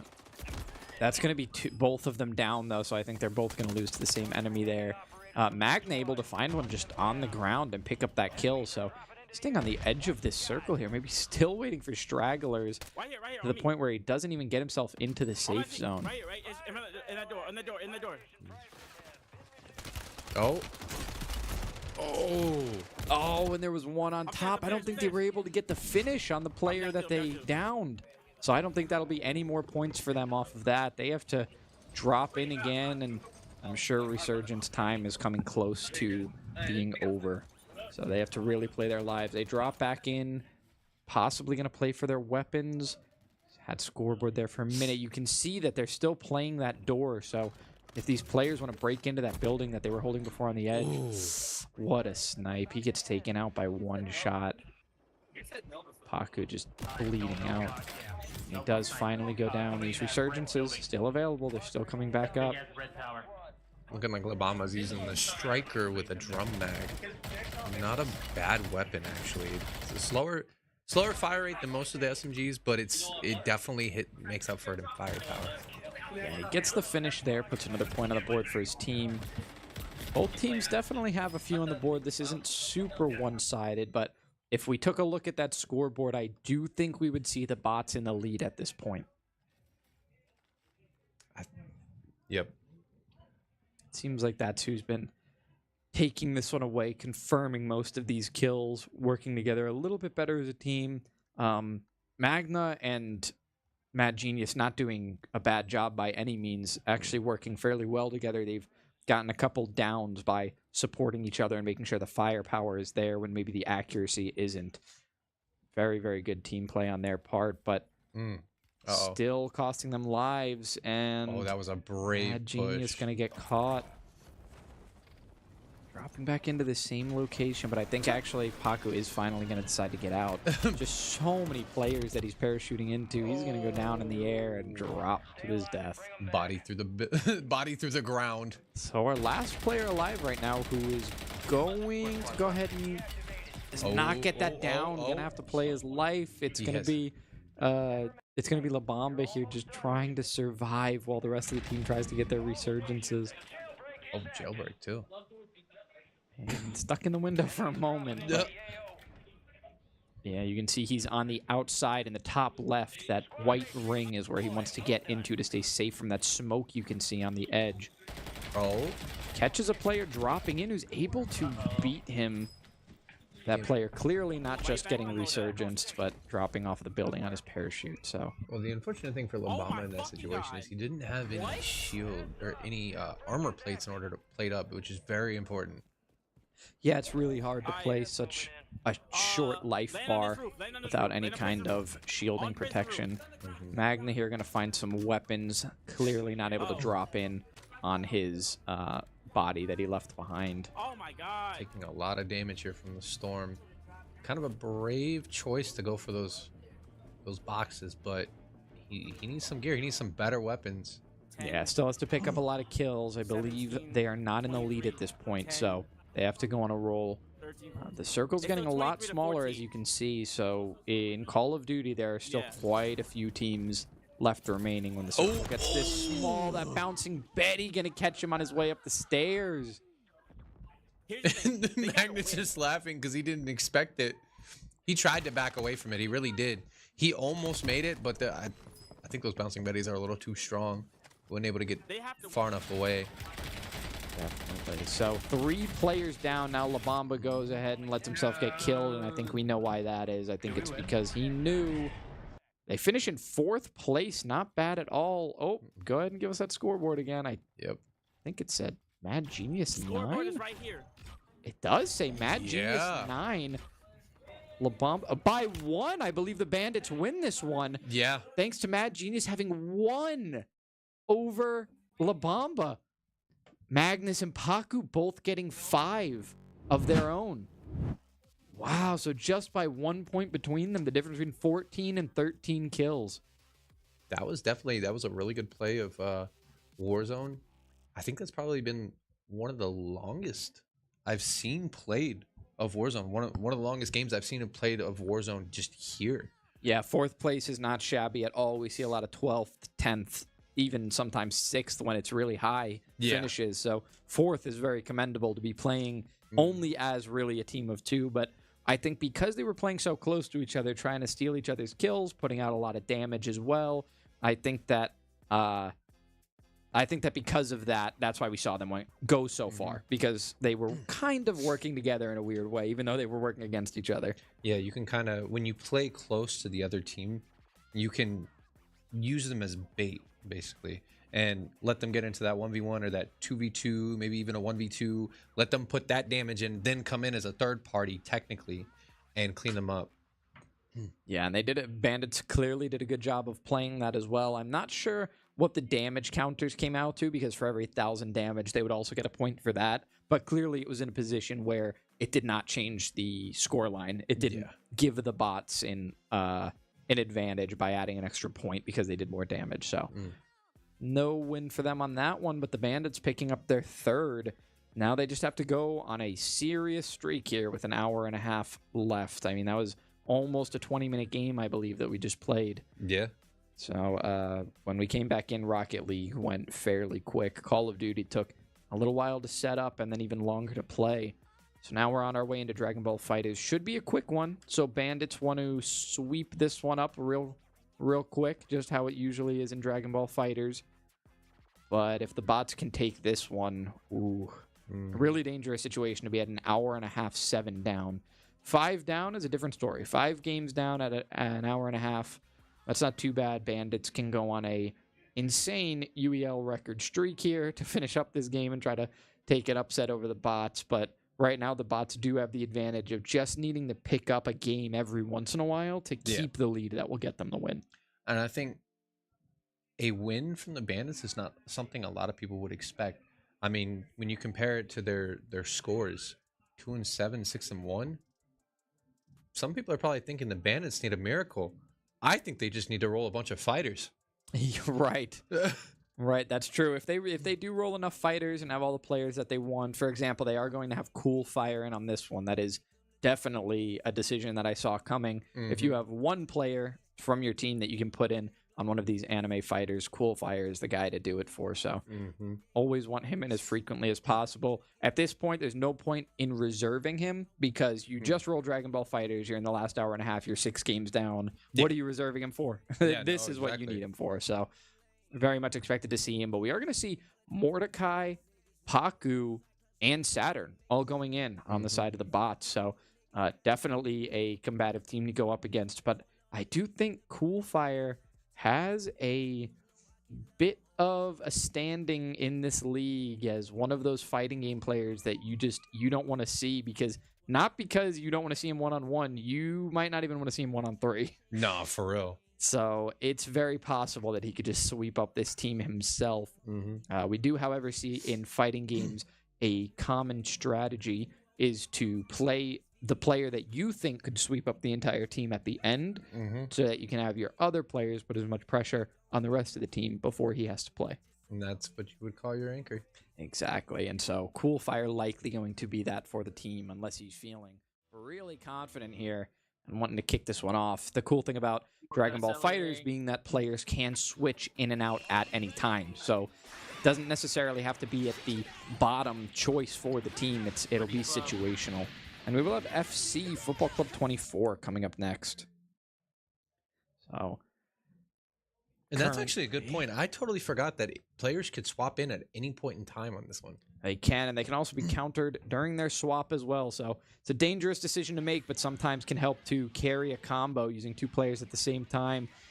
And it looks like we do have Coolfire just running over Mordecai right now, but they do swap in Billy. Sorry, not Billy. Billy is not in. That would be on the Beirut. That is going to be Saturn that has swapped in. And he's been able to put a little bit more pressure, but Coolfire still has a lot of control here. You can see that he's now taken two players, half of their health bar at this point. That's like defeating an entire player on his own. All this pressure he has against the wall. There are so many auto combos in Dragon Ball FighterZ, but being able to carry combo into combo is where the really impressive play comes in. So sometimes you will see players carry other players into the air, and typically that's just an auto combo that they're spamming for, like this one that we see right here.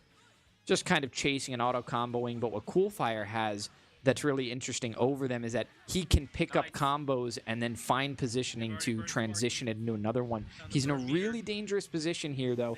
He does have that spark, so he is healing while he takes damage, and you can see there that it helped him just barely not to die, but right there on the Vegeta, Mordecai finally does finish him off. So at low health now, Mordecai just having Paku in the back on the Android 18, who comes in now, is going to be the anchor that we talked about before, trying to pick up this Endgame. So at this point, we're seeing Amethyst in, trying to put out some damage, but not yet able to find anything. A couple of jabs, but isn't able to carry it into anything. Another decent heavy hit, but this might be the end of it there. Yeah, and that health bar will come all the way down, so now we're going to be looking at Lucci, going to be our last player here on the Kefla. And right now, taking a lot of pressure. He is able to put out his own damage, though. So right now, both players just trading blows, trying to find control. And it looks like at this point, Paku may have found that control, although we do see a lot of damage come out. That spark is going to have to come out here. Oh, that move connecting is going to be the end of days, and we are going to see a win from Paku for the bots. A lot of energy coming from the gauntlet right now. We can hear them all the way over here. A lot of passion. Yeah, they were very, very into that one. I think both teams really wanted that game in particular. I think they were confident about their abilities in it, and so I think for the Bandits to lose that one, that is a tricky situation. I think that might be something the bots are aware of. I think that might be a piece of their excitement, is knowing that they're now up by 7 with an hour and a half left to go. Yeah. Taking a game that the Bandits are not only competent, but have a player who probably felt very confident on his own. Yeah. Probably feels like he's above most of the rest in that game. So Coolfire not being able to pick that one up, probably not making him feel super thrilled at the moment. Put out a very valiant effort. I think it was just Lucci able to hold his own a little bit, but just wasn't able to withstand Paku's pressure. Yeah. And I don't think that is Amethyst's game. I've seen Amethyst play a few fighters at this point. There are some that she's certainly a contender in. I could tell from that one that Dragon Ball is not one of the ones they expect to usually be putting her in on. That's not one of those ones they've been training her up on. And for good reason. It does have a lot of different systems than the other fighter games. So it would be easier to transition from something like Guilty Gear to DNF to... there's the King of Fighters. Yeah, those three have really similar systems that you can kind of transition players over to. And if you want to teach them fighting games, you can teach them all of those at once. Yeah. Dragon Ball, on the other hand, not something that Amethyst is likely training up on or able to utilize those skills from the other games on Dragon Ball. So now we are going to head into FC24. You can see that the timer is coming down. We should be almost ready to get in this one. Billy, always happy to play sports games, I think. Because they involve the most strategy out of any game on the wheel that's not a strategy game. So we will see who he is going to be partnered with for this one. The Bandits having a wide variety of players to choose from. Mad Genius, a big fan of sports games. I know for certain we saw that Boar in the sports category on UFC, certainly able to hold his own as well. Rex, also a big fan of many different sports across the genre. So we'll have to see. They do have a few players that they could choose from on the side of the Bandits. The Bots, on the other hand, going to have a full team roster reset and then be able to choose whoever they want as well. So even though it is asymmetrical at this point, the teams are still in a pretty similar position with who they get to pick. Yeah, and I believe, in all honesty, I think Rex surprised me with that Madden gameplay. I didn't expect for him to have such a big brain idea when he went into Madden. I mean, he had them, 3 points ahead for like the first 2 quarters. Yeah. And then Billy ended up bringing it back with La Bamba. But I mean, it was still a good run. It was a long run. Don't get me wrong. Absolutely. There wasn't a lot much action. There was a lot of running, not as much passing, but I'm hoping to see a lot more control of the ball here in FC than we did with the puck in NHL as well. NHL, not a bad play. Seemed like a couple of the players were trying to remember how to shoot the puck there for a little bit. But once they figured it out, I mean, they were trying to do spin shots. They were passing it. I mean, there was some pretty decent teamwork in NHL, and I'm hoping that they'll be able to carry that from NHL into football club. That's Football FC, club, right? yep. Football Club 24. I'm used to the FIFA still. Right. And we will likely see some real synergy plays as well, depending on what kind of synergy that the players have that they put in. But 2v2s are the opportunity for us to see some really high-tier duos putting in work on any sports game, any kind of game from any genre. Mortal Kombat, a little bit more difficult.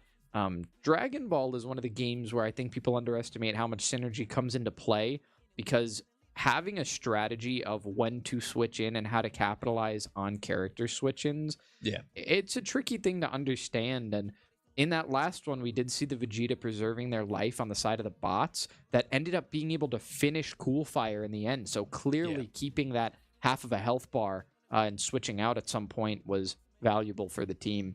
So there are some synergy games in this league, and FC is one of the ones, just like NBA, a 2v2 synergy game where some of these duos show that they could take it to the highest level. I mean, they could go online and probably defeat just about any duo around the world. So there are some really, really talented players. Yesterday, we saw some FC played very, very contentious match, and I would like to see another high level of play like that again. So we will see Mad Genius going in with Boar here. 2 players that I think are mostly popular for other sports games. I think Boar known for, especially after today, for his UFC, after going up against Billy and taking him to a draw. Boar known for his UFC more, while Mad Genius more on the side of Madden. Really utilizing, kind of in a similar way to what Billy does, where he utilizes his strategy game knowledge to try and outplay the other team in Madden, rather than just picking the best team, knowing who their best players are, and throwing it down the field to the guy with the best hands. Shoot, man. Yeah, being able to outplay is definitely a benefit for these players. So Mad Genius going to try to apply that to FC. And it's not quite as easy. It's more of an action sport game where you're just constantly on the move, similar to NHL, trying to steal possession from each other. Paku and Billy going to be going in together here on FC, and we are going to have Argentina versus Al Nassr here, so a little bit of Messi versus Ronaldo. A classic matchup. And we're going to see in the blue, which would be Argentina. We have Formula 1 coming up next. Argentina is going to be the Bots. Al Nassr there, almost scoring a goal there from Ronaldo, is going to be the Bandits. So Bandits with control again. No walls on this one, so there will be some stoppage time. It'll be slower than when we play with walls, and there's no stoppage at all. It'll be control from the Bots is going to get them the first goal. So Bot's going to put the first one in there. That is not, in fact, Messi. I know. Can you believe it? Other people wear that jersey. I know all the ones you've seen say Messi, all the fans out there, but there are other players on the team. So Messi with control now, when the Bot's going to go ahead and put one just past the goal around him on a curve. So Lionel Messi. Yeah, Bandits getting Ronaldo in there, trying to put him toward the net. I think Ronaldo, whoever that was playing Ronaldo, the red, which would be Mad Genius, might have thought he still had control there, but either way, confused the defense, able to get them a point on the board. Now we'll see that one go out. So 2-1, still a very close game. I lost track of the ball there. Coming in from the outside, we are going to see Bandits on that Argentina. Sorry, the Bots on that Argentina. This is going to be the Bandits making their way up. Find connection with the goalie. Oh, passes it right to the offense. Bandits going to put in another one to tie it up. It's going to be 2-2 now. Definitely a much better start than NHL and Madden. Oh yeah, this is going to be similarly contentious to yesterday's game for sure. Both teams showing that they have quite a bit of strength on offense. Oftentimes we see a really low scoring game without walls, but already found 4 goals within the first minute and a half of this game of FC. So the Bandits have some wide open room to work with. Oh, a really nice footwork around the front of the free kick line there, but not able to make anything out of it. Doesn't quite have the shot on goal. So now Ronaldo just going to pass it to the goalie on Argentina over there. I mean, why not? The Bot's going to send that one flying. So, oh, and the Bots have a perfect open opportunity, and they squander it. You'll oftentimes see players walk it straight into the goal, and that's why shots can go wild. Oh, but at this point, we see Bots with another opportunity. No pass, and they're going to score that one and make up for their previous mistake.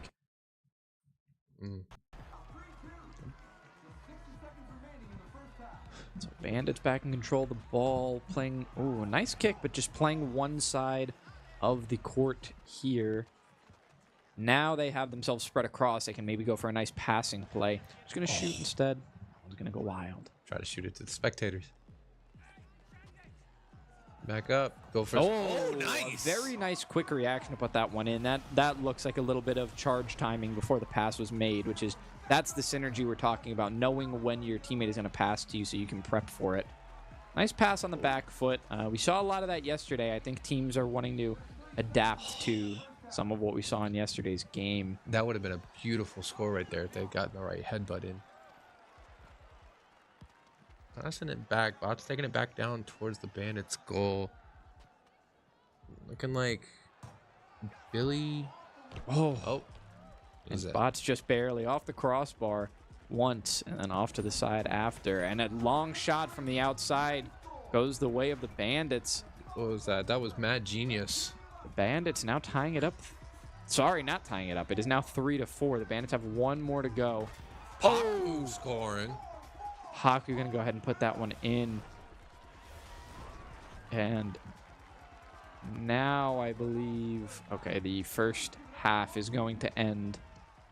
We have a 4-4 tied up game. It's practically a restart as we head into the second half. Practically a restart. Yeah, they're just going to go ahead and play these last 3 minutes here as if that's all they had. Seems like these teams definitely have a better understanding of football club, which is nice to see. Nobody cares for hockey. That one heading off the crossbar, but the ball right back into action. A nice pass on the back foot there. Oh, Doesn't get that one in off the outside. Oh, that one's just going to go off the barrier there. not sure what's going on with these guys. It looks like they're.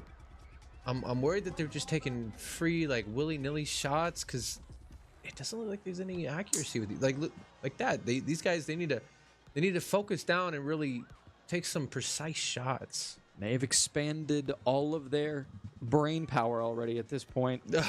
Oh, a very nice catch to see that the goalie wasn't set in place and there was going to be an opening in the goal.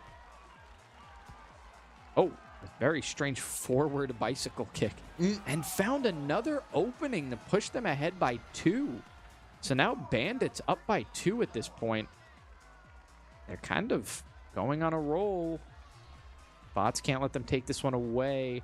Being very greedy, not going for the passing play. Mad Genius does end up putting another one in. Now up 7-4.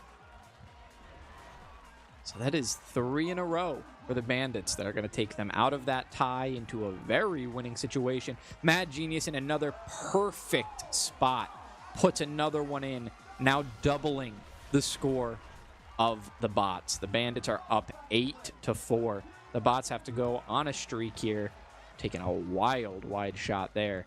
Minute and 50 seconds left to go. That's all the Bots have for 4 goals here, and they need a perfect defense as well. Some passing plays, but the defenders are on the inside, so not easy to get through the defense. They do find a position, though, just not good enough shots coming out, and now it's Ronaldo versus the goalie. Ronaldo doesn't often lose those, but he does this time. Messi's going to send that one out. Another opportunity for the Bots here. Going to the outside. That one is going to roll out. Mad Genius taking it back up. Passing it to 4. That's right. It's hard telling the different colors of Mad these Genius triangles. finally able to put it in. 9-4 is not a great situation to be in. Oh, another opportunity. 10. Ooh. 10. They wanted to make it double digits, and I have a feeling at this point with the groove that Boar and Mad Genius are in, it's going to end up being even more. Bandits really looking strong right now. Yeah, 4 and 10, very difficult to come back from.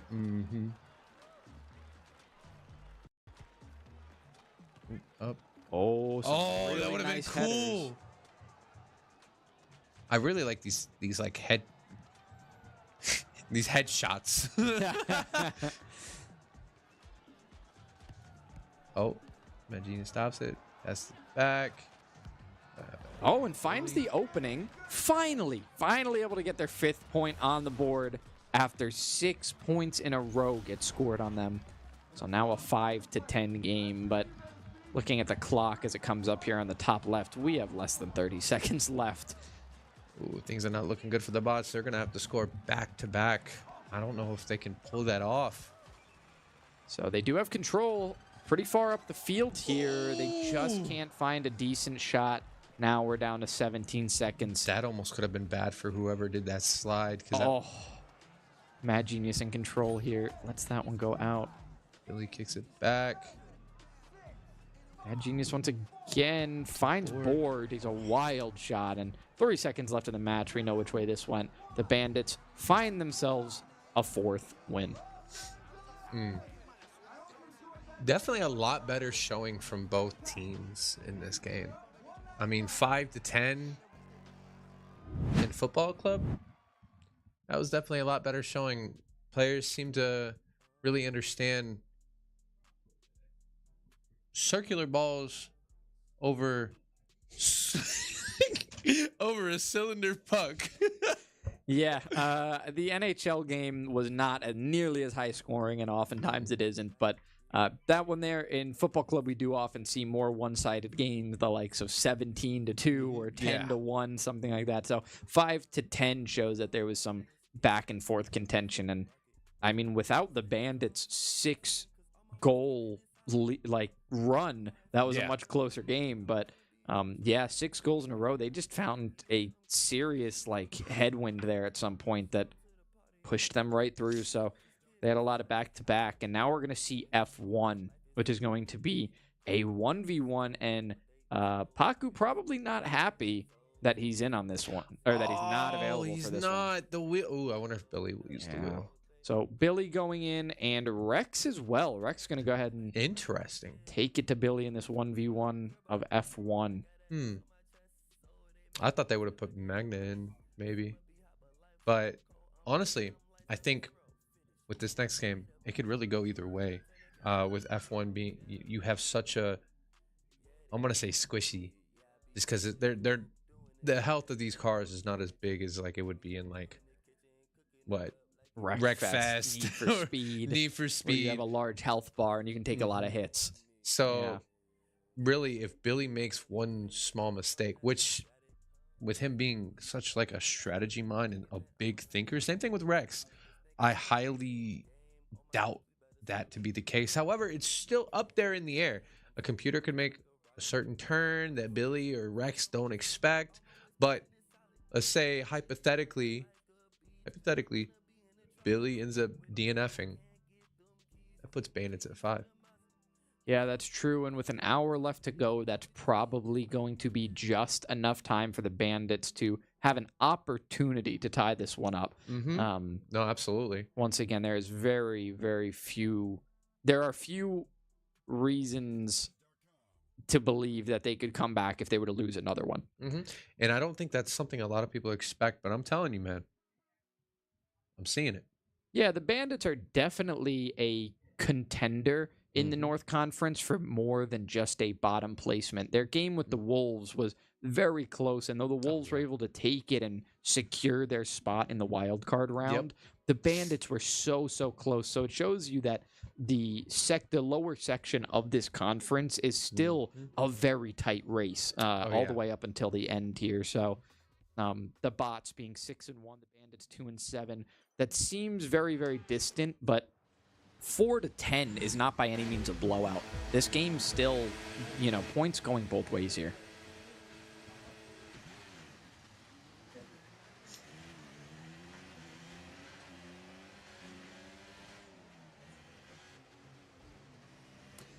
All right, so already taking some forward damage there on the front of the car, and on the top there, that is Rex that we're going to be seeing already taking a little bit of damage, and KIC now from the Ravens is going to be joining us. So KIC, how you doing? How you enjoying the game so far? It's going good. It's going good. It's been a very nice game. It's been a very interesting game, especially with UFC taking about 30 minutes, which I think honestly works in a lot of the Bandits' favor as far as, being able to steal a lot of games from the Bots. But, man, it's been a great game so far.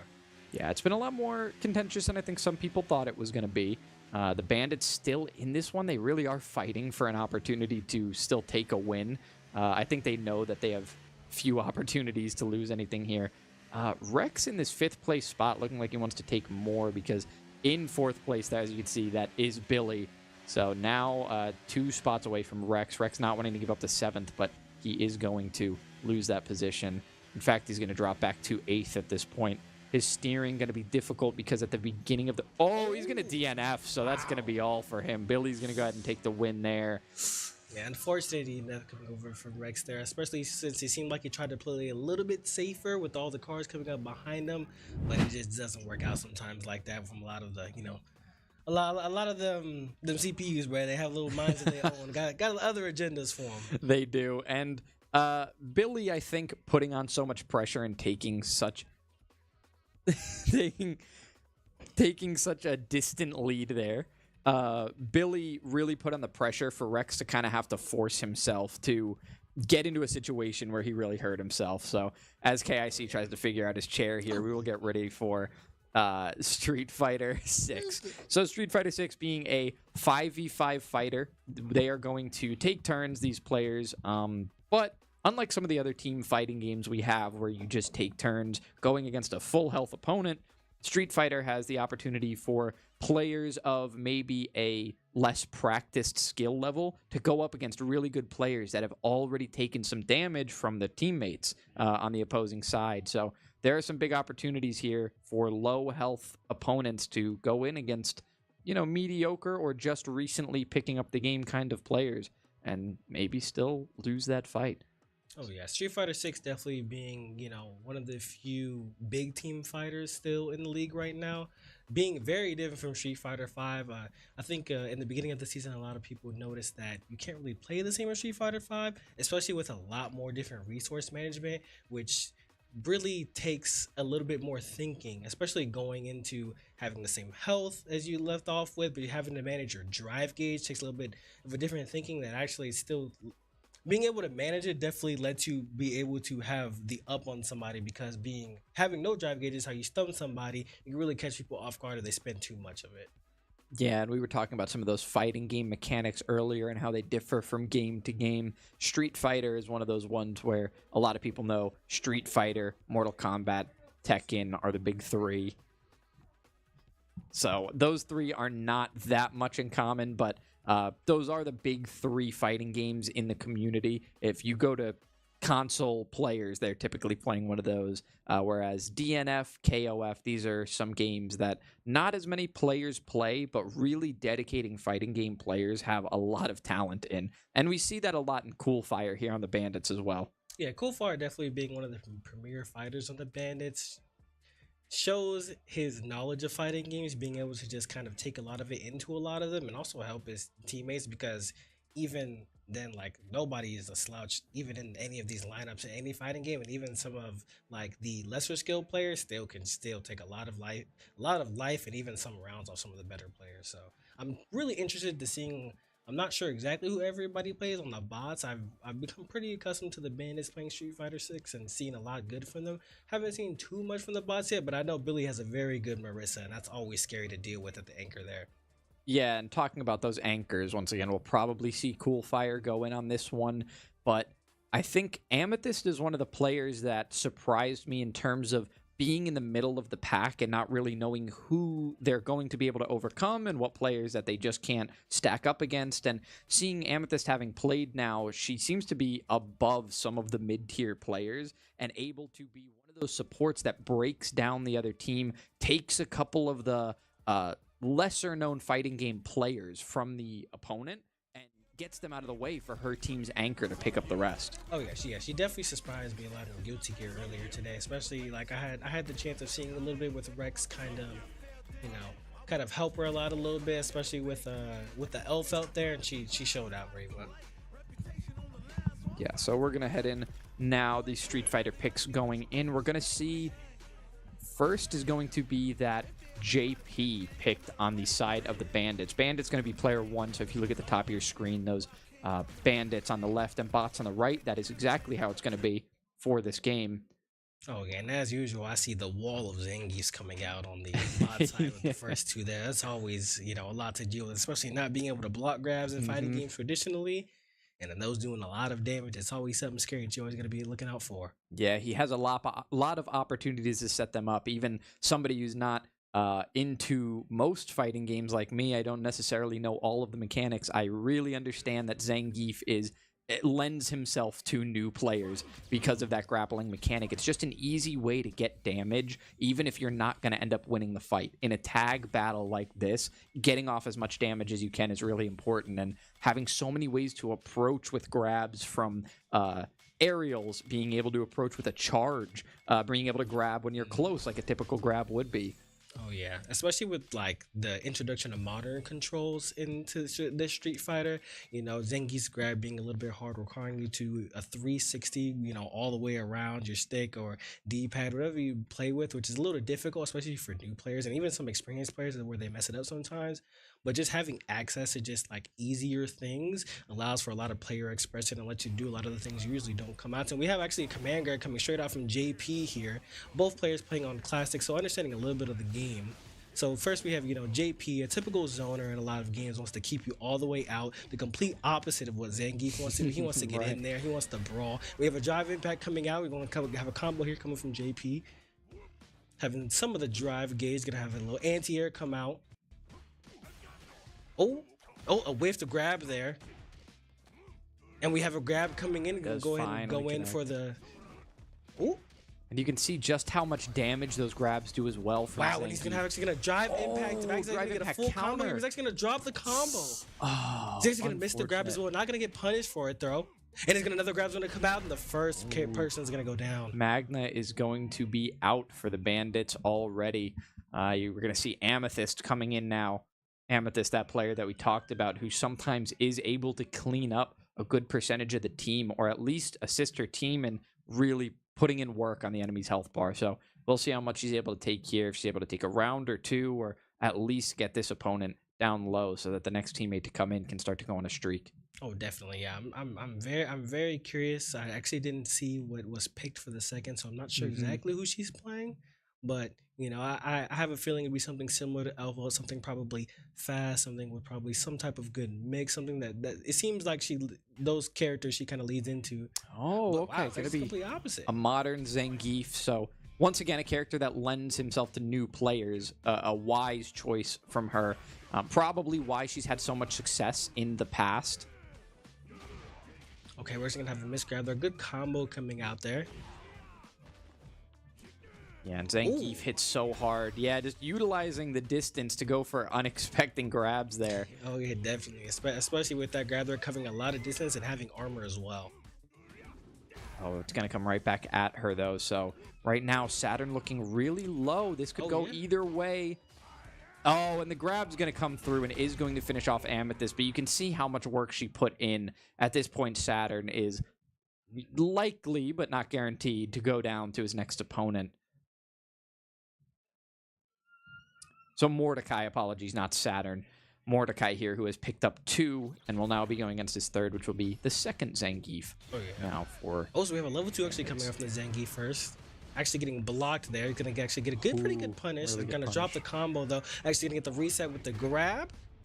What are we going to see here? We're going to have to see a drive rush, a good low to check. Make sure you don't want to hold up there.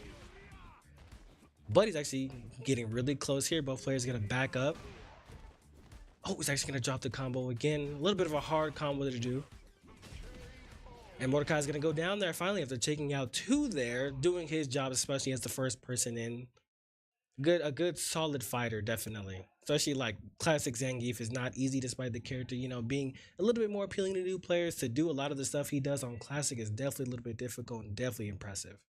Yeah, and it's the question of whether or not the slight damage bonus that you get from playing on modern is worth it. For him, it certainly was. Oh, definitely, yes, because he was able to take out 2 people there, which is pretty nice. It's definitely always good when your first player kind of takes the charge forward and really just puts it down on him. Yeah, it made an opening for his team now to kind of relax in the way that they play. Now they can work as a team to chip down health bars, not having to worry about maybe losing one in the mix. They definitely can play slower if they want to, kind of play a little bit more of a neutral based, kind of just like, you're going to have to come to me because we have the lead kind of placed out. Or they also could just be comfortable enough to where it's like, I can play my game now. I'm going to go in and I'm going to maul somebody. Yeah, we will see what they opt for. I think they are about ready to head in here. I have a little bit of a button check, it seems, going on. I have Lucci coming in next on the Zangief. Well, let's see what he has to offer. La Bamba in. Okay.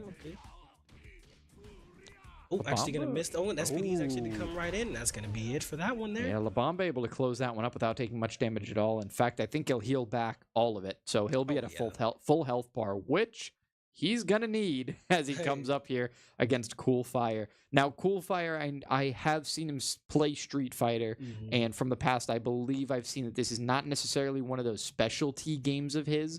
He definitely has some stronger fighters on the wheel, but being a fighting game player in general, he'll be knowing what to look for. His reactions are more trained, so he'll still be a difficult opponent to come up against, and the most definitely. bots here are going to need a lot of work to put in on him.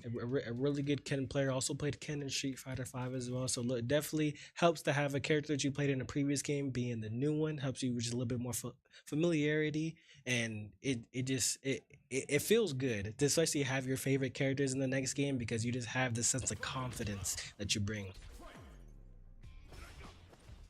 Yeah, and you can see that he is opting to play it slow because he knows the more the distance is closed here by La Bamba, the more he's going to get grabbed just like that.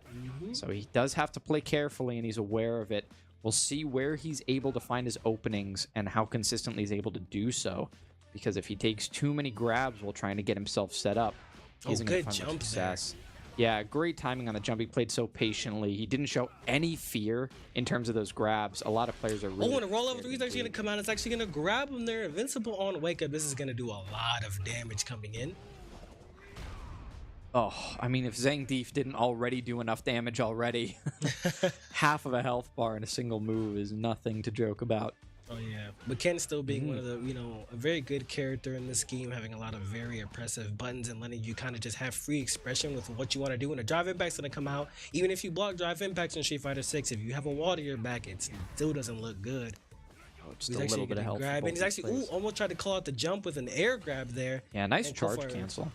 Oh, he's actually going to drive rush in and catch the parry with a grab. The KO. Yep. One of the new additions to this game being punish counters, where if you get hit during the recovery of your move, or if you actually parry and get grabbed, then the move that hits you actually ends up doing a lot more damage. So those grabs, they usually don't do too much, and usually, you're like, all right, I could take a couple of these. When those are punish counter grabs, man, those hurt. Oh, yeah. So now we're going to see Cool Fire is still going to have 3 opponents on the bots to go up against, and it seems we have Silver. Yeah, Cool Fire's health bar at this point, not as much as he would like, with 3 players still left standing on the bots. Oh, yeah, especially, with Silver being another one of those really premier fighting game players, one of his best fighting games being Tekken, but still, as we say time and time again, if you can play one, you can play a lot of the others.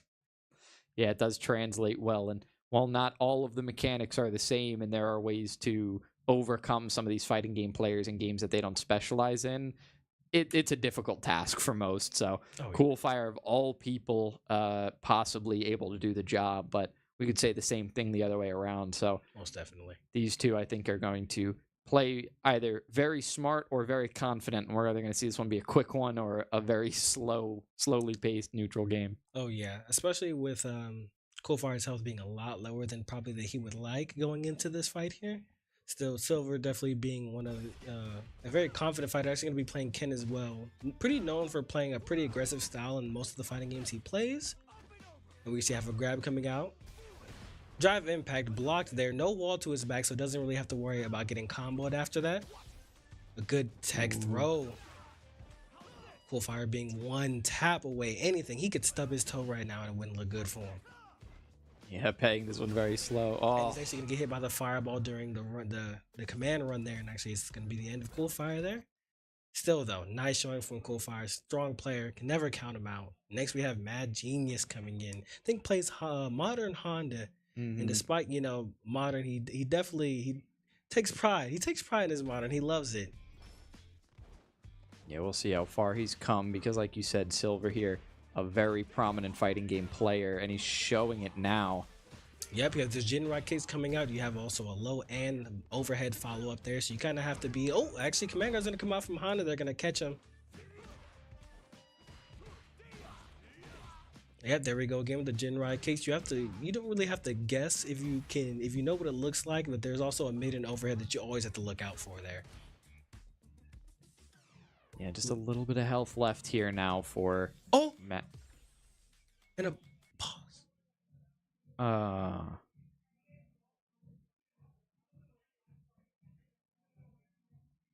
Oh, I think that was Mad Genius that actually paused there. Well, I think that one's going to be over then. Go ahead and wrap that one up. So it's unfortunate to see it go like that too, especially. You always like to see what those anchors have to offer because there's a reason why they're there. Yeah, Mad Genius, he was definitely, he was putting his best foot forward, and while he wasn't winning in the health advantage, he was chipping away slowly, so there was still opportunity for him, and sadly, that's just the way it happens sometimes. Can't be making mistakes like that. So we are under an hour left in this game now, and with an 8-game lead for the bots, this one's starting to look impossible. This might be it. But we do have 8-bits coming in. Definitely a game that I think the Bandits pride themselves on. They love this game. They play it a lot. They play it in their free time. They play it during practice. They're definitely a team that is very hard to deal with in Apex just because of how much they like the game, which also helps so much when it comes to learning new things about the game or even just playing anybody in the game. But bots, no slouch in any shooter. You never know exactly what they're going to come out with, but it's always going to be something. They seem to always have a strategy in play there. Yeah, and I think we all know who that attributes to as well. Mr. Team Lead Billy himself, I think, putting a lot of the strategy forward, making sure that they're not just playing only based on skill, but that they are prepared to have a game plan when they go in every single time. Yeah, so I know with the Bandits, I know we're probably going to see Boar, definitely Magnusem as well. I'm not exactly sure who the third is going to be, but I can assure you they're definitely accustomed to Apex just like the rest of the team. Yeah, I would think Lucci would be, although I could see it being Amethyst or Rex because they are both strong strategy players, so you don't want to keep them both benched at the same time. You can utilize one or the other for a strategy game if it were to roll at this point. So I could see them utilizing one of those two players along with Magna and Boar. And there it is. There's Amethyst. So Magna going to be in as well. And then we have Labamba, Mordecai, and Saturn. Looks like going in for the bot side. I'm definitely curious.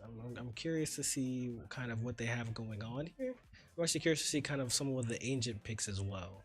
Because while they're, being able to be locked down to the base agents, but still kind of having some that you see a lot of Bloodhounds for the information, you see a lot of the Gibbies for the shield, and then the third one's kind of just like usually a lot of people like to put their best player on the third one and kind of just give them free reign, or there's like a Wraith or a Pathfinder, which a lot of the experienced players like to play with all the movement and just speed that they have. But, it could always just be something else to surprise us there. That's true. And honestly, a lot of those base game champions as well that get picked, they're pretty common even when it does get opened up to more characters. Bloodhound being able to give so much information is so crucial in a small map team deathmatch. Oh, yeah. So when those larger maps aren't picked, or even when they are and you're just planning to engage as a full team, Bloodhound is such a crucial character to have. So you'll oftentimes see him there no matter what. There are a few operators or champions, that don't get picked as often.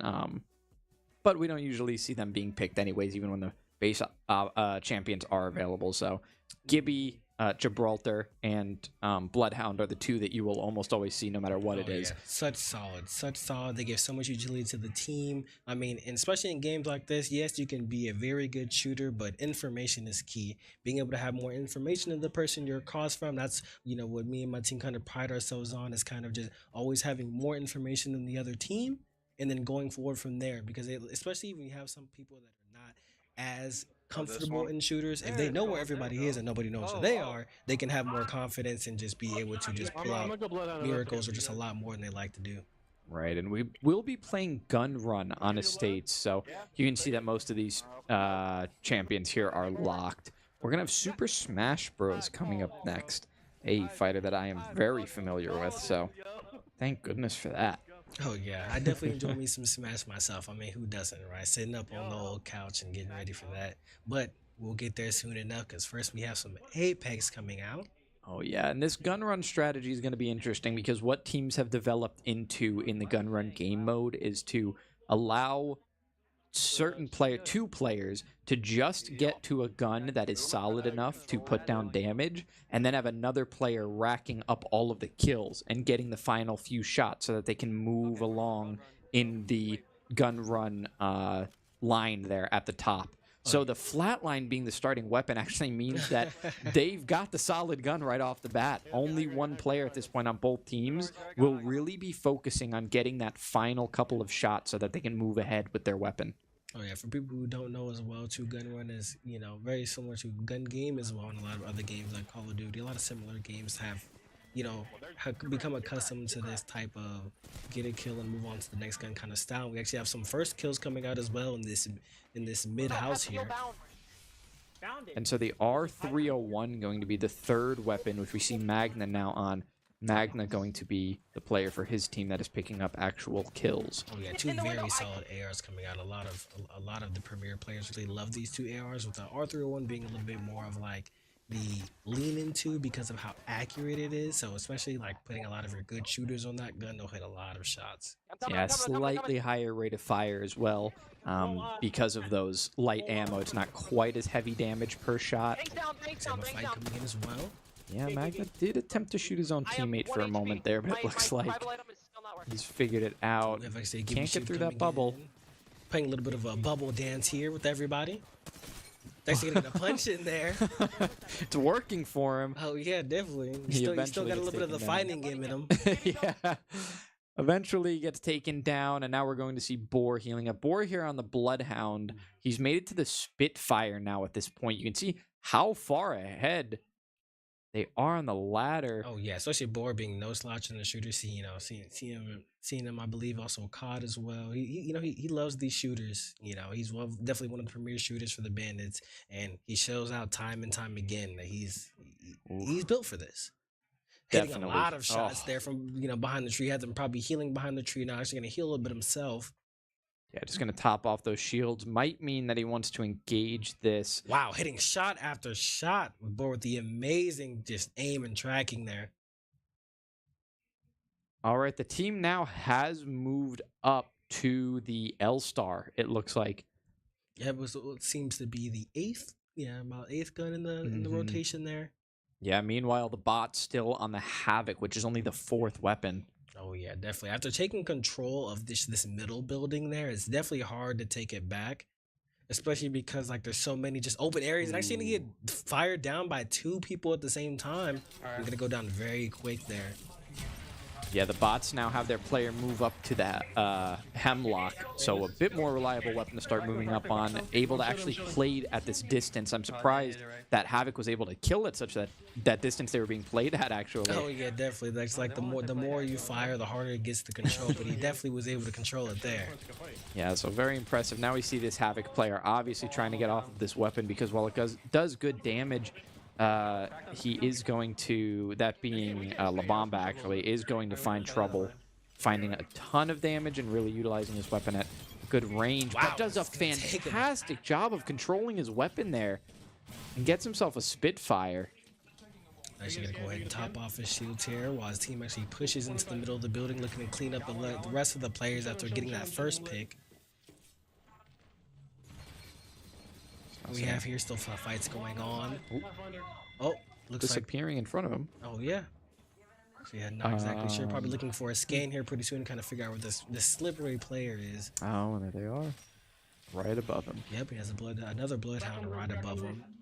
Probably looking to just kind of just chill there and make them always have to fear him being there.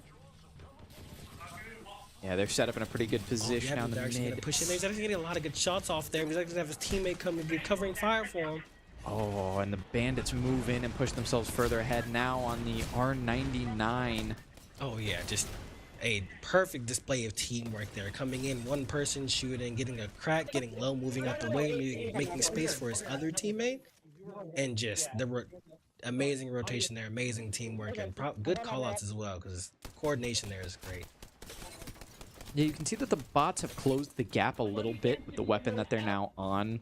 They may have actually gotten themselves even closer with that kill. Oh yeah, definitely. See in a moment here. Cracking 2 people, but not quite being able to get the kill on either one there. Oh, so now an Alternator and Prowler being the top weapons for both teams, using those SMGs. Yep. Okay. He's actually come back to life and actually just get some very good shots off on the. Just it seems clueless for the moment there. He's actually gonna get behind them there with the Pathfinder, because the even 8 is actually gonna take him down there. Really nice shots. The first couple weren't really hitting anything at all, but eventually he does find a good couple of RNG placements on those pellets. Oh yeah. Next coming up with the Mozambique. Yeah, the Mozambique, a more predictable shotgun spread. So not going to have to worry about those wild shots like he did on the EV8. Just going to want to get an approach and aim for those headshots.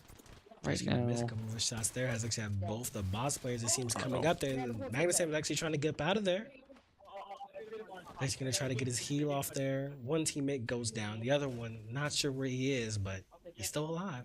And we do play this one by time as well. It is an 8-minute time limit, so if the Bandits here can hold on to this lead and just not die too many times, they may be able to play the timer for a win. Yeah, especially because they definitely have the lead right now. I'm surprised they're still fighting so valiantly for this mid building here. They could kind of just play a little bit on the outside, but sometimes when you're in the zone and you're in that flow state, it's time to just go. Definitely, and it looks like Magna gonna get another kill. He's on the Mastiff now, which is a he's actually gonna get close to weapon. Getting the Gibby there. His teammate's actually gonna come and clean that up there. Yeah, his teammate picking up a triple take now. Oh yeah, definitely. So a really good lead for the Bandits. They're sitting in a good position where if they play defensively and just get a kill or two every fight, they can hold the lead to time. In fact, if they get 2 kills every fight and lose 3, they're at a point where they can still win the game. Oh yeah, especially with not too much time being left here in this game of Gun Run, and the Bandits kind of just having such like a commanding lead at the moment. It's kind of, you know, looks pretty grim for the bots, but still, I still never count Billy out. Still never count his team out because they always have something up their sleeve here. Just like they come in and actually take somebody out. Bloodhound actually getting chased here by Magnus. He's gonna have his teammate Bangalore actually give him a smoke, but he's still gonna catch him there. Now going to be on that 30-30 repeater. Going to land some of these no-scope shots. Good but shots. Oh. He's going to take him out there with the 30-30. He's on to the G7 now. And it seems like we are on a game mode where it's a predictable progression cycle. It doesn't look like we're cycling through these weapons randomly. We're cycling through them based on what type of weapon they are, what category they fit into. Yeah, definitely. Yeah, especially starting with the ARs off the back. Going, you know, we just got off of the shotgun. Looks like we're moving a lot of into the snipers here. Wow, the bot's really closing this one. The Bandits have to pace super slow and make sure they make it to this timer. There's only a 2-gun separation between the teams right now, and they're both playing with ranged weapons, so this game is going to change a lot. They are not going to play the same as they've been playing. It's definitely going to slow down to a crawl because you have to take your time and hit them shots like Magnus is doing right now. Oh, so close to that Gibraltar, but the face shield saves him. Oh, yeah. Gibraltar being one of those agents that's just hard to take down sometimes. And again, that Gibraltar avoids death by using the bubble, but that's the 8-minute timer. The Bandits are going to win.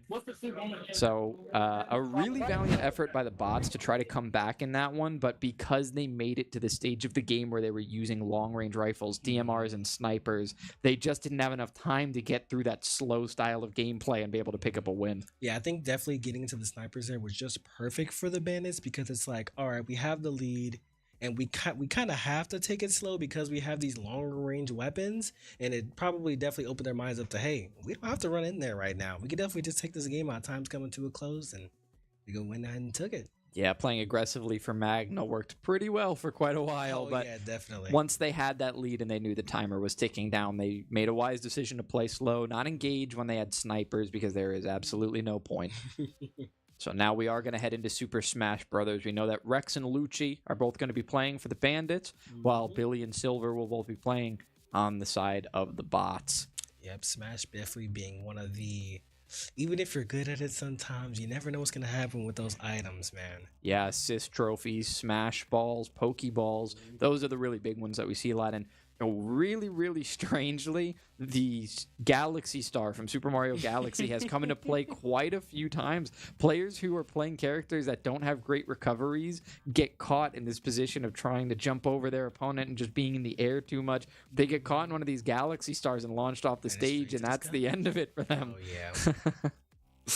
Yeah, definitely. I think Smash being a game that both of these teams are pretty good at. You know, I know Rex prides himself in this Smash. I know definitely, I believe LaBamba also plays a good bit of Smash himself, especially even outside of the league. So it's definitely going to be a clash of the Titans here when it comes to Smash right now. Yeah, and we saw yesterday as well during your game that Smash can be really, really back and forth. The crazy things can happen because we have wild map picks. We have crazy character picks that go along with the map pick themselves. And sometimes those wise decisions, like the kinds we often see from Billy and Rex, who are both really strategists when it comes to UEL play styles, both of them might have something up their sleeve, so it really all depends on what they got for setup. Next game we're going to see here is going to be that Car X Drift, so going to be a quick one. We would need probably the quickest games on the wheel all to spin back-to-back if the Bandits want a shot at getting back in this one. Oh, yeah, but it's definitely something possible. It's definitely something that can happen. So it seems we have... What do we have going? I saw a hero. It looked like the side. I believe that's on the Bandit side. Yeah, interestingly enough, I think I saw a Pac-Man pick in there as well. Oh, yeah, definitely. That's a strange one. That was in the last iteration of the series, what they call Smash 4, which was Smash Wii U and 3DS. Pac-Man was known as the worst player in the game competitively. So it's going to be Paku playing the Pac-Man. So Paku Man, I guess, is what we'll call him for this one.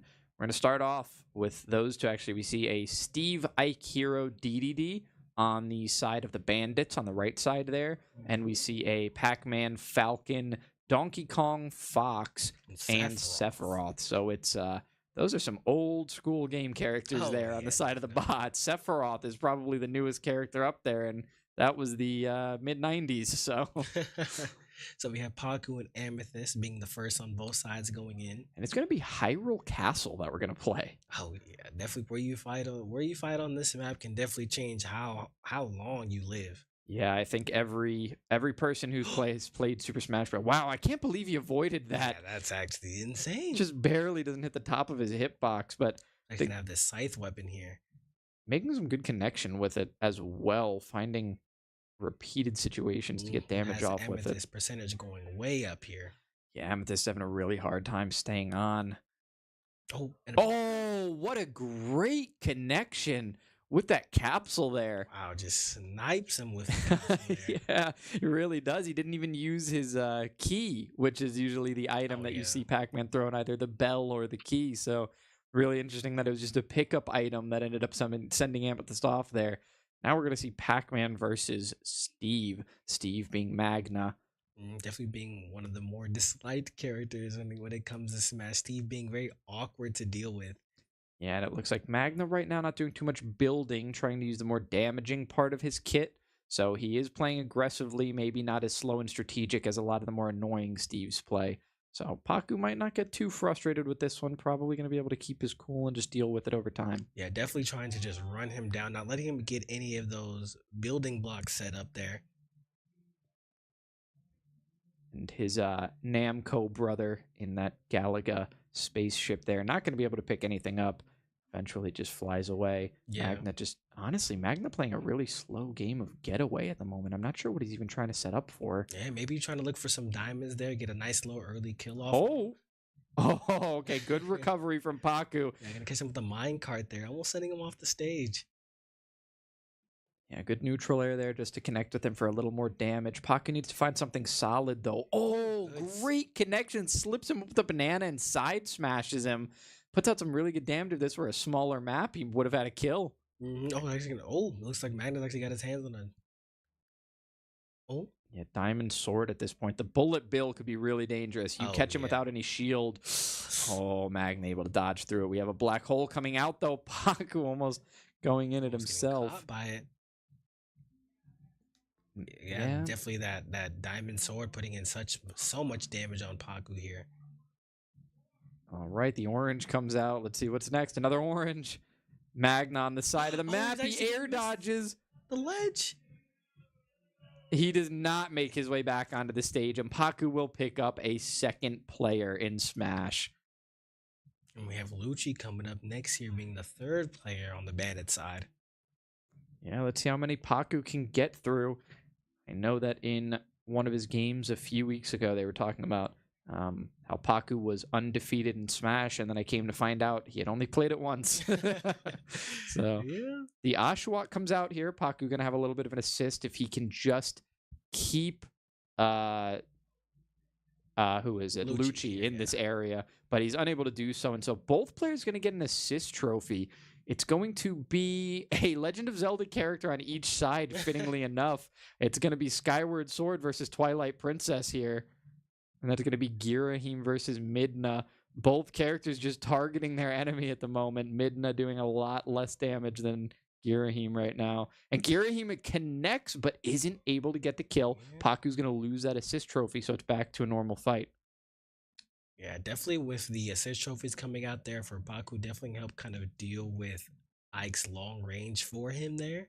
So he kind of just didn't have to worry about the hard hitting long range of Ike, and kind of just let his assist trophy do a lot of the work. But he's actually going to... Oh, no, this could be over. All he has to do is wait for him to stall, and that was great patience from Paku. The underground... Oh, he goes up from the top. What perfect bounces he had. It was so close to him being able to live there, just that bottom side of Hyrule Temple, being able to just ping pong you around and just help you out, but it just wasn't enough to save Lucci there. So now on to the fourth player in Cool Fire playing this hero. And you talked about annoying characters earlier. A lot of people not a big fan of this character either, with him having so much RNG in his kit. Oh yeah, definitely. Especially with two pretty much kind of like resource-like characters in Pac-Man and Hero. We're going to see a Vulpix here putting out some embers, just making it a little more difficult to traverse the stage. But it looks like Cool Fire knows that as long as he plays down in this area, he doesn't have to worry too much about that. Oh yeah. Oh, but it's actually getting caught a little bit in that fire there. Oh, and the side smash with the fire hydrant. Paku just keeps finding opportunities to spam his opponents with things they really don't want to come in contact with. And Paku, they're just going to keep... Oh, I take it back. They're not going to keep bouncing the same way. Yeah, it seemed like Cool Fire definitely wanted to kind of just like lean into fighting down here. But just with the fire hydrant coming into play, definitely made it hard. And definitely seems like he's changing up his strategy there. And Paku's got the air ride again. He just has to wait for a moment of stalling. We're going to see a lot of air dodging, and that one actually works. So Cool Fire able to avoid it. Paku on the way down, I think, picked up a lightning bolt or a mini mushroom. He's tiny. Tiny Pac-Man now. So yeah, he's definitely wasting the time of it right now. He's actually going to live even while taking that tiny mushroom. Oh, he's still going to be able to get back on the stage. Him and Cool Fire fighting in a really dangerous position right now for both of them. Oh, yeah, definitely being a scary spot to fight on. Definitely probably one of the scariest spots to fight on the temple. Oh, Paku not able to hit the second bounce on the platform. Probably thought he was going to grab that ledge and started to move in towards it. It's unfortunate they're going out with an SD, but definitely on such a great show there with the Pac-Man. He said, well, you guys aren't doing a good enough job of taking me out, so I'll do it myself. So Silver now going to be coming in here against Cool Fire, playing the Captain Falcon, a very satisfying character to play when you connect that knee at just the right distance in the air. Oh, yeah. Oh, he tries to catch him slipping with a turnaround Falcon punch there. Definitely, I think this character definitely suits Silver and his playstyle and what he pies himself on. Yeah, a lot of heavy dash attack there. What a great connection. But as we said, the bottom of Hyrule Temple definitely just makes it sometimes a coin flip whether you live or not. Absolutely. And now we get a Giratina on the field in a very awkward spot. Oh, but he's actually just going to have the perfect spot for what he wants to use. Cool Fire is sitting on the edge now. Oh, hit again. But that means his recovery is go gone. Down there. Cool Fire dropping off to a really strangely well-placed Giratina. Oh, yeah. It was complete luck that he set up in that area, but he had the perfect angle to just keep launching Cool Fire off of the map. Definitely those whirlwinds, they're just covering the entirety of the map, making it very hard to really maneuver here. But now we have the anchor coming in from the Bandits, Rex himself on the King DDD. Yeah, this DDD, another spam character that's going to have to be dealt with now. So, oh yeah, definitely have to watch out for those spike balls. They're definitely hard to maneuver around, and Hurtslide is actually going to get a Pokeball there. See if Go-Goat makes any contact. He's going to charge, but hit his head and get a little bit stunned. Poor Go-Goat. Oh yeah, definitely Rex showing that he plays this game. Yeah, making a lot of good aerial contact here. But Silver's actually going to get a little bit of healing there. He's actually just going to run away at the moment, like get as much healing as he can. And it was a lot that he got out of that, honestly. Yeah, definitely. So. And definitely was harder as well. Definitely having that shield on the side of him too. And actually going to have a bat in his hand looking to hit a home run. Yeah, he's got a lot of resources to use in these items. Oh, the shield did not block that spiky, though. Yeah, fortunate it happened to be on his backside there, pointing to the left. And there's an air ride star. Not going to come down. Yeah, probably one of the more unfortunate items to get, at least on this map in general, coming from the top there. Oh, and we see the drill not going to make contact. There's that galaxy star we talked about earlier. See if anyone gets caught in it. Rex makes his way under it very, very smoothly. Silver coming down in slow motion there, kind of just being just easy pickings for Rex, but it's actually not going to be able to capitalize on that. Rex is going to get a chef, however, so staying in the same game series here. Getting that Kirby chef. He's going to teleport, but not make any contact. Silver doing a really good job of just moving around. He actually gets caught underground there. That launch into the air isn't quite going to kill him, but he can't take a whole lot more of that. Oh, because the grab that up is going to take him out there. Yeah, so Rex going to stay in this one. Has to get through 3 more players if he wants to take the win here. Definitely possible, though. But it's definitely a hard mountain to climb, even for Rex. Yeah, now going up against Donkey Kong. So two of the unusual heavies going up against each other. You don't always see these two characters against each other in competitive, but Rex being very kind there to let Paku charge up his neutral B, being very respectful and saying, listen, I know you want to have it at some point, so I'll just let you get it right off the bat and we'll see where things go. We actually have Saturn here on Paku's tag. Again! And it goes right off the top. Two spikies in a row got deflected back at Rex. Wow. 2 in a row. Wow, so the bots are going to go ahead and pick that one up, and with less than 30 minutes remaining, I think the bots just secured themselves a win. Oh, yeah, definitely. With 26 minutes left, it definitely just doesn't look good for the Bandits here. Played an amazing game, and honestly, could have went either way a lot of the times in a lot of these games, but we still have Car X Drift next, so still time to kind of close that gap. Yeah, it's a quick game, so there's time for the Bandits to make this one look a little bit closer, maybe clean up their game-to-game record. 25 minutes left here. Car X Drift, they're going to want it to take less than 5, probably, between setup and the game altogether. Should be a quick setup. It is going to be console to PC, so only 2 minutes setup here. 2 minutes of setup there. Not wasting a whole lot of time, but I mean, when a short game is 5 minutes and you only have 25 left, that doesn't really mathematically equate to being able to play and win 8 games in a row anymore. Definitely. So it's a rough situation for the Bandits. They did have a tough season, but their record shows that they did not end up... Did you see that? What was that? That was the Weedle speaking to us, telling us that Overwatch 2 is coming up. I would love to see some Overwatch. I have been deprived of Overwatch 2 for the past couple of weeks. Oh, yeah, definitely, so, especially with yesterday being the last game. That was upsetting. Hurt me as well. It's a game that I enjoyed. I didn't play Overwatch 2 as much as I played Overwatch 1, but I always love to see some Overwatch. Yeah, Overwatch is a very great game to see in the UEL because you get to see how these teams strategize in full 5v5 games. Oh, yeah, especially with open queue as well, just being able to just kind of deal and make a lot of the, different team comps that wouldn't normally be viable or wouldn't normally be possible in role queue, which is the usually normally played, in kind of normal Overwatch play. Yeah, we see a lot of 2 tanks played in Overwatch, but here on Car X Drift, something that we see often is players struggling to get a lot of drift timing going. So we'll see if any of these plays. It looks like right now we're watching is Billy, and it looks like he's got a decent grasp on these mechanics. We do have StarCraft 2 coming up next, so yeah, I'm pretty sure Billy's available for that. But and we do have MERS in case we do end up playing that one. If for some reason the Bandits don't forfeit that one. Drift failure there. Yeah, coming out from Billy there, we have Billy and La Bamba versus Lucci and Rex. Yeah, Billy needs to pick up some more points here, and now he's starting to get it going, but losing a lot of distance. He is going to go off the course, which is going to mess up his combo. Yeah, he's going to drop his multiplier there, but going to look to get it back right now.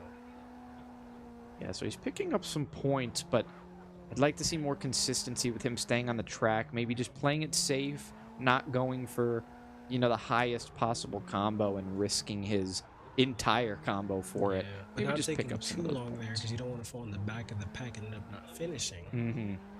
Yeah, the timer on this game is pretty brutal. You can see that we only have 1 minute and 40 seconds remaining, and the furthest a player has made it is still less than halfway, so... Oh, yeah, definitely. Seems like they picked a pretty large map for this as well. With the Bandit setup, probably looking to kind of just either finish or even just get them on points here. And it looks like right now Billy is really on a roll. He's found his groove. He's staying on the track. He's got, honestly, something... Oh, he's actually going to... Finally goes, yeah. Almost getting to that max ×5 multiplier there. Something I was going to compliment him for actually ended up not working out for him. I was going to say that his he was making good time keeping the speed while drifting. Oh, yeah. But that ended up hurting him because he took too much speed into that corner and he ended up going off the course. Now he seems to be struggling to find like a solid angle to come from. He has to start his drift, and it seems like he's having a hard time getting it started and finding the groove that he had before. He's finally getting back into it. Just can't overdo it here. Don't push yourself too far to the edge. He is going really close to those edges. And going really fast as well. Spins out again. His points are still looking good, though. So despite the spin outs, and he's coming up on one of the last checkpoints here. So it always seems like the top 3 players though are still all pretty close within each other when it comes to points. 15 seconds remaining. I don't know if we're going to see anybody finish this course. Oh, we are. We're going to see maybe our player 2 able to finish. They just have to drive to the end. I don't think Billy's gonna make it. Be close. Oh, he makes it just in time. 5 seconds left. He's actually gonna finish and cash in those points there. And he's gonna win it for his team. Although I do think that both of the players that finished were the bots. We're both bot players. So yeah, Billy and LeBomb are gonna go ahead and take that as well. That's another bot's victory on the board. Yeah, the bots went ahead and said, CarX Drift is going to be quick, but not the way you wanted it to be, Bandits. Oh, yeah. So, like you said, StarCraft 2, Billy would absolutely be available, Silver being the only player left until the roster reset. I just don't imagine, at this point, 9 games down, 20 minutes left to go, I don't think the Bandits go ahead with this one and give Billy the satisfaction of beating them down in a Zerg rush. Oh yeah, just Billy being just a monster at this game, having just unparalleled knowledge compared to pretty much anybody else in the league. It's just a force to be reckoned with. Don't think he's ever lost it, and I don't think he still ever plans to. Oh, definitely not. I think StarCraft 2 is one of those games that a lot of people, I mean, we have players in the league that are above the age of 30 and still don't play StarCraft. So if that tells you how old of an esport that game is at this point, it is the father of esports in general, and Billy is always here to show respect to it. It was the first one to really take over the scene, and it's the reason we're even here in the first place. So big ups to StarCraft. Sorry that the Bandits are probably about to forfeit you. Unfortunately, yeah. We'll see, though. It hasn't happened yet, so we'll see if maybe they want to go in with a lineup here. This would mark the end of the Bandit season, so maybe they just want to close this one out playing as many games as they can, or maybe they want to get that wheel to spin again so they can get something fun. So we do have a forfeit coming out. Billy not going to get the satisfaction of beating them down in this one. And we're going to have a wheel spin coming in through here. Yes, we will. Like you said.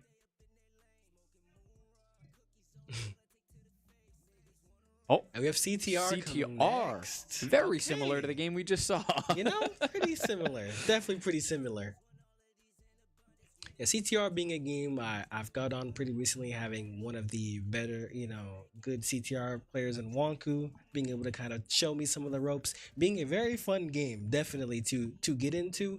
And we have actually Rex as well, another one of the very good CTR players going in. We have him and Amethyst, it looks like.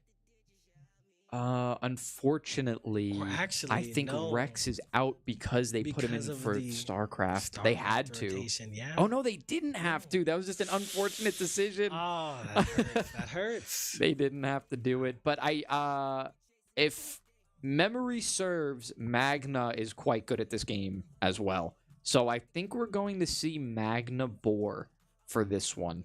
Oh yeah, I have full faith that with a game like that Rex plays to that extent, he definitely has got his team on top of it, and I can definitely bet that no Bandits is a slouch on this game. Oh yeah, especially having Rex there in your ear helping you with it. Absolutely, and we'll have to see what bots go for, because with only Paku, Labamba, and Silver left, you're kind of forced into a situation. I highly doubt that out of these 3 players, you have your 2 prime CTR players. So with Bandits having Magna and Boar, who are capable players, possibly going in, we'll see what happens. So we are likely going to get a forfeit on this one. Yeah, so there we are. We've got the forfeit coming out. That is going to be a Bandits win. Definitely a game that I know they like, and unfortunately they didn't get to play it, but sometimes that's just how the cookie crumbles. If you forfeit his game, he forfeits yours. No! We just missed Overwatch. Oh, man. Right into Forza. Right into Forza. We're going to get 5v5 racing on this one. We might finally see Paku bust out the steering wheel. Oh, it might be his time. I forgot he was out there with that steering wheel.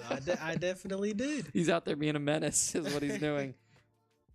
Oh yeah, definitely. And I'm not going to pretend like the last time I saw him use it, he did well with it. I got to be honest with you. The last time I saw him use it, I think he came in last. I think he extended the race longer than he wanted to. So Kind of reminiscent of what a lot of people say about fighting game players showing up with hitboxes and sticks and not doing the hottest out there. yeah. Yeah, some players like to play optimally without actually training for the game.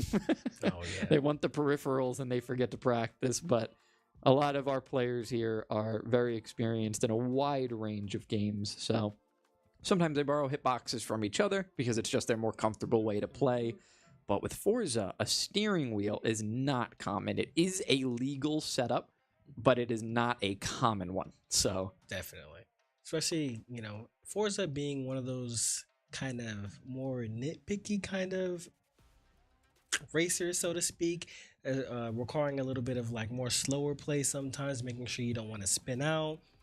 Speed sometimes being your enemy, unlike a game like Need for Speed where you kind of want to go as fast as possible. But, it's definitely a game where slow and steady beats the race, but not too slow to where you don't finish. right, yeah. Need for Speed, your car is a lot stickier and you're just kind of locked onto the ground, whereas in Forza, your wheels get really, really slippy. Forza is not only the king of like graphical engineering in video games and just constantly coming out with games where I have to ask if I'm looking at real life, but also the fact that they release games that have physics that are just next level. Bandit's actually going to forfeit that one. Bandit's actually going to release a forfeit here. So both teams submitted a forfeit, but Bandits actually had forfeit that one first. And we have 2K, and I hear a lot of noise coming out of there. Yeah, I'm wondering if one of the teams just announced immediately that they were forfeiting that one because I heard some booing. So unless that was just still a reaction to that Forza. But we will see. 2K coming up here. Man, I would think Mad Genius would probably want to play this one. We'll see. So Amethyst and Rex, once again, they were locked in on Forza, so they'll be out. So they'll be out. Now we're going to see. We'll probably see Mad Genius. And probably Coalfire. I've definitely seen a good amount of Coalfire in this game. Another forfeit. What game are we comes out looking once for? again. It gets us closer and closer to Overwatch. It gets us closer to Overwatch every time. But Dead by Daylight gonna come up next, and it's gonna be a Bandit. It looks like I believe a Bandit setup for this. I'm actually a little bit confused with all the forms. No, bot setup for this. How many times are we gonna miss Overwatch 2 by an inch, man? The UEO gods, sometimes they just hear you. Yeah, You they wanna really see do. it, they want to deny you. Did we get another forfeit? Is that what we're seeing there? Or is that forfeit just stuck there from the last time? Not sure. I hear Coolfire yelling, we're going to go through the whole wheel. So, yeah, I want to see what happens here. Okay, so the forfeit was just stuck. We did not get a bots forfeit. These teams may be playing Dead by Daylight. With the bots setting up. They'll definitely be taking Killer here, I'm pretty sure.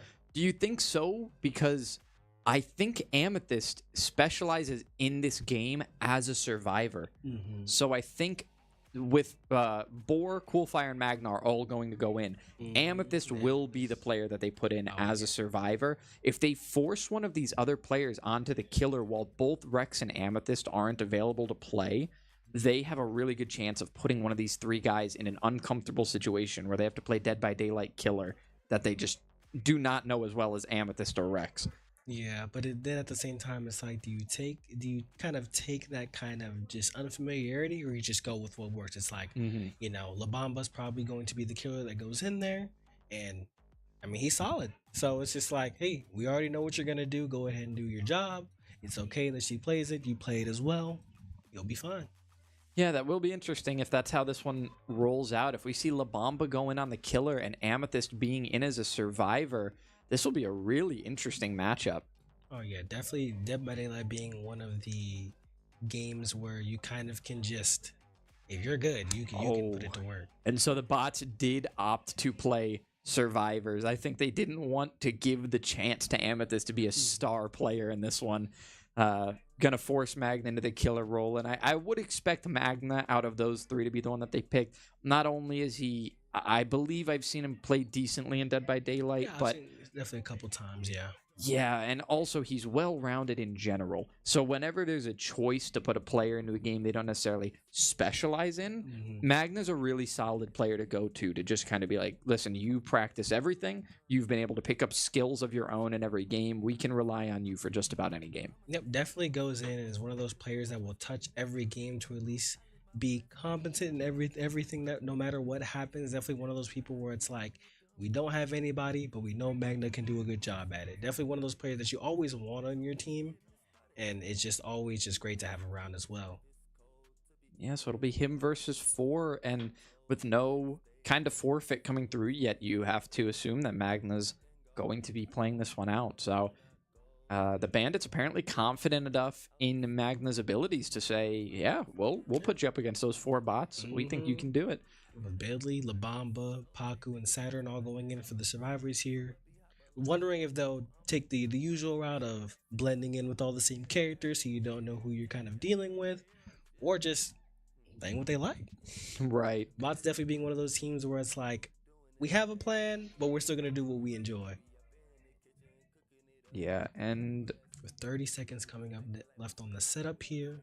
For Dead by Daylight, if Magna is able to get 2 of the survivors, if he's able to get them killed, then it will come down to points, I believe. And if he's able to get 3, then that is a guaranteed win. Well, it's pretty much a guaranteed win. But it can still come down to points at that? Okay. Points. Yeah, there's definitely some times of people getting the last person getting away with hatch and getting just that edge from getting that escape. The thing is, if you have 2 people, it's the 2 people combined their points, and then if one person, it's just a one-on-one of points. Right. And I do believe that in the end, when you add up all of the player points together, it is the survivor score divided by 2 against the killer score. I believe so. Is that so? Yeah, because the killer does score more points than a single survivor, but with all 4 of the survivors scoring points, they certainly overcome how many the killer will score. So yeah, but with timeout actually coming out here. Yeah, from the bots. So maybe something to do with the setup. They may have been moving a little bit slowly on it. Yeah, definitely a little bit hard of the game to get set up with your character if you don't already have it. So many perks, so many different ways to kind of just like play this game. You have people that have builds that are based on looping the killer around, based off information. You kind of have a lot of free reign to kind of how you want to play this game, and it all comes into work together. I mean, it's you have 4 people on a survivor team, and as long as all you guys communicate well and that kind of just like pick up for each other's weaknesses depending on what you're building with, you usually can come pretty well together. Yeah, and we are coming towards the end of the game here, so we can go ahead and take a look at the standings again and see how this is going this season, because the Bandits, this is going to be their last game, and they are going to finish the season 2-8. Well, the bots are going to go up 7-1, which is really close to that Reaper scoreline. So the bots becoming a really big threat in their conference and in the league in general. A lot of people putting them up there as a possible number 3 option, with the Reapers and Eclipse being currently at the top of the standings, but then the bots and the Ravens and X-Gods as well, your team along with the X-Gods that you played yesterday, being close to the Eclipse, and your 2 teams battling it out for that spot where you're going to want to challenge them. So there are a lot of teams really still in this one. The Cobras showing that they still have a lot of fight left in them as well. So definitely being an expansion team last year to being a very strong team this year, getting a lot of great pieces. The Cobras is kind of shaping up to be a very solid team to deal with. Bots being one of those teams every year that's kind of just like, they're so hard to deal with, and they always kind of just fall directly under when it comes to playoffs, but it's always a team that you just can never count out and can always sweep the rug right from under you if you're just not careful. Yeah, and this Bandits 2-7 does look a little bit low, but as you can see, the bots 16, the Bandits were able to take 7 games themselves. So there were a couple of forfeits in there at the end, but the Bandits have had a couple of specialty games that they were able to pick up on throughout the season. So with 2 wins of their own, against other teams. It's clear that they're not necessarily at the bottom of the league. They had their own fight against the Wolves, and I had talked earlier about how those bottom teams in the Northern Conference were really fighting for their spot in playoffs and wild card. Oh yeah, they're scrapping. Scrappy is a great word to describe it. Yeah. Oh yeah, definitely. I mean, a lot of these lower teams with a lot of lower wins, even then, like watching a lot of the games, they're not too far off. Like Bandits, it's 7-16, but a lot of these games, like UFC, a lot of these games, like, they're so close. Like, they're not washes at the end of the day. Like, one move and it could have went the either way. And especially with, I think, UFC taking forever, I think working a little bit in the Bandits' favor, wanting to play a little bit of less games than the entire wheel against the bots, and hoping to get a lot of their specialty games to kind of take that from them. But here we go, coming in the DBD here. You have a Mori coming out here.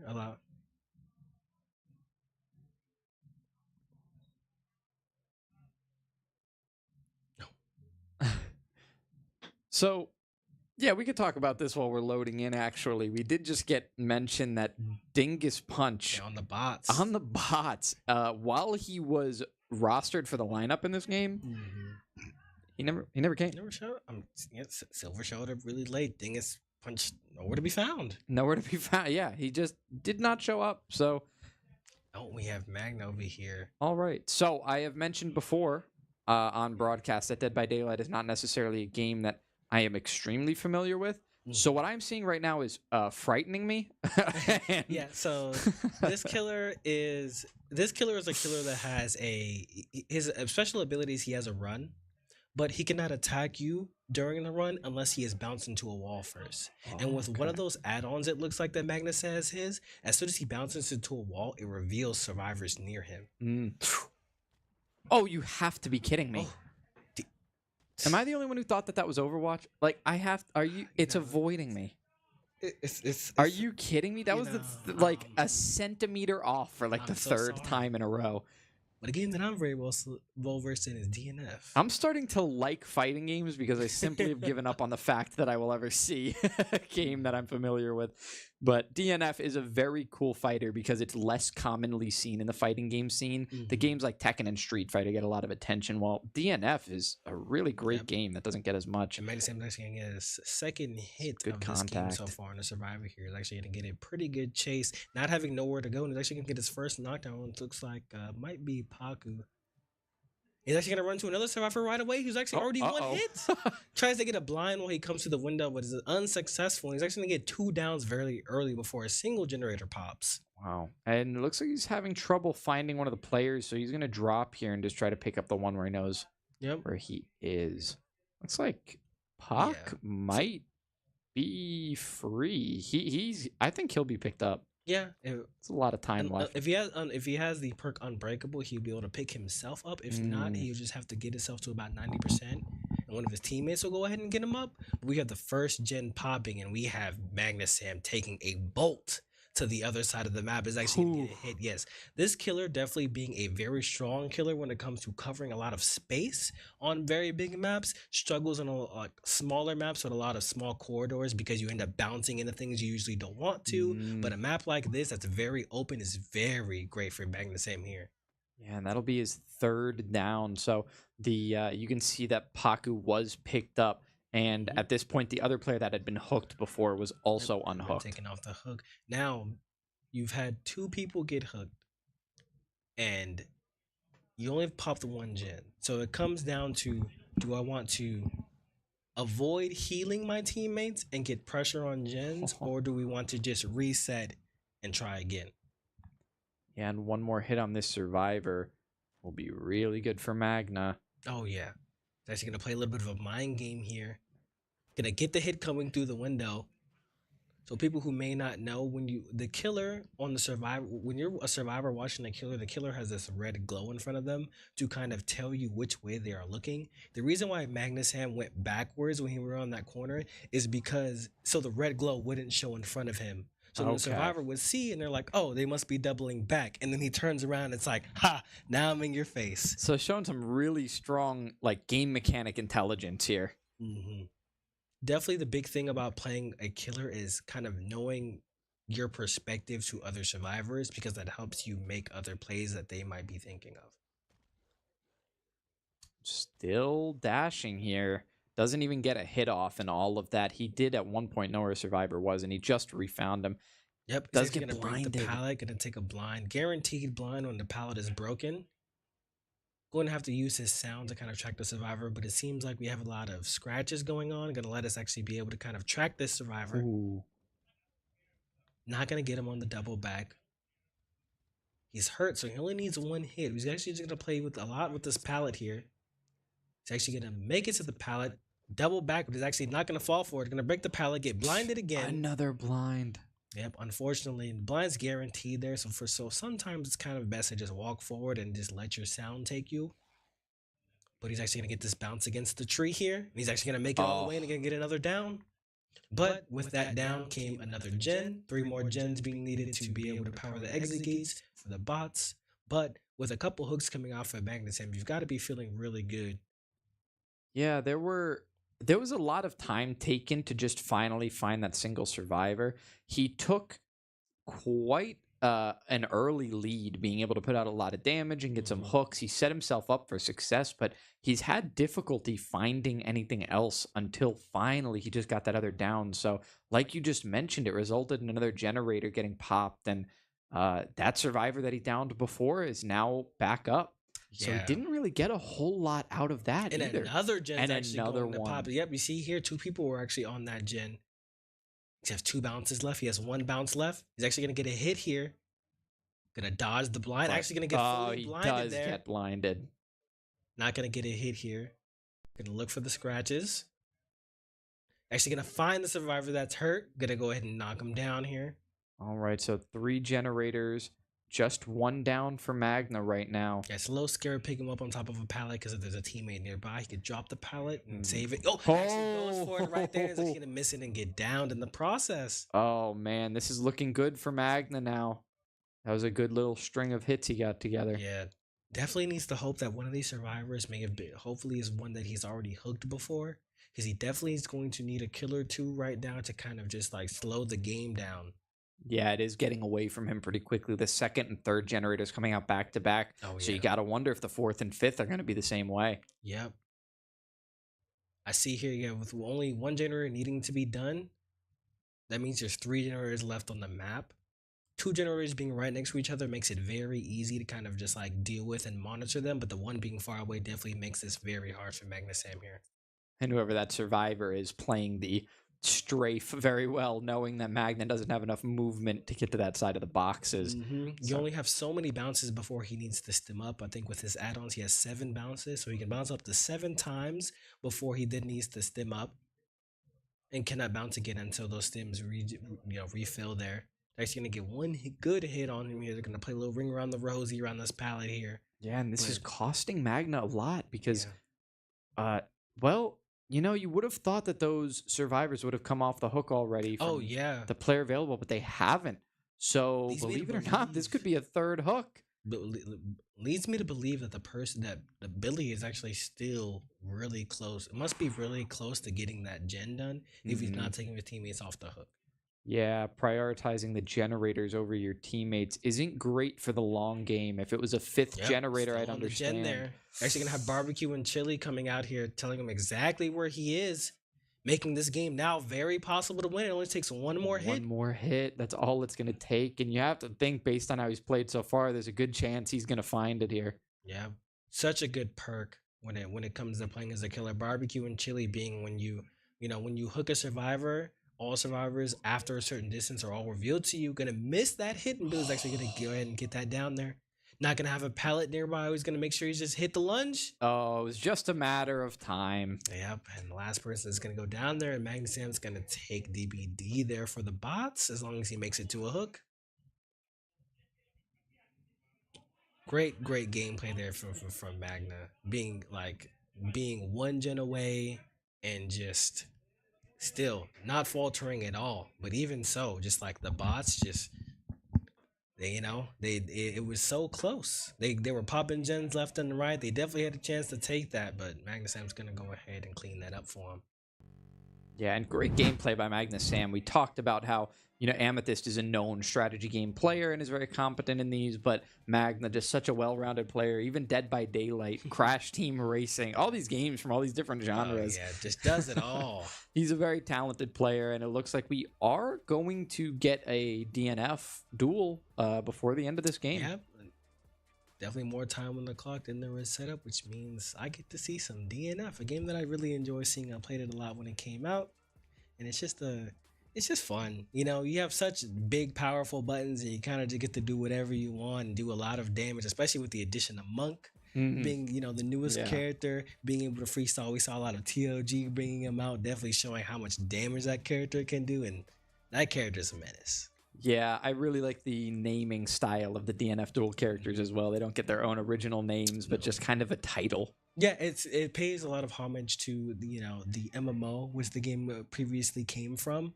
Definitely a Korean MMO that was out for years, a long time ago. Kind of like still one of those pixel style games, which with very good art and just was definitely fun. Yep, definitely can still play it today if you want to. It's called DFO, very close to DNF. Yeah, it is. It's a really interesting fighting game. It's got some original mechanics to it, and it's really, really fun to watch in the league. King of Fighters as well, of course, with Terry from Super Smash Brothers, because everybody knows that's where that character comes from originally. And obviously people get mad when I say that, but that's the fun part about it. Terry coming to Smash was a big deal for fighting game players because Smash has a little bit of crossover. Enchantress. That's a character I haven't seen played in the league. A very hard character, a character that is pretty known to being a not such a good character, but it's very hard to play. One of those puppet characters that kind of requires you to pilot. One of those characters that kind of has you pilot two different people at the same time. She has a little bear called Mad that you kind of just have to also manage, because while you're controlling him, a forfeit comes out so they can play Wreckfest. Oh my goodness. What? The bots forfeit. I wonder, because if we're going into Wreckfest here, right? We have Rex that has a strategy that he has just been waiting to run with people. I wonder if we will see. Bots don't have a timeout. Oh no. So did the Bandits call isn't timeout? the game gonna end? I don't think the Bandits called the timeout, so I think the game's just gonna end. Oh no. Oh no. The bots with the forfeit, but not having a We'll see what happens. there. It's possible we're going into Wreckfest, but the bots forfeit to play Wreckfest, I would assume, because the wheel spun. They were gonna play DNF. They were gonna finish the game up. So they must have wanted Wreckfest. Had some kind of agreement here. Yeah, but no timeout yet coming out from the Bandits. Bots were not set up in time. All right, so bots were not set up in time, so they are coming in. Well, two of them. They're we're gonna get the team trickling in here. There's room in here now. Here we got the bots coming on in. Where we at? There we are. All right, here they are making their way in with a 16-9 win. Somebody go ahead and take this from me. Oh yeah. All right, congratulations on your win here today, guys. 16-9. That was your 8th game of the season. 2 more left to go. How are you feeling looking forward to the rest of the season? We're definitely looking very strong, and I think we're going to make it to playoffs, and we're going to win playoffs. All right. Very strong thing to say. We would, yeah. Well, yeah, it would be very interesting to see your guys' team in grand finals. So heading down that road, you're going to have a lot of tough opponents ahead. Are there any teams that you're really looking forward to playing? We play Eclipse in 2 weeks. So I think it's 2 weeks. Yeah, pretty sure it's 2 weeks of a makeup game. So yeah, that'll be not only your last game of the season, but the last game of the regular season that you guys will be closing out with. So that'll be a really contentious one. So let's talk about some of these games today, because the Bandits, we talked about all day how 2-7 is their record, but it doesn't speak to the fact that they are fairly competitive against almost every team they play against. 9 games that you guys had dropped in this one, some of them being to forfeits. Are there any games that you guys either feel like you need to work on or just simply shouldn't have lost today? No, not really. I think it was good, pretty much what we expected. So Bandits are still a good team, even though pretty sure they're going to get last in the conference. The Northern Conference overall is just way stronger than the Southern Conference. Strong conference. So like besides the Clips, I think that like the Bandits could beat any team in there as well. So yeah, I think they're a strong team still. All right. Well, you guys played amazing today. You took another win. You're going to go up to 7-1 now. So congratulations on that win. And thank you for joining us here today. And we will see everybody tomorrow at 3 p.m. for the next game for Saturday. So thanks for joining us. Yeah, let's go.